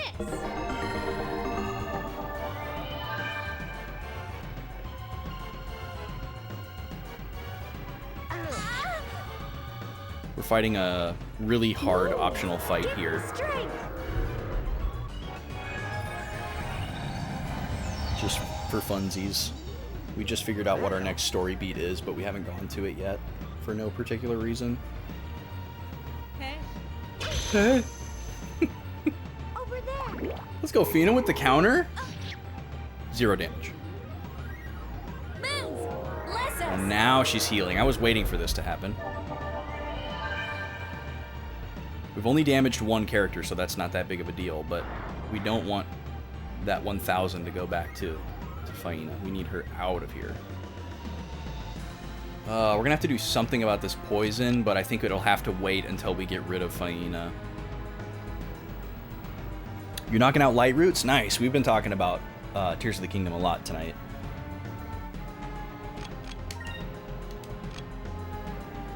Let's see. Cutlass Fury on Faina. Sacrum. Focus. Attack. Moons. Give me strength. After you pointed out that thing in the Discord that was very obvious, but I did not pick up on, I've been taking advantage of that. Systematically went through and looked at all of the light roots that I had found and compared it with the middle map. No, I didn't know. I had not picked up on that. I felt very foolish when you posted that. I was like, oh. Yeah, absolutely. I got probably like, Moons. Bless us. I don't know, 10 or 15 free shrines out of that. Well, and it goes both ways too, like, because sometimes the light roots are hard to find because of elevation. So that makes that a lot easier too, because you know, like, okay, there is one there. Like, even though I don't see it, I know it's there, and you know, you have something to go on. Whereas before, you might never see it. So yeah, it's extremely useful. I've been in the cold place and the hot place because those are my least explored areas because I haven't had like proper clothing to like easily explore there. Or the first times I went there I didn't, and now I do. So I've been doing a lot of exploring in the cold region and the hot region the last couple days. Okay, we are getting closer with Faina here. What, can we get a status update on the party here? We probably should do Sacrum this turn just for safety.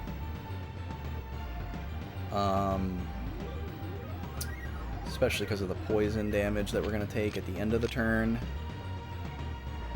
We'll have Fina do that. That's 8. So we have enough to do Cutlass Fury and that. Do they have any buffs right now? Oh, they have Quicka. Okay, we need to take care of that. So let's do regular attacks. Regular attack on Faina. Sacrum with Ica. Or actually, let's skip Ica so we can do Quicka. So we're going to do Quicka, and we're going to do Lunar Winds. I think we'll be glad that we did this. I dare ya. Sometimes they just be too dang high. Yeah, it's crazy how high up some of those light roots are. And it's crazy how hard some of them are to see until you're right on top of them. Even when you know where they are.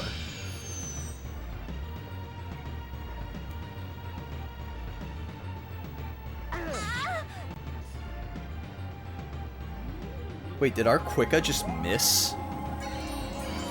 How can that even happen? That is ridiculous. That a buff spell on the party can miss. Maybe that was her using something against us. I really hope so. I also finally discovered a decent way to make money. Or a few decent ways to make money. So that has been really liberating because I just got my my house, and I really want to expand it as rapidly as possible so that I can store some things that I've been carrying around forever that I don't want to carry around, but I don't want to lose them because I don't think I'm going to get them again, kind of thing. So that'll be really great. That's what I'm working on right now, is just money.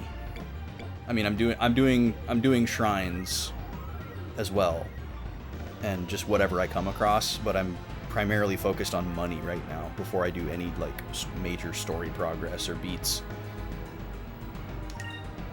Okay, let's see. They have lost their buffs. We are all lowered attack, but we're not going to get rid of that easily, so let's do a Cutlass Fury on Faina.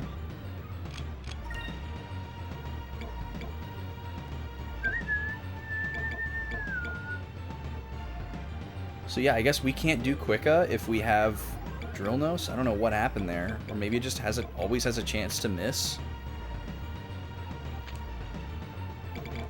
Oh well, it wasn't that helpful, so I'm not going to go for it again.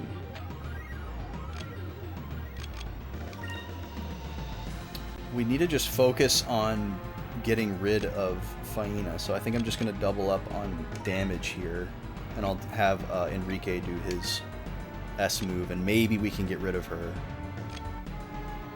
But we do need to heal, so let's do a Sacrum Crystal.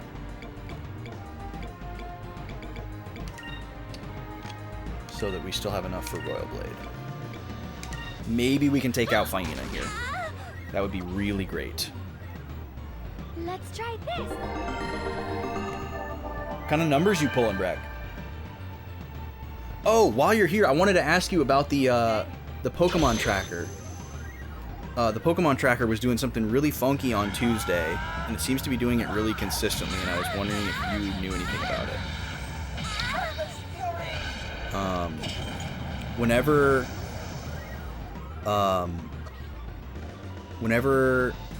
you go to click on the Pokemon's level to level them up, it seems like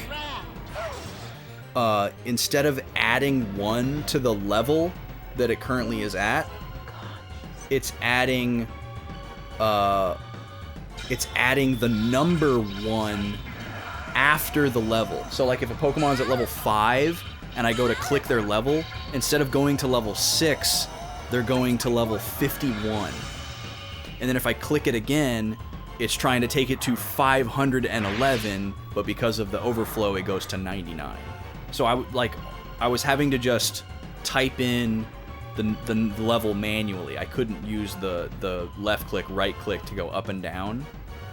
And it's weird because like I've had that happen to me a couple of times, but it was just few and far between. But on Tuesday, it happened every single time, except for maybe like once. It was really bizarre.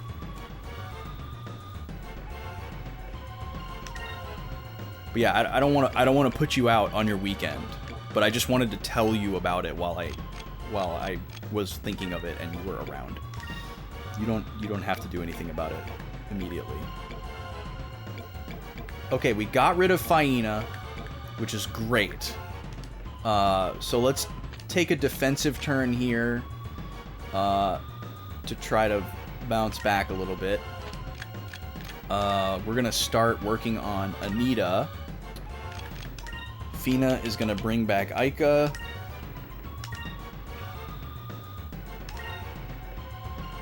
Oh wait, we need to switch our sword colors. Anita is red, so we need to use purple and blue. Okay. So Vice is good. He's already blue. Fina, Rizalem, and then Enrique is going to switch to purple.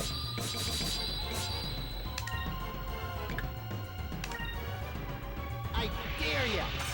Alright, he keeps using that, which is fantastic. We want him to use that every single turn until we start fighting him. Her using this is great because we're not using attack magic at all.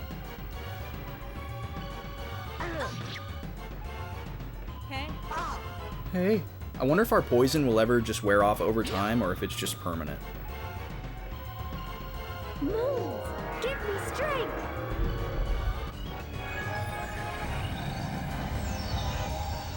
Alright, Ika's back.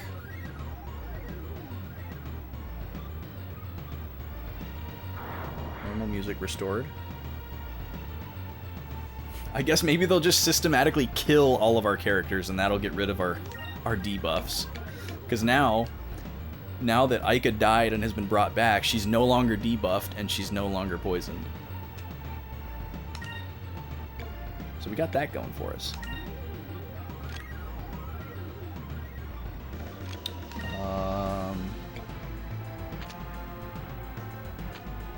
We could go for a double Kyria here, actually. And just pray that they don't do Noxus immediately after this. I guess I'd rather have Noxus than Drillnos. Okay, and then Enrique, I'm actually going to have him heal Fina. I think that's the play here. So we're going to do a Sacralin Crystal on Fina. I dare ya! Perfect. We want him to do this every turn.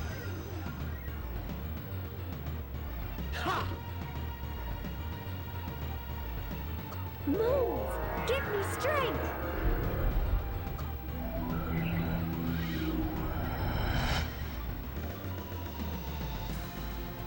Goodbye. Goodbye, debuffs. Give me strength! Boy, it would be really nice if we had Sacralin. But we don't. This should work. It's like a 2-minute fix. You're awesome, dude. You're awesome. Well, we didn't get Noxus, but we did get Noxed. But of all the characters for it to go on, that's definitely the best choice. So that's good. Okay, now we're going to do Cutlass Fury on Anita. We're going to do Incrum on Vice. Oh. Kyria can miss too? That's crazy. Why can Kyria miss? We need to get that off of Enrique so that he can start doing a regular amount of damage. Okay.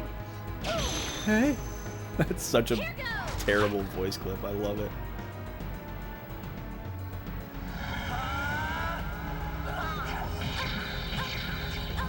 Now we're beating up the Wendy's doppelganger for you, Alex.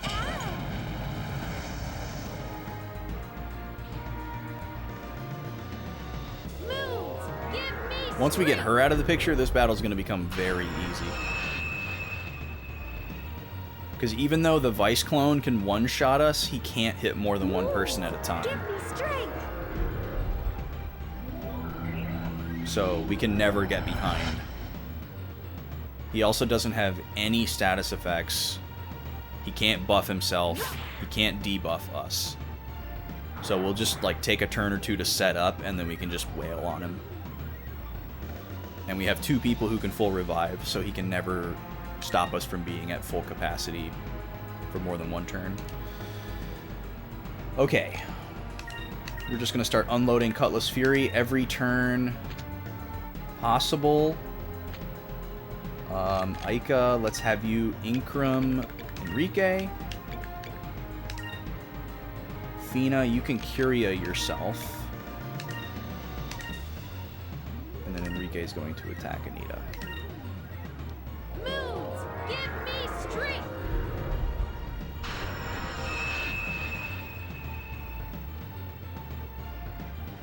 Oh, did we finish all the Nintendo Direct headlines? I think there's still a few more, actually. Did you watch the Nintendo Direct, Breck? There's some really good stuff. Oh yeah, in addition to the Pikmin 4 news, they just shadow dropped Pikmin 1 and 2 remakes, which is huge. Absolutely huge. They just keep shadow dropping these GameCube remasters, which is nutty. I actually really hope they release a physical version of that, because I would absolutely buy it. I've been having a hell of a time trying to collect the physical version of Pikmin 2 that I want.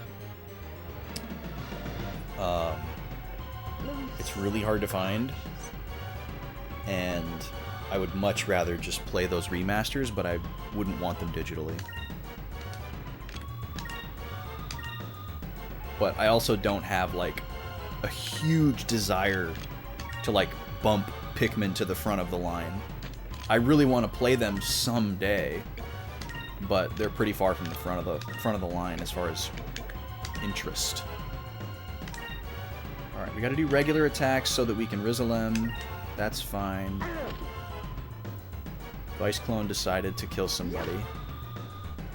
Maybe you'll actually try Mario RPG for once? Dude, that is such an exciting thing to happen. I bet you that thing is gonna have... I mean, it's already like a very approachable game. It's probably the best gateway RPG out there, if I had to pick one. But I bet you they're gonna add some awesome quality of life features to it as well. So, I think that bodes very well for you.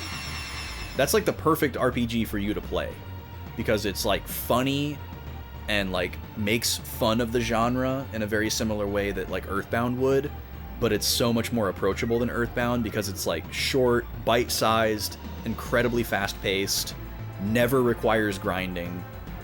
It's an amazing introductory RPG. It's a bit of a spoil. It'll spoil you a little bit, actually, if it's one of your first RPGs, because it treats the player so nicely. They did such a good job of pacing that game. That stood out to me even, like, my first time playing it as a kid. Like, wow, you don't have to grind at all. You can just play the game. What a novel idea. There's no padding. And there's, like, extra stuff you can do. There's side quests you can do for 100%, but you don't ever have to go and, like, just randomly level up because some boss is stupid strong. You can just play the game. There are challenging boss fights, but grinding isn't gonna get you over the hump.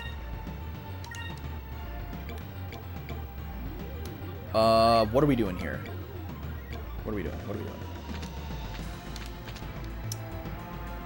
Fina needs to heal. We can use an item for that. So let's keep going with Cutlass Fury.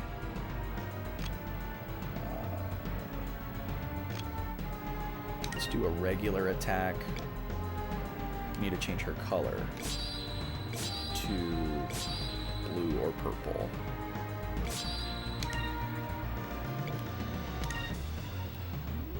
And then we're going to use a Sacris Crystal is enough.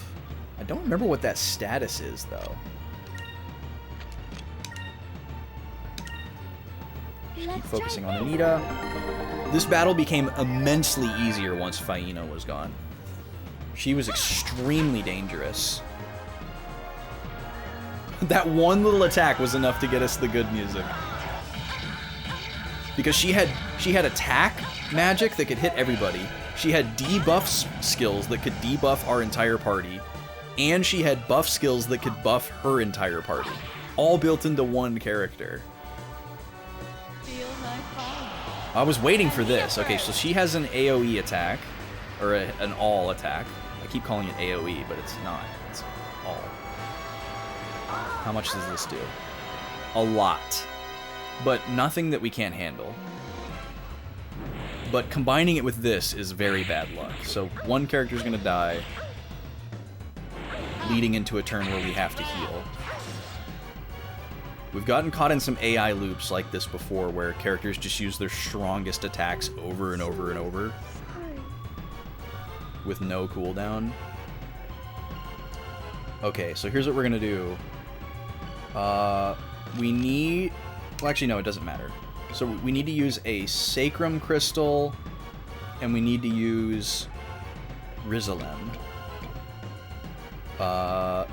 That's 8 and 7, so we can't do Cutlass Fury on this turn. That's unfortunate.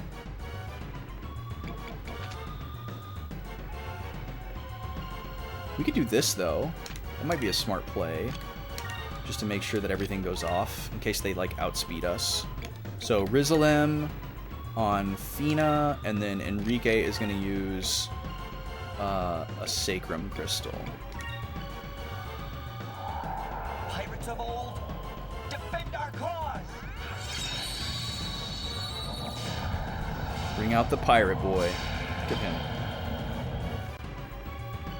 Moves, give me strength. I really hope they do a physical on that Mario RPG as well. Brack, did you see that they're doing Luigi's Mansion 2 remaster? Dark Moon? This should work. I was very shocked and extremely happy by that news, because I want more 3DS games to be remade for the Switch, because I didn't think that that was going to be a thing. Okay. Anita is almost down. We do need one more group heal this turn. You were super about that? Yeah, that was pretty cool to see. You still need to complete Luigi's Mansion 3. That game was really fun. I loved Luigi's Mansion 3. Doing 100% got a little bit long in the tooth, but that was a really fun game. I really, really liked what they did with that game. I thought it was the best of what was in 1 and what was in 2. Yo, welcome in, Bird. How's it going? Yeah, I really hope they remake more 3DS games. That would be fantastic. Oh, I can't do Cutlass Fury, or we can't do the group heal. I should stop using those crystals. So we'll do a regular, and a regular. We'll do a Sacrum, and a regular. Probably won't be enough, but okay, perfect. That's the best thing he could have used. Love to see it. And then what else? I want to wrap up this Nintendo Direct stuff. Moves, give me strength. We already talked about Detective Pikachu. We talked about the Pokemon DLC. Oh, that's right. There's another DLC for the new Mario Rabbids, which is awesome. I'm just waiting for them to say that that's done, and then I'll get the full pack. Hopefully they'll re-release like a gold edition physical like they did for the first one.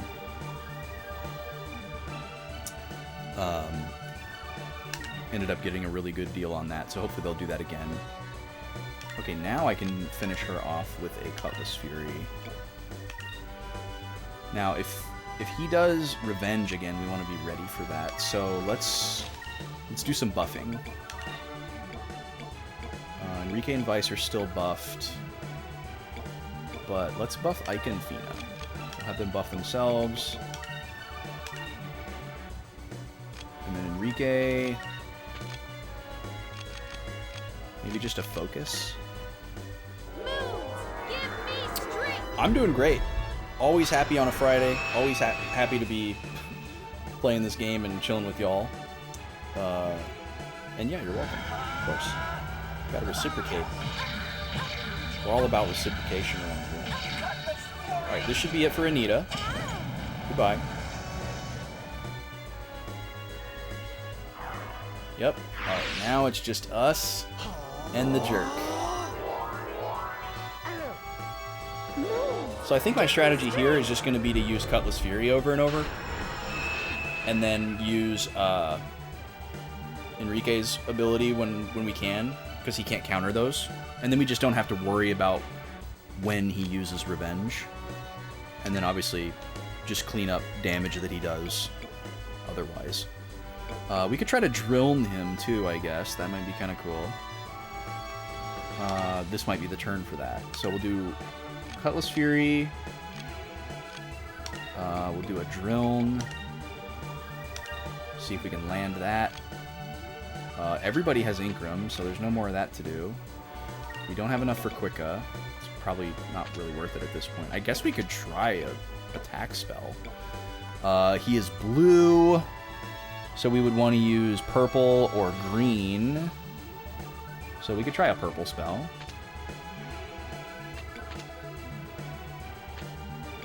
Why not? And then Enrique, just in case he goes into counterattack mode, we'll just focus or something. Give me strength. We talked about Mario Kart 8. I need to go back and finish the first Mario Rabbids. That game is so fantastic, and I have so little left for 100%. I just have a few of like the little side challenges to finish. New Tears of the Kingdom amiibos. Which reminds me, I need to take my amiibo cards into Tears of the Kingdom. That would give me a bunch of money. I need money. Myth Force. You guys remember that one from the Direct? That was wild. They had a 4-player co-op 3D action game where the visuals looked like they were based on like Thundercats. Talk about out of left field. It didn't look bad, but it was just like, okay, sure. Maybe we can bust out some more special attacks here. Oh, we'll let Enrique go. Maybe I'll just have the ladies focus if no healing is required. That seems like a good plan. And we can load up more next turn. Throw blade. I dare ya. Perfect. We're seeing through his strategy here. We would love for him to do this every single turn because this is exactly what we're playing around, and it prevents us from having to heal. So, you go right ahead, my dude. I guess Drilln didn't land, huh? We could try it again. Try to speed things up.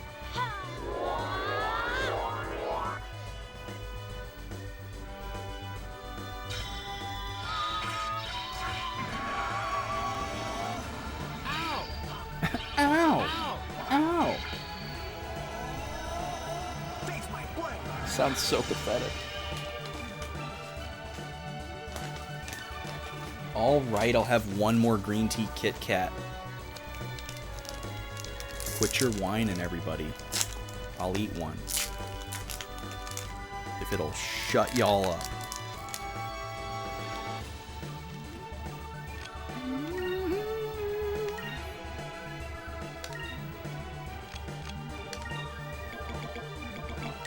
Oops. Not Webley. Drilled. Maybe I'll just try it twice. I don't know. Oh, you know what? I'm not going to do it because I'd rather have Enrique just attack. Oh, but we don't want to do regular attacks. Just in case he counters. So what can I do for 2? I can do Pyre. Oh yeah, he's weak against this one, so we'll do that one. Fino, you can focus. Blade. Give me strength.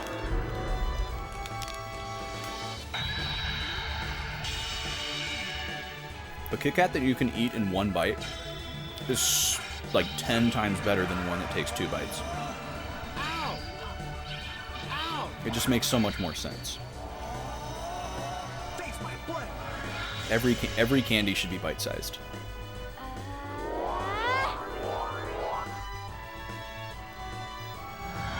I am out.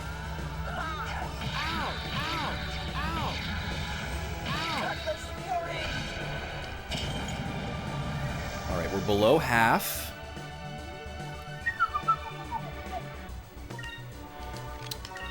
Cutlass Fury.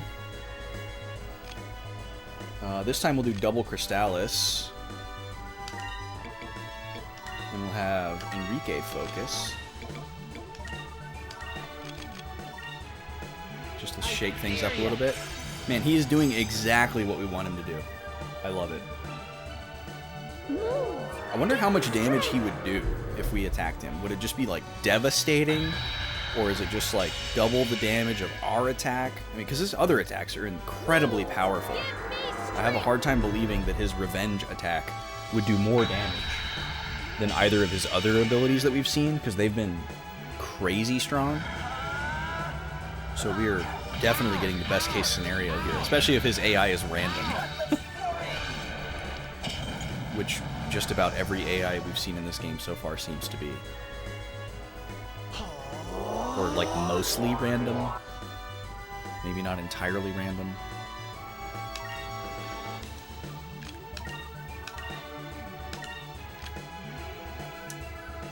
Okay, now we've got enough to do Royal Blade. I dare you. He's doing it every turn. He keeps daring us.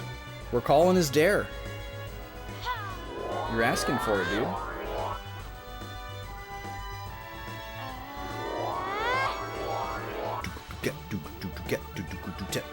I could see how this fight would be really hard if you didn't, like, catch on to what order to take down the characters in.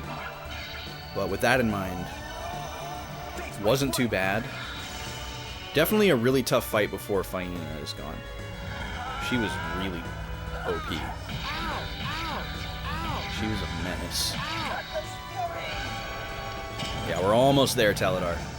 We are almost there. One more turn. It is funny to watch him just be completely unable to do anything.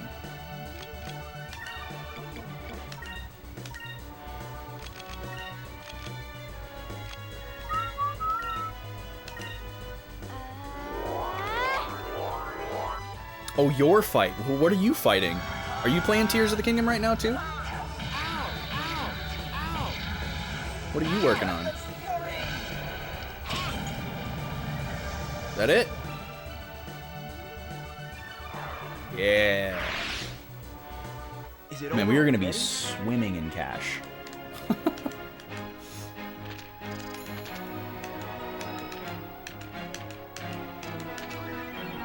Tuna cutlass, swirl meringue, and a focus robe? Nice, dude. Hey. Okay. We give up. Man, you guys really are the real deal. I never imagined you were so strong. No, I'm being serious. Just please let us live. We promise not to do anything bad anymore. We're just really big fans of yours.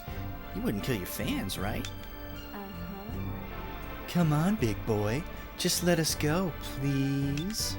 What's with her glove? This is pathetic. I told you we never should have gotten involved in this kind of stuff in the first place. Yeah, she really doesn't need them. Faina could just do her own thing. She is a powerhouse. If you guys promise not to use our names to do evil deeds anymore, we'll let you live. Also, we've never killed anyone. So what do you guys plan to do from here on? Well, we won't be making trouble for ourselves, that's for sure. And well, we are former entertainers. I figure we can just run a Vice and Crew lookalike show. We could probably make a decent living off that. I don't know whether you guys really got it together or you're just a bunch of flakes. Oh, you finished the temple. Nice. That is a pretty crazy boss fight. So, GG. If you're ever in the neighborhood, please stop by. We'd love to have you as guest stars on our show. He was doing Gerudo. Desert Temple. Thunder Temple? Okay. That boss blows. Yeah, that's a tough one. It was definitely significantly tougher than the Wind Temple boss, and those are the only two I've done so far. No spoilers, please, if you've done the other two temples. I'm at the Fire Temple, but I haven't started it yet, because I got sidetracked by a bunch of stuff. Oh, let's check out this stuff we just got. The Tuna Cutlass. Oh, I see. High attack power, but low accuracy. Okay, so it's a Casey bat. And the Swirl Meringue will always confuse an enemy not immune to confuse. Holy crap, that is extremely powerful. Will always confuse? Dang, how many enemies are immune to confusion in this game? I mean, obviously the attack power drop is precipitous, but that accuracy. You struggled with 2 and the other 2 were relatively easy. Interesting. So maybe that means I have 1 hard one and 1 easy one left, based on that. We'll see.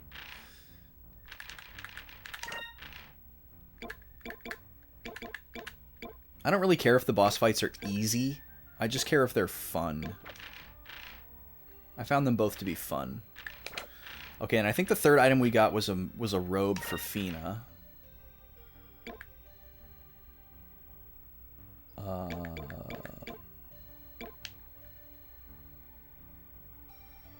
But I don't remember which one it was. Maybe it's for Enrique? He wears robes sometimes. None of these look new to me. Was it Moon Robe? Your daughter figured out an easy way to defeat wind. Interesting. Nice. Go daughter. Maybe it's for Aika?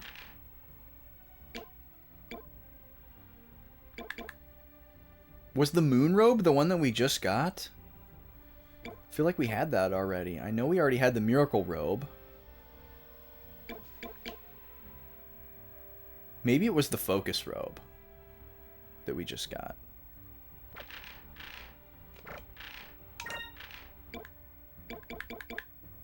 That would make more sense. Oh, it increases will by 100? Holy moly. Yeah, that must be what we just got. It lowers a bunch of other parameters pretty significantly, but 100 plus will. So if we ever are desperate for the strength of magic spells, we are going to use that.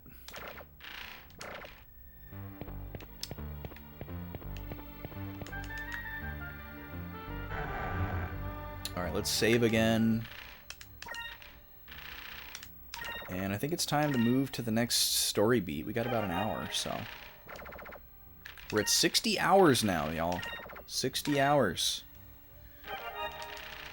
I feel like this game is definitely going to be shorter than Wild Arms 3 was, which I am glad for. I loved Wild Arms 3 so much, but it was so long. It was such a long game. And, like, it was also a game that I didn't want to rush. There was, like, cool side stuff. Once we got better modes of travel, exploring was fun. So it would have been easy to or it would, maybe not easy, but it definitely would have been possible to just kind of bull through things, but I didn't want to. So we ended up spending like half a year on that game.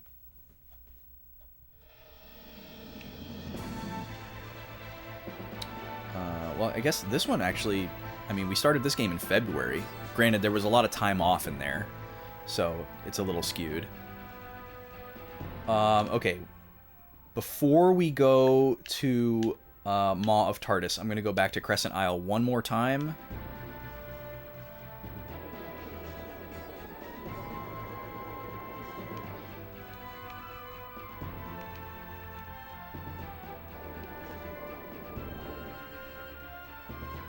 What is this? Is that a boat? You friend? The Map of Ages. What once used to be a grand map of the skies, carved into a beautiful stone tablet, is now a weather-worn, crumbling slab of rock. It is said that the map is but a portion of the original, but nobody knows what keeps it afloat. Why does it move around? That's wild. Well, I do really appreciate this new mechanic of the ship. It's kind of a substitute for fast travel. But it's certainly not perfect.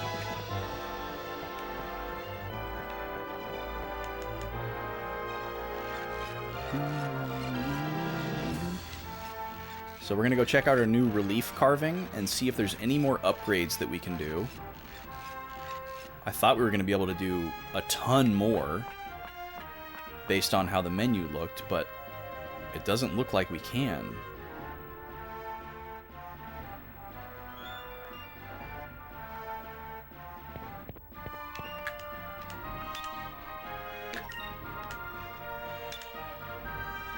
So this is the same thing.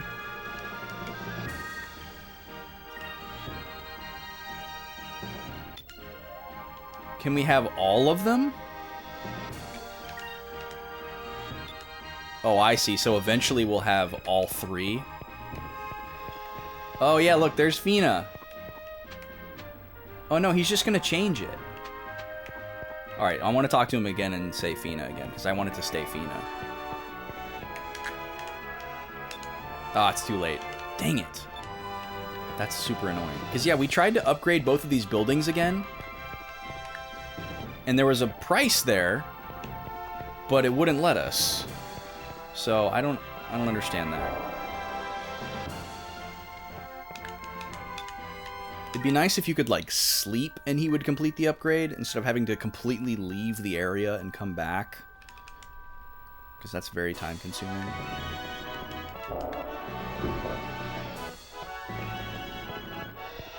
Yeah, I'm sure it'll let me change it again. It's just kind of annoying the way that it works, I guess. What was in here again?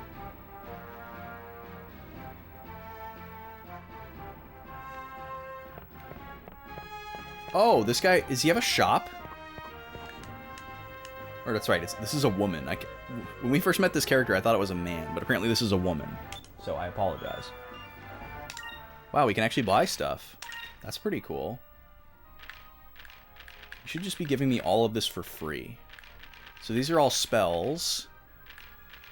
That's pretty cool. We haven't had the option to buy all of these before, so that's useful. What do you say?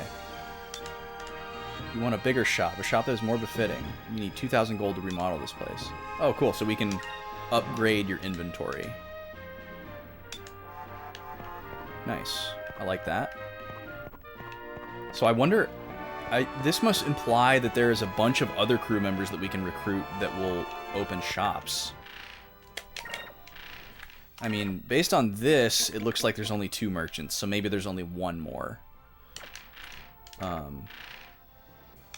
yeah, what does Osmond do for us in battle?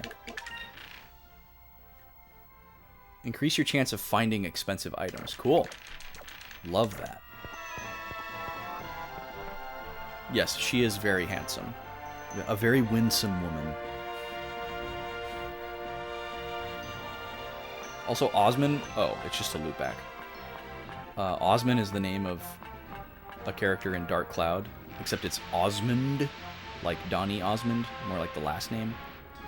So whenever I see that, it just makes me think of that character, even though they don't look anything alike, and they're spelled differently. I just can't help it.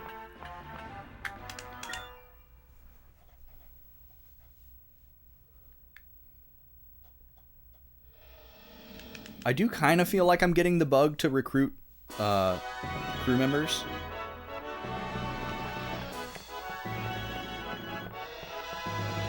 Just for funsies. It seems like 100%ing this game wouldn't be that difficult, based on what we've seen so far. Like, the bounty list seems really short. Like, we're almost done with it already. I guess we don't know how many, like, chams and moonfish there are, but it seems like there's like no more than 2 every area. So that's been pretty consistent. No, it's Ica. Yeah, I want to change it back to Athena. But first I want to see if he can remodel these buildings.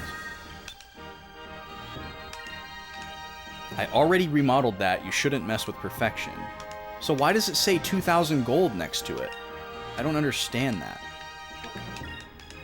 And like, we remodeled the living quarters once, Or we remodeled the living quarters twice. We upgraded it twice, but then we only were able to upgrade the tavern once. So that just seems really strange. Maybe it's locked behind certain crew members. So, like, maybe if we have, like, somebody in here to run the tavern, then we're able to upgrade it further. I could see that being a thing. Like, maybe the living quarters won't be upgraded or upgradable until we have more people living in it. Because right now there's, like, 2.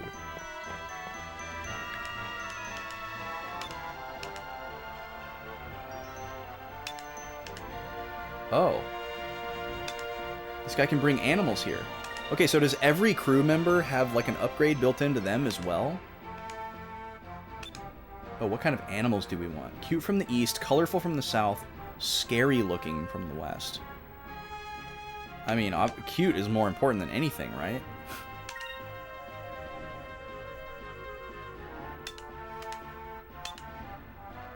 Alright, he's gonna go catch some animals. Do you do anything, Marco? Oh, you like a certain version of the tavern? Alright, well, I guess that's a little bit of a spoiler, but that's okay.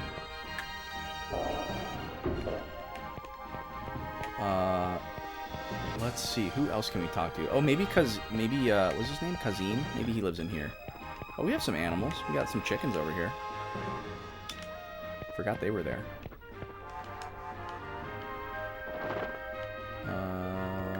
Nope, he's not in here. I wonder where he is.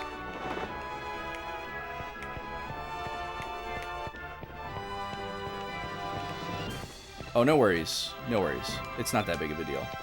It's not like it's main story info. But yeah, I guess that makes sense. That you would need another builder. But yeah, we haven't really had any implication that there was more than just the 2 guys that we started with.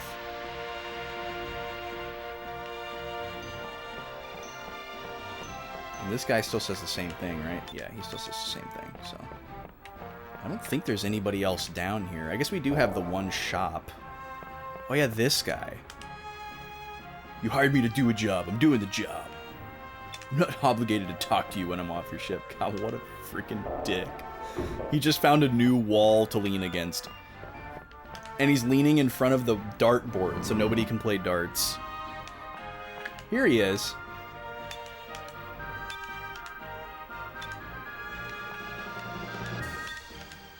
So this guy came with 2 extra little cronies, huh? Wow. It's possible that they're able to do other paid things, but I can only do, like, 1 at a time. So I might have to, like, leave and then talk to these people again. Oh yeah, the boob jiggle girl. I don't remember them being here before. Where did they come from? Did we recruit them together?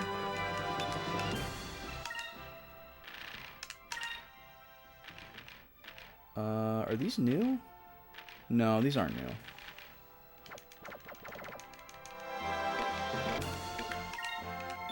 Yeah, it's a little bit much, but, you know, Japanese RPG at the turn of the millennium, what are you gonna do? Teenage me would have been riveted. She would have been my favorite character. No doubt.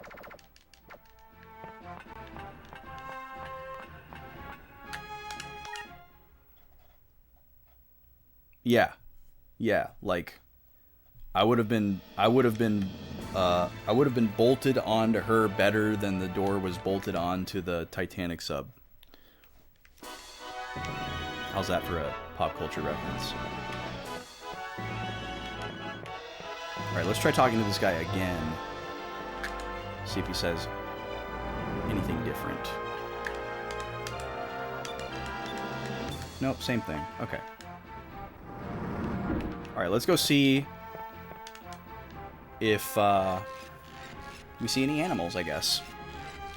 And maybe we can have him bring more, or maybe it's like a swappy thing.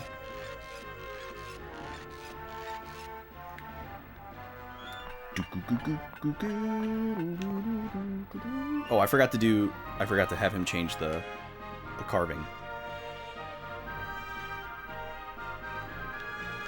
Let's do that.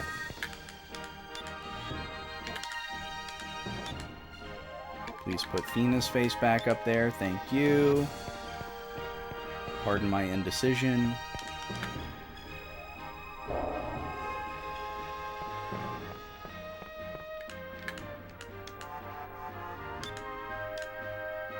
Okay, so it's a change thing.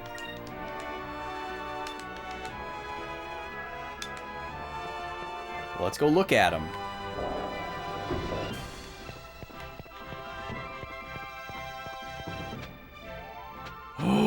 It's a panda. Oh my god. There's no way any of the other choices are better than that. Look at Enrique hanging out with this girl.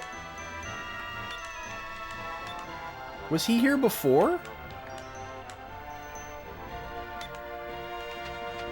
I feel like the last time we came here, she was standing by herself. So that's interesting. Alright. We're going to be done here for a while. Love is in the air. That's right. The prince and the princess. What are the odds? Their parents would be so pleased. It's usually quite the opposite.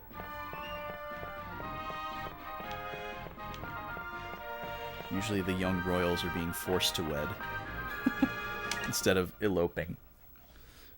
Your favorite was Fina back then, now it's Aika. Interesting. Yeah, I feel like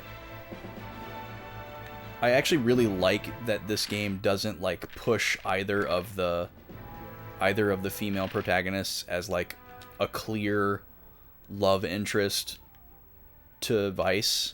And like even though they clearly like could potentially or do see him as more than a friend, they don't like fawn over him, you know, like they're fairly well written.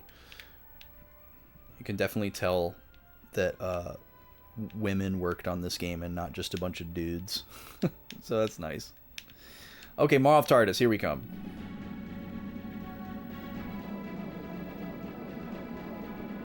Oh yeah, Enrique's mother, definitely the worst. Okay, so we're sailing underneath the maw. A little bit farther. See if we can find anything here. This is pretty cool, actually. A little bit farther. Pretty dark down here, gotta say. Don't see anything.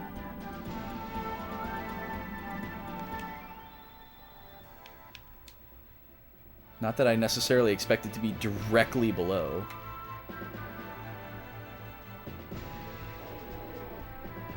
Oh. Some fishies down here. There's like a slight rise.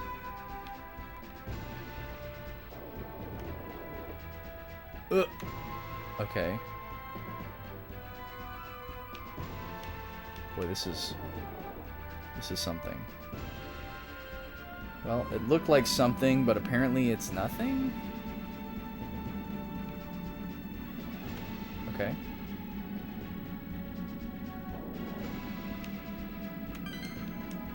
B. When they showed us the picture, it kind of made it more look like we were going to enter the tunnel system or whatever from the side of the island, not the bottom.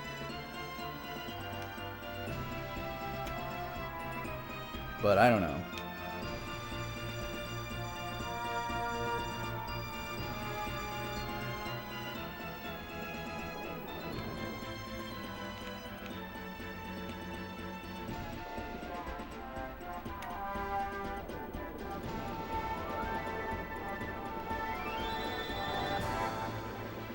Yeah, I definitely don't want to be told where things are or what to do. Oh, this looks more promising. There we go. This looks like it. Oh. Oh, wait, that's just a cloud wall. Okay.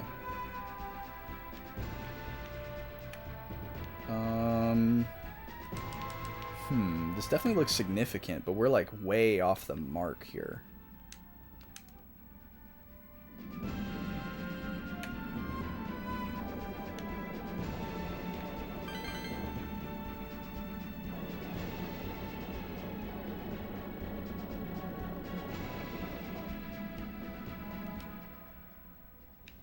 Now we're out from under the island.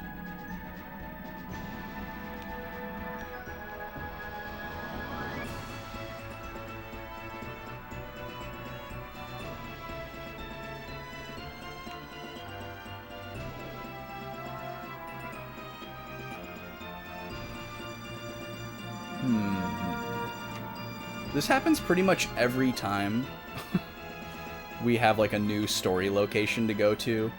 There's like a short scene where the party discusses like where we're gonna go, and they kind of roughly explain where it is that we're gonna go and how to get there, and they make it sound incredibly cut and dry and easy, and then we try to go there and figure it out, and we end up flying around aimlessly for a very long time trying to find it.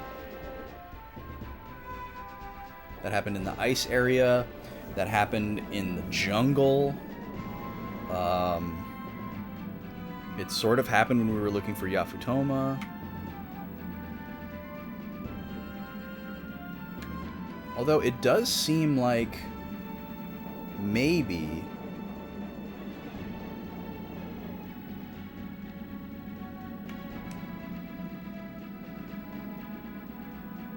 it does kind of seem like flying above the cloud line and below the cloud line does turn off encounters. So that's kind of cool. So it is almost like fast travel. Or it's like the next best thing.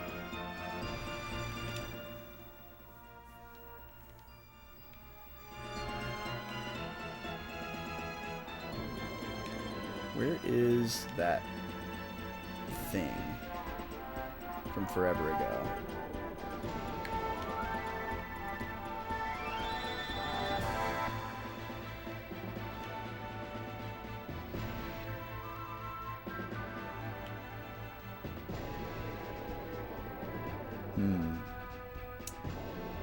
Okay. What the heck was that?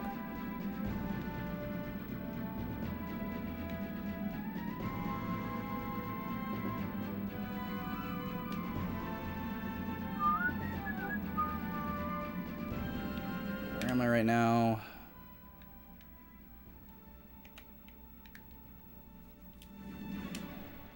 Alright, this has never worked before, but I'm gonna check the journal.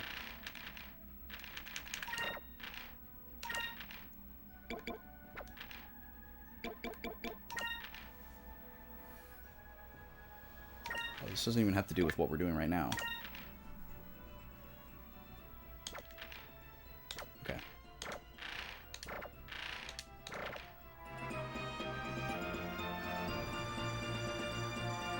Yes, it's been a running joke with Alex that Ica is Wendy. Oh, this looks like it. Here we go. We found it. Do a savey save.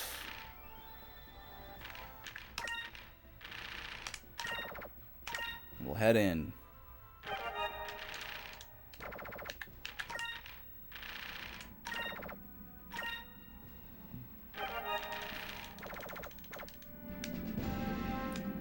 Boom. Alright, that wasn't as bad as searching the ice continent. Oh, it's one of these. Okay. Well, we just saved, so I'm not going to save again. Hopefully it's not a labyrinth like the last one. This is cool, though.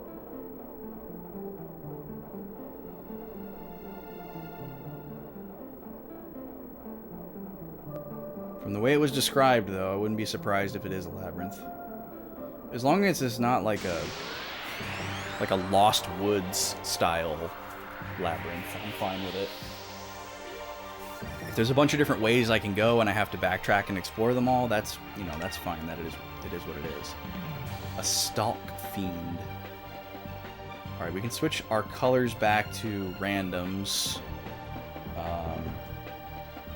We want to focus on red because I really want Incremus. And green is weak against red, so let's just put everybody on red for now.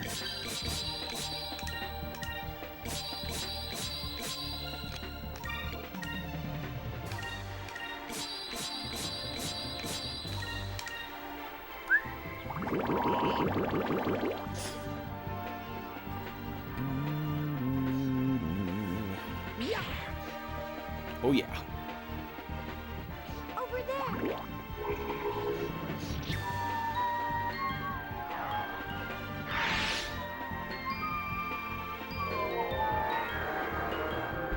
They can heal.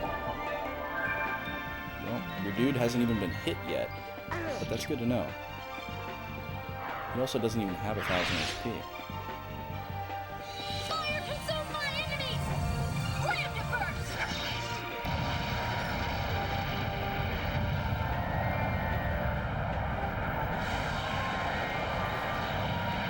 So Lambda Burst does not kill. Good to know. Probably better off with regular attacks unless the mob is more than 4.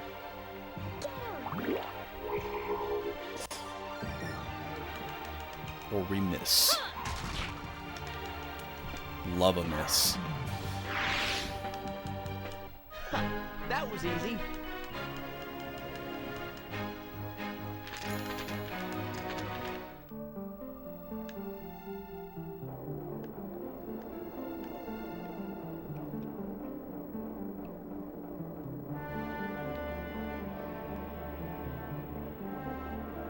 Alright, looks like we're going to have 2 different paths here. Which way do we want to go first?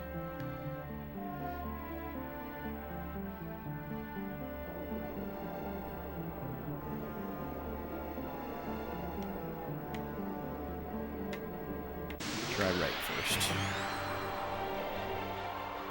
I'm already having second thoughts. Oh, that's a big boy. Draco Lurg. He is purple. So we want to use red or green. Well, we'll use red. So we want red points right now. Let's see. We can do an Incrum and a Cutlass Fury. So let's do that.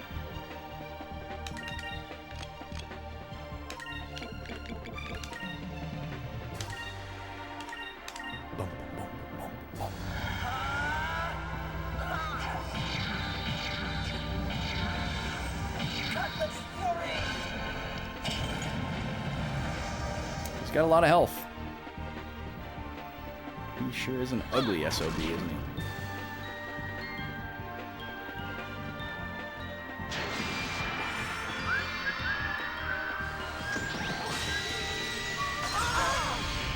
Strong too, wow. Nothing a group heal can't fix though.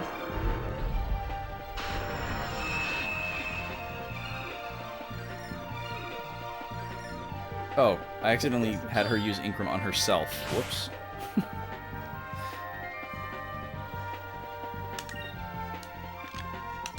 We'll do the same thing we did last turn, except with Incrum on the right person. Here we go. And then we'll do a group heal next turn.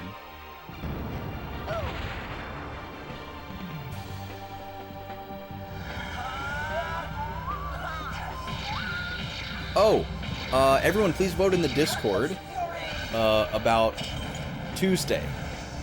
So I normally stream on Tuesday evenings. And right now we're doing Boys Lock Pokemon Platinum Challenge Run. Tuesday is the holiday. Tuesday is the 4th of July. So I'm wondering what you guys would like to see. If you want me to not stream because you're not going to be around, you can vote for that.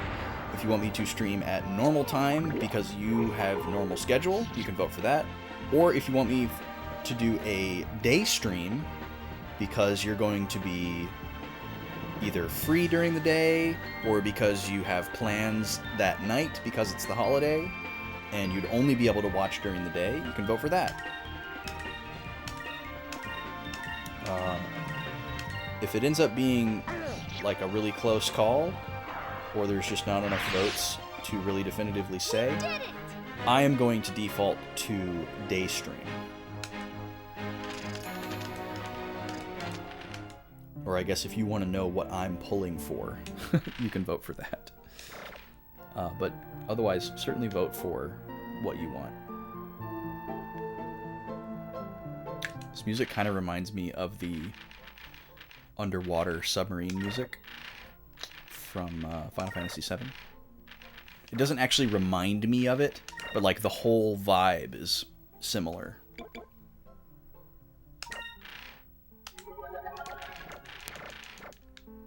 The song is not actually similar. This sounds like Dark Cloud music, if anything. Alright, this doesn't look like a quick little dead end that leads to a chest. So I'm going to go back the other way and hope that that's what that is.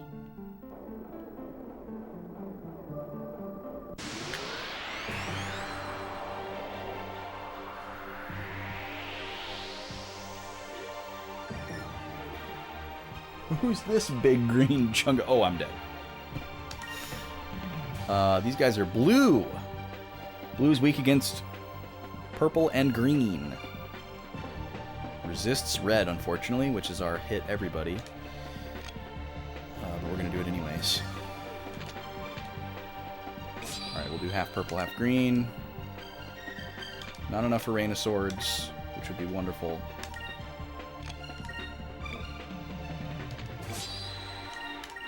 Oh. Green. Green. Fire consume my enemies! Slam to This is burn! going to do like 50 damage.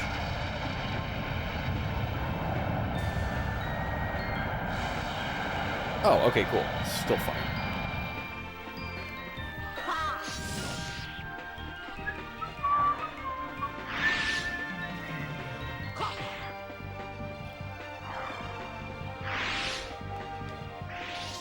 Oh, these guys can run. Okay. Nice dodge, Fina.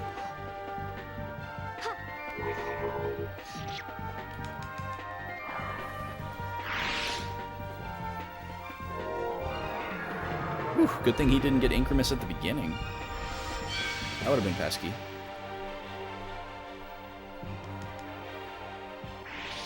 And then the other one runs. You're on your own, buddy. He's trying to beef up and everybody else is scared. Get out of here.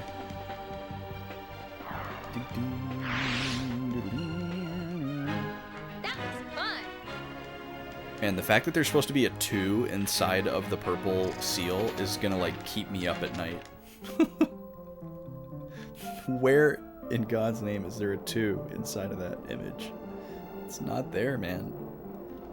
Nothing even remotely close to a 2.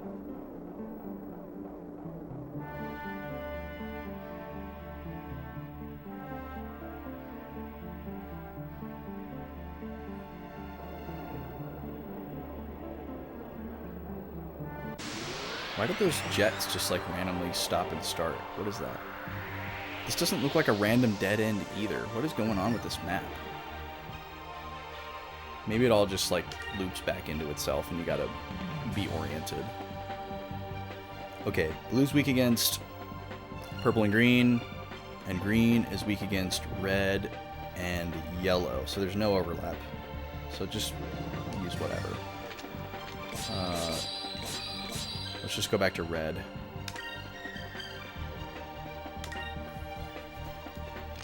Because we want red points.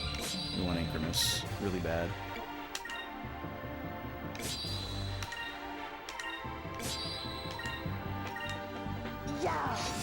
Yeah.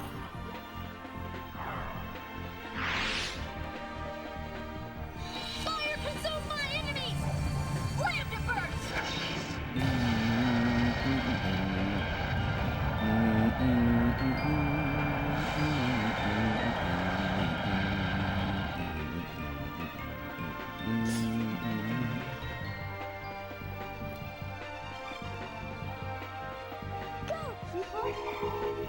Cute ball.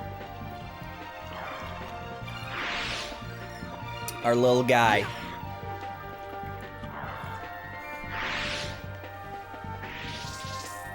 See ya. Ooh, you know what I need? I need a ginger chew. Where are my ginger chews at? Actually, I need a blood orange candy first. Yeah, then a ginger chew. Ginger chews plus.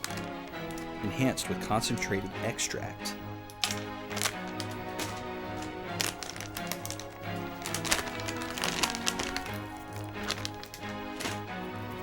There we go.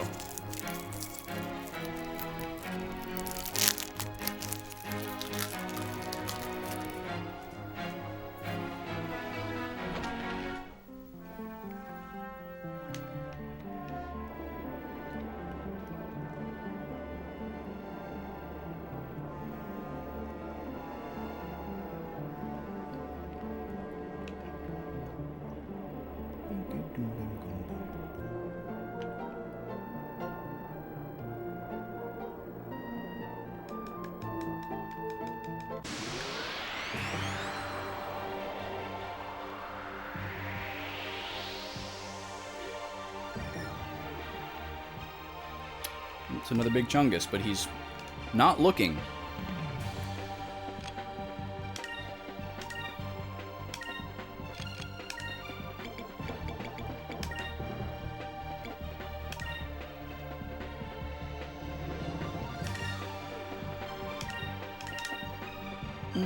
Prepare yourself.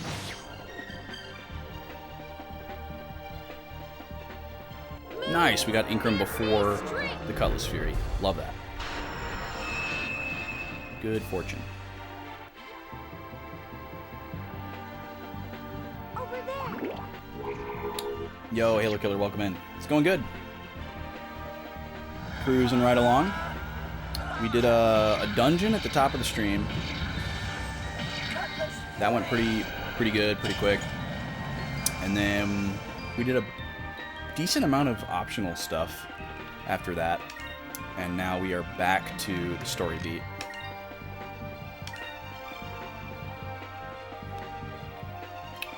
Yes, yeah, we beat the ice dungeon at the beginning of the stream, started that, finished that, and then we did some random optional stuff, popped around to a few places, and now we are underneath the Maw of Tartus, or I guess we're inside the Maw of Tartus.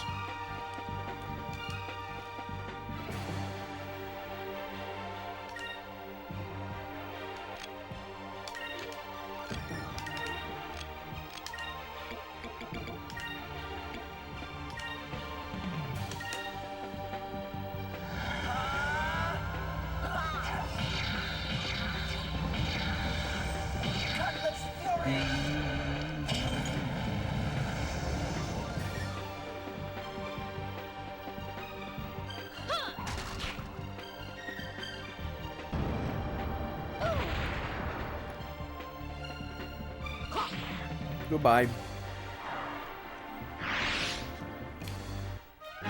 Big scary guy. I liked that little tie-up of the story with Drachma, though. Like, it was cool that he didn't just disappear forever and that we saw him again. Like, that would have kind of sucked if we, like, finished the game and we were like, hey, wait a second. Whatever happened with Drachma? So it was nice that there was resolution. And I thought it was an okay twist. Okay, so yeah, this is just going to be kind of like a maze, it looks like. Like a traditional maze, not like the Dark Rift was. Unless this is a dead end. But it doesn't look like it is. No. So yeah, I guess there's just these like colorful areas to kind of like help you loosely create landmarks. The thing that's annoying about this is I feel like the Dark Rift, there's gonna be like a bunch of random items. And I might stumble upon the right path before I find all the items. And backtracking and going through every possible corridor is going to get me so many encounters that I don't want.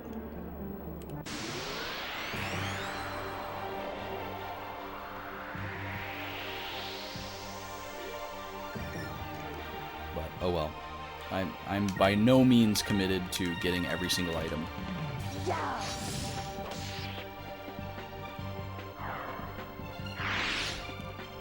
I just would hate to miss it. Like, most of the items that we find are good.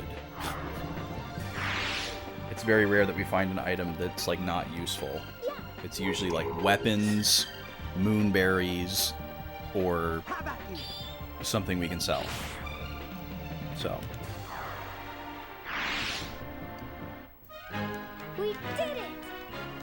If we were finding, like, Sacris crystals. Oh my god, we have Incremus. Let's go. I did not think that Vice was going to be the first one to learn it.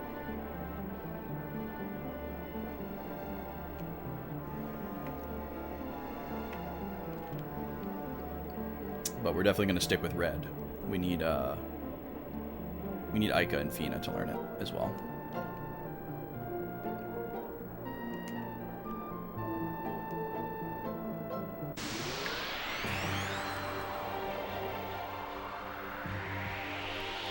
I wouldn't be surprised if later fights or harder fights in this game expect Incremus and Quicka.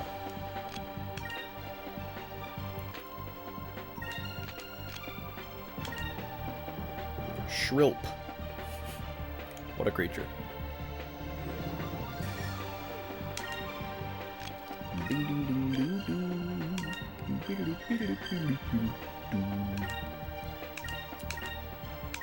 Alright, let's see how Lambda does.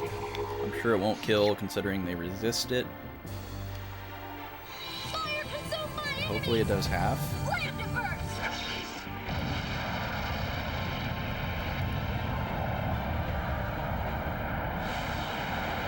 Oh, beautiful. Wow, that was wrong. Yes, we saw the box of feathers. Drachma symbolically letting go of his loss and his anger. Very cool, very poetic. Drillnose, was not expecting that.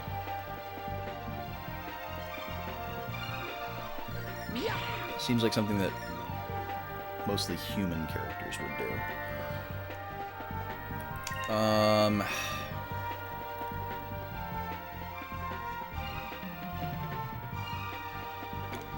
Kind of want to just strong arm the red attacks. Nadnarb. It's almost Brandon backwards. Brandan.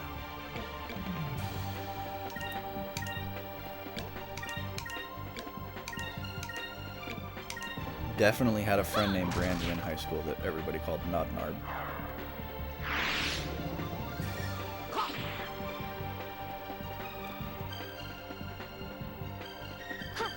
Not all the time, but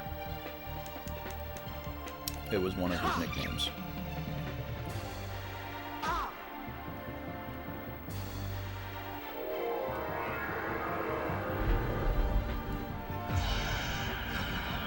This guy's just spamming Drillnose.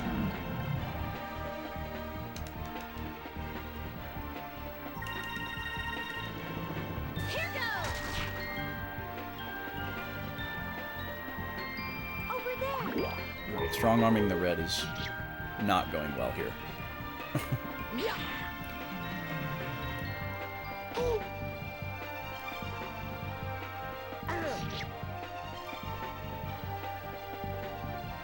How many crits me? Come on, dude.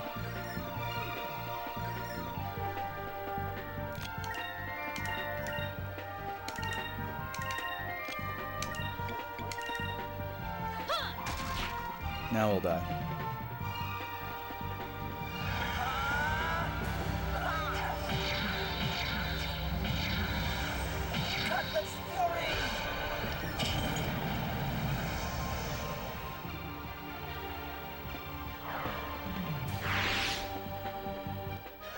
That was easy. How close are we getting? Okay, Fina's getting there. It's gonna be a while for Ica.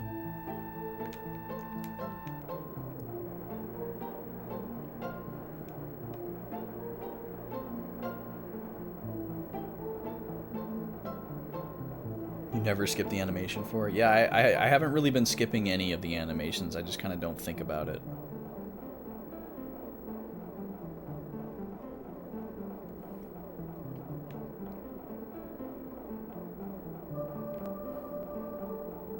Okay, this looks like a dead end, but it also looks like a yellow crystal.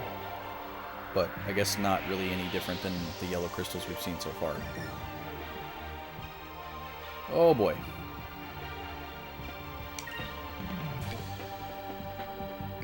Alright, we're gonna have to change our colors here.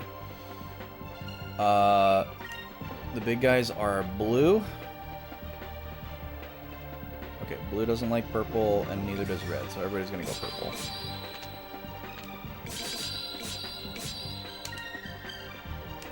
Let's see. This guy's gonna do drill nose, so try to just get him out of here as quickly as possible. I guess we don't bother with Lambda. I don't know.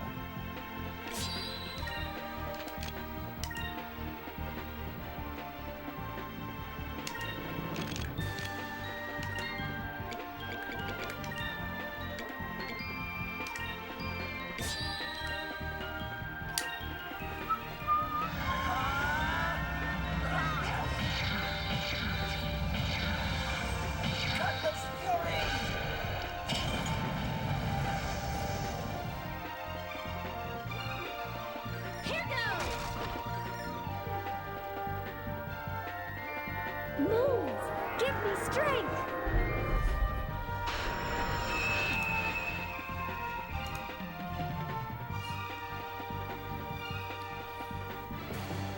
Yeah. Well, that's better, but it's still crappy damage. That guy just must have really high defense or something. Prepare yourself. Alright, Vice, thanks for joining us tonight, man.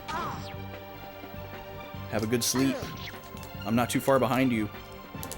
We're gonna close up shop here pretty soon. I usually stop at 11 on Fridays, unless things are really bumping, and then I'll go an extra hour. So, you won't miss too much. Hope to see you around. Okay. Let's see. Can't do Rain of Swords, that's unfortunate.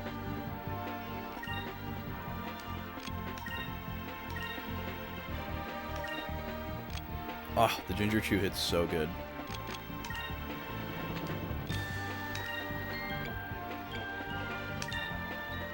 I guess we're just gonna do the same thing here. We'll aim from Enrique this time.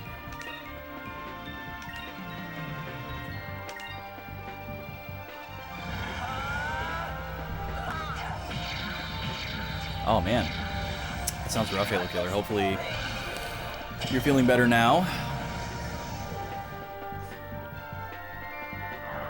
That's always the worst. Like, you get a headache, and you can tell that, like, it would really help if you slept, but it's really hard to fall asleep because of the headache. I've been in that situation many times, where, like, you get a headache, and you can't really focus on anything, so you're like, okay, I'm just gonna sleep off this headache, but then you can't sleep either, because as soon as you turn off all your other senses, you're just focused on the headache. Sometimes you can just fall asleep right through it, but wow, 3 out of 4 asleep. Thank you so much, dude. And now you're gonna try to use a instant death spell on me? Wow. Well, at least you woke them up. Rain of Swords.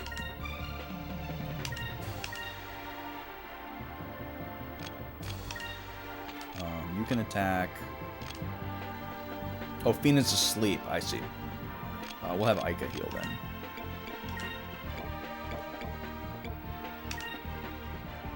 Just in case.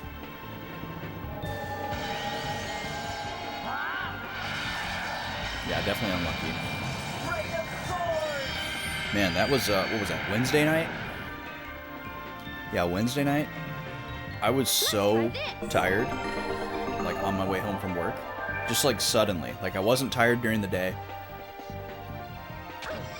And this happens to me pretty regularly, like, where I get in the car to drive home, And like something about like it's hot outside and the cold air gets going in the car and like the sound of the car and the road and the fan, like and like the fact that I've been awake since early in the morning, like the combination of like all of that just makes me super sleepy most days. And it's something that I like struggle with like on my way home. But usually like as soon as I get out of the car and I get into the house, it kind of like wears off. But Wednesday it was so bad. It was like I was fighting sleep on like a super long road trip drive or something. And I got home and it was just like everything in my body was like, you need to lay down right now. You need to sleep. And like I never take naps because I usually can't fall asleep. And then if I do, I just want to stay asleep and then it just screws everything up. Okay, so this ain't it, huh? Sure is a pretty crystal, but apparently that ain't it. And this is indeed a dead end.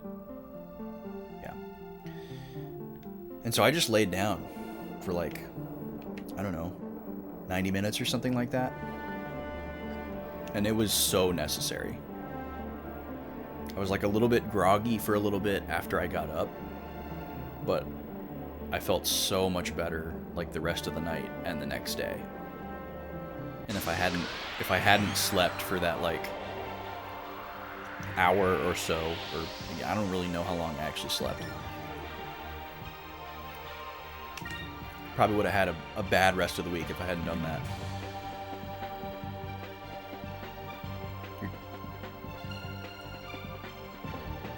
Drilling for a filling with your sinus issues? Oh man, that's a bad combo for sure. Yeah, sinuses are the worst, actually. Fun fact, they are the worst. I am so glad that relocating from Minnesota to here seemed to pretty much completely eliminate my sinus problems. I was really suffering up there.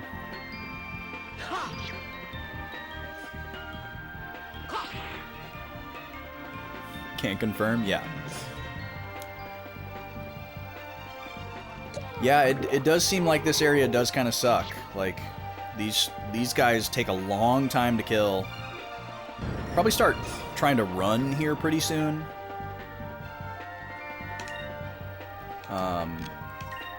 Because I don't really feel the need to grind.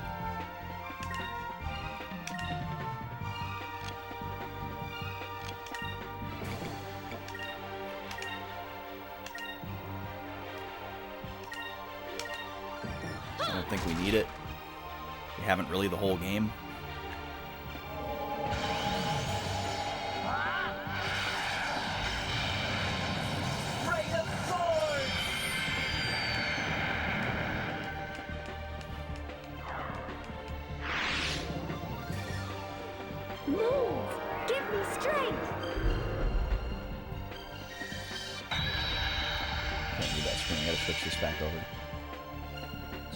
Too far away. Your algae seem to be better since you've grown older. Wow, yeah, that's very uncommon. It usually goes the other way. You're even more excited for Pikmin 4 now? Nice. Yeah, Pikmin 4 looks cool. I've still never played a Pikmin game, but I've always been intrigued by it. I was saying earlier, I really hope they do. I would really like it if they did a physical release of that 1 and 2 remaster, because I would definitely buy that.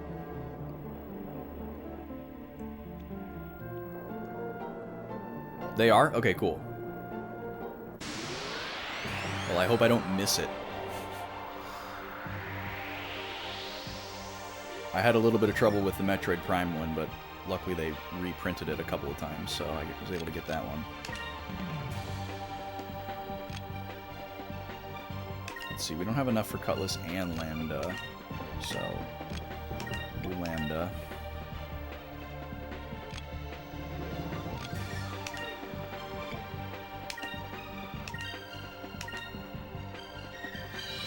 just got your pre-order in today. Nice. Slammed it burst. Yeah, I don't know if I would be motivated enough to pre-order it, but if it comes out and it's available, I will get it. I have the Wii version of Pikmin 1, and I've been trying to snag a copy for a decent price of Pikmin 2's Wii version, but a specific version of it. And I have not been able to pull that off over the course of many years. It's also very low priority. And then I have a digital copy of Pikmin 3 on my Wii U from when Club Nintendo closed.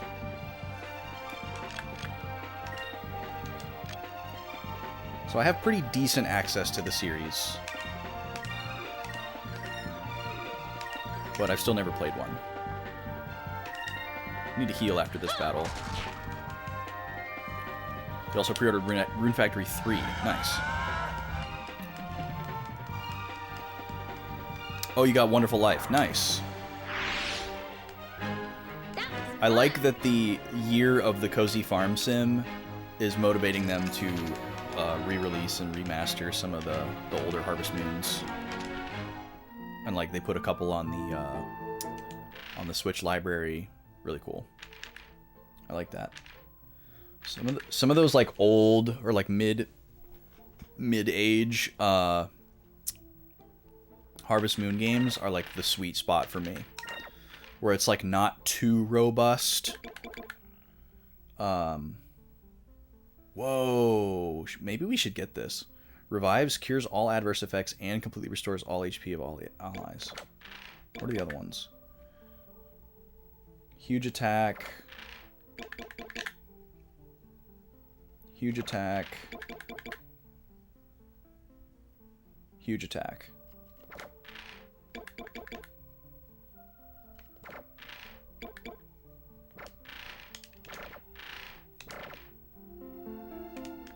We'll give it some more thought.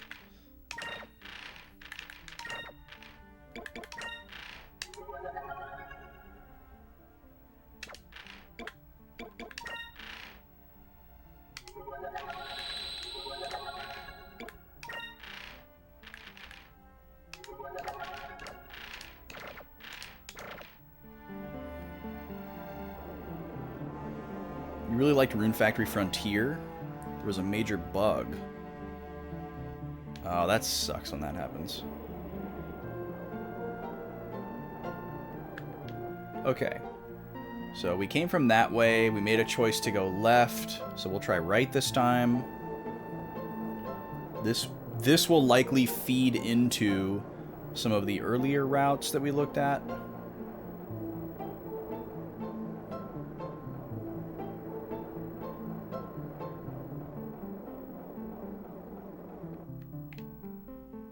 It'd be nice if we could hit another save point, but I'm assuming there's only one at the entrance and one at the exit. There's probably a boss in here, if the Dark Rift was any indication.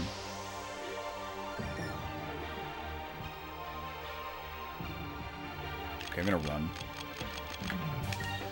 Retreat!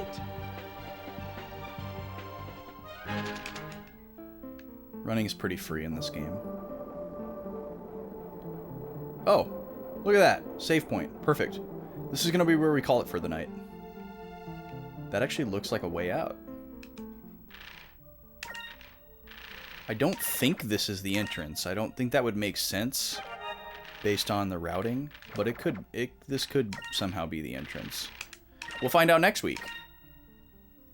Like I said earlier, please go vote in the Discord for what we're doing on Tuesday. We will likely be doing a day stream, but I would like to hear from you on whether you'd prefer me to stream at normal time or if you'd prefer me to not stream at all so you don't miss stuff. Or if you want me to stream during the day. Leaning towards streaming during the day. That would be my pick, if you want to vote for my pick. And then we'll be back again on Thursday with more theater. I'll throw a poll up probably on Wednesday for what we watch. One of the options will be Super Mario RPG, for sure. I haven't fully decided on what the other two are going to be. But there will be 3 options to vote on for what series we watch. And then I'll be back with more of this on Friday. And that'll be another week. So that's exciting. Let's find somebody to raid here. Please stick around if you can. Go show some love to somebody. Say hello. See what's going on. I'll still be up for a little bit. I'm not going to bed right away. Oh, we got some friends. We got some friends hanging out. Choices.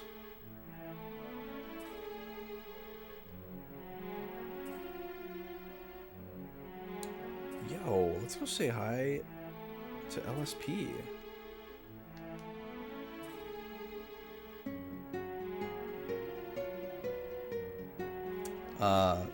Tyler does not stream super often. Tyler, aka Last Save Point. Fantastic streamer. Drop him a follow. Super funny guy. Does a mixture of gaming and just chatting. He's playing Final Fantasy IV for the first time. We were just talking about that game earlier and how much I love it. Definitely want to go say hi to him, see how he's been. I haven't seen him on in a while. And he's playing one of my favorite games. So it looks like he's doing Pixel Remaster. Looks like he's pretty early on. So excited to check it out. Check in with him. Strongly recommend checking him out. Even if you can't raid over, definitely drop him a follow. I'll do a shout out in the chat here as well, just in case anybody's not able to raid. But please do so if you can.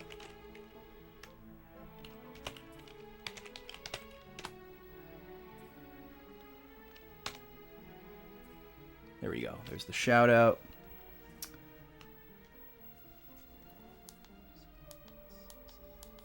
Oh, nice. We're gonna be a double raid. He just got hit with a raid. We're gonna come in with the double. I'm gonna wait out a little bit longer here because some ads are rolling.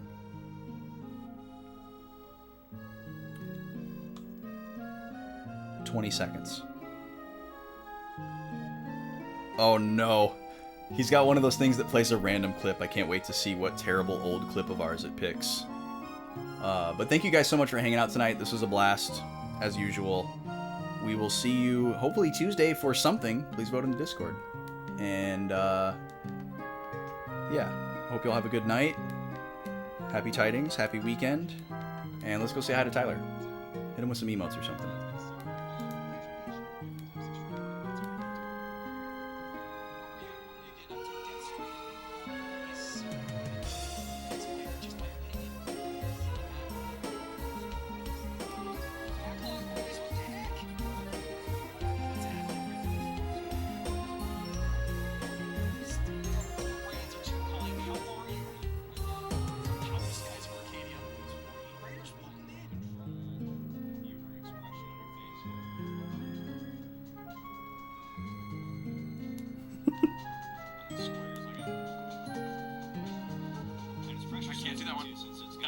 That expression was advanced. You didn't tell me that before. You see how hard I press on the button, but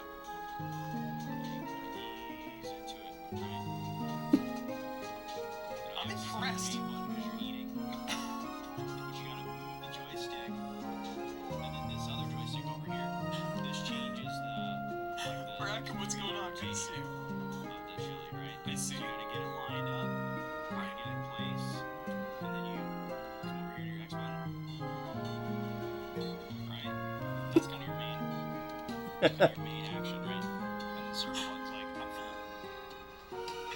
Right? So you gotta make it, you gotta like ease into that circle button while moving the chili away, right? So that was the most in-depth, perfect clip I've ever seen in my entire life. I feel like I know everything about you. I feel like we just bonded. It was so cool and intimate somehow. Raiders, welcome in. If you don't know me, my name is Tyler, or Last Save Point. We are playing Final Fantasy IV for the very first time. I'm a Friday night streamer when I can, you know, when the motivation is there after working. You understand. I hope you'll come to join us on Fridays. And thanks for being here tonight. I do have a raid video for y'all, all of ya. Peach, Ducky.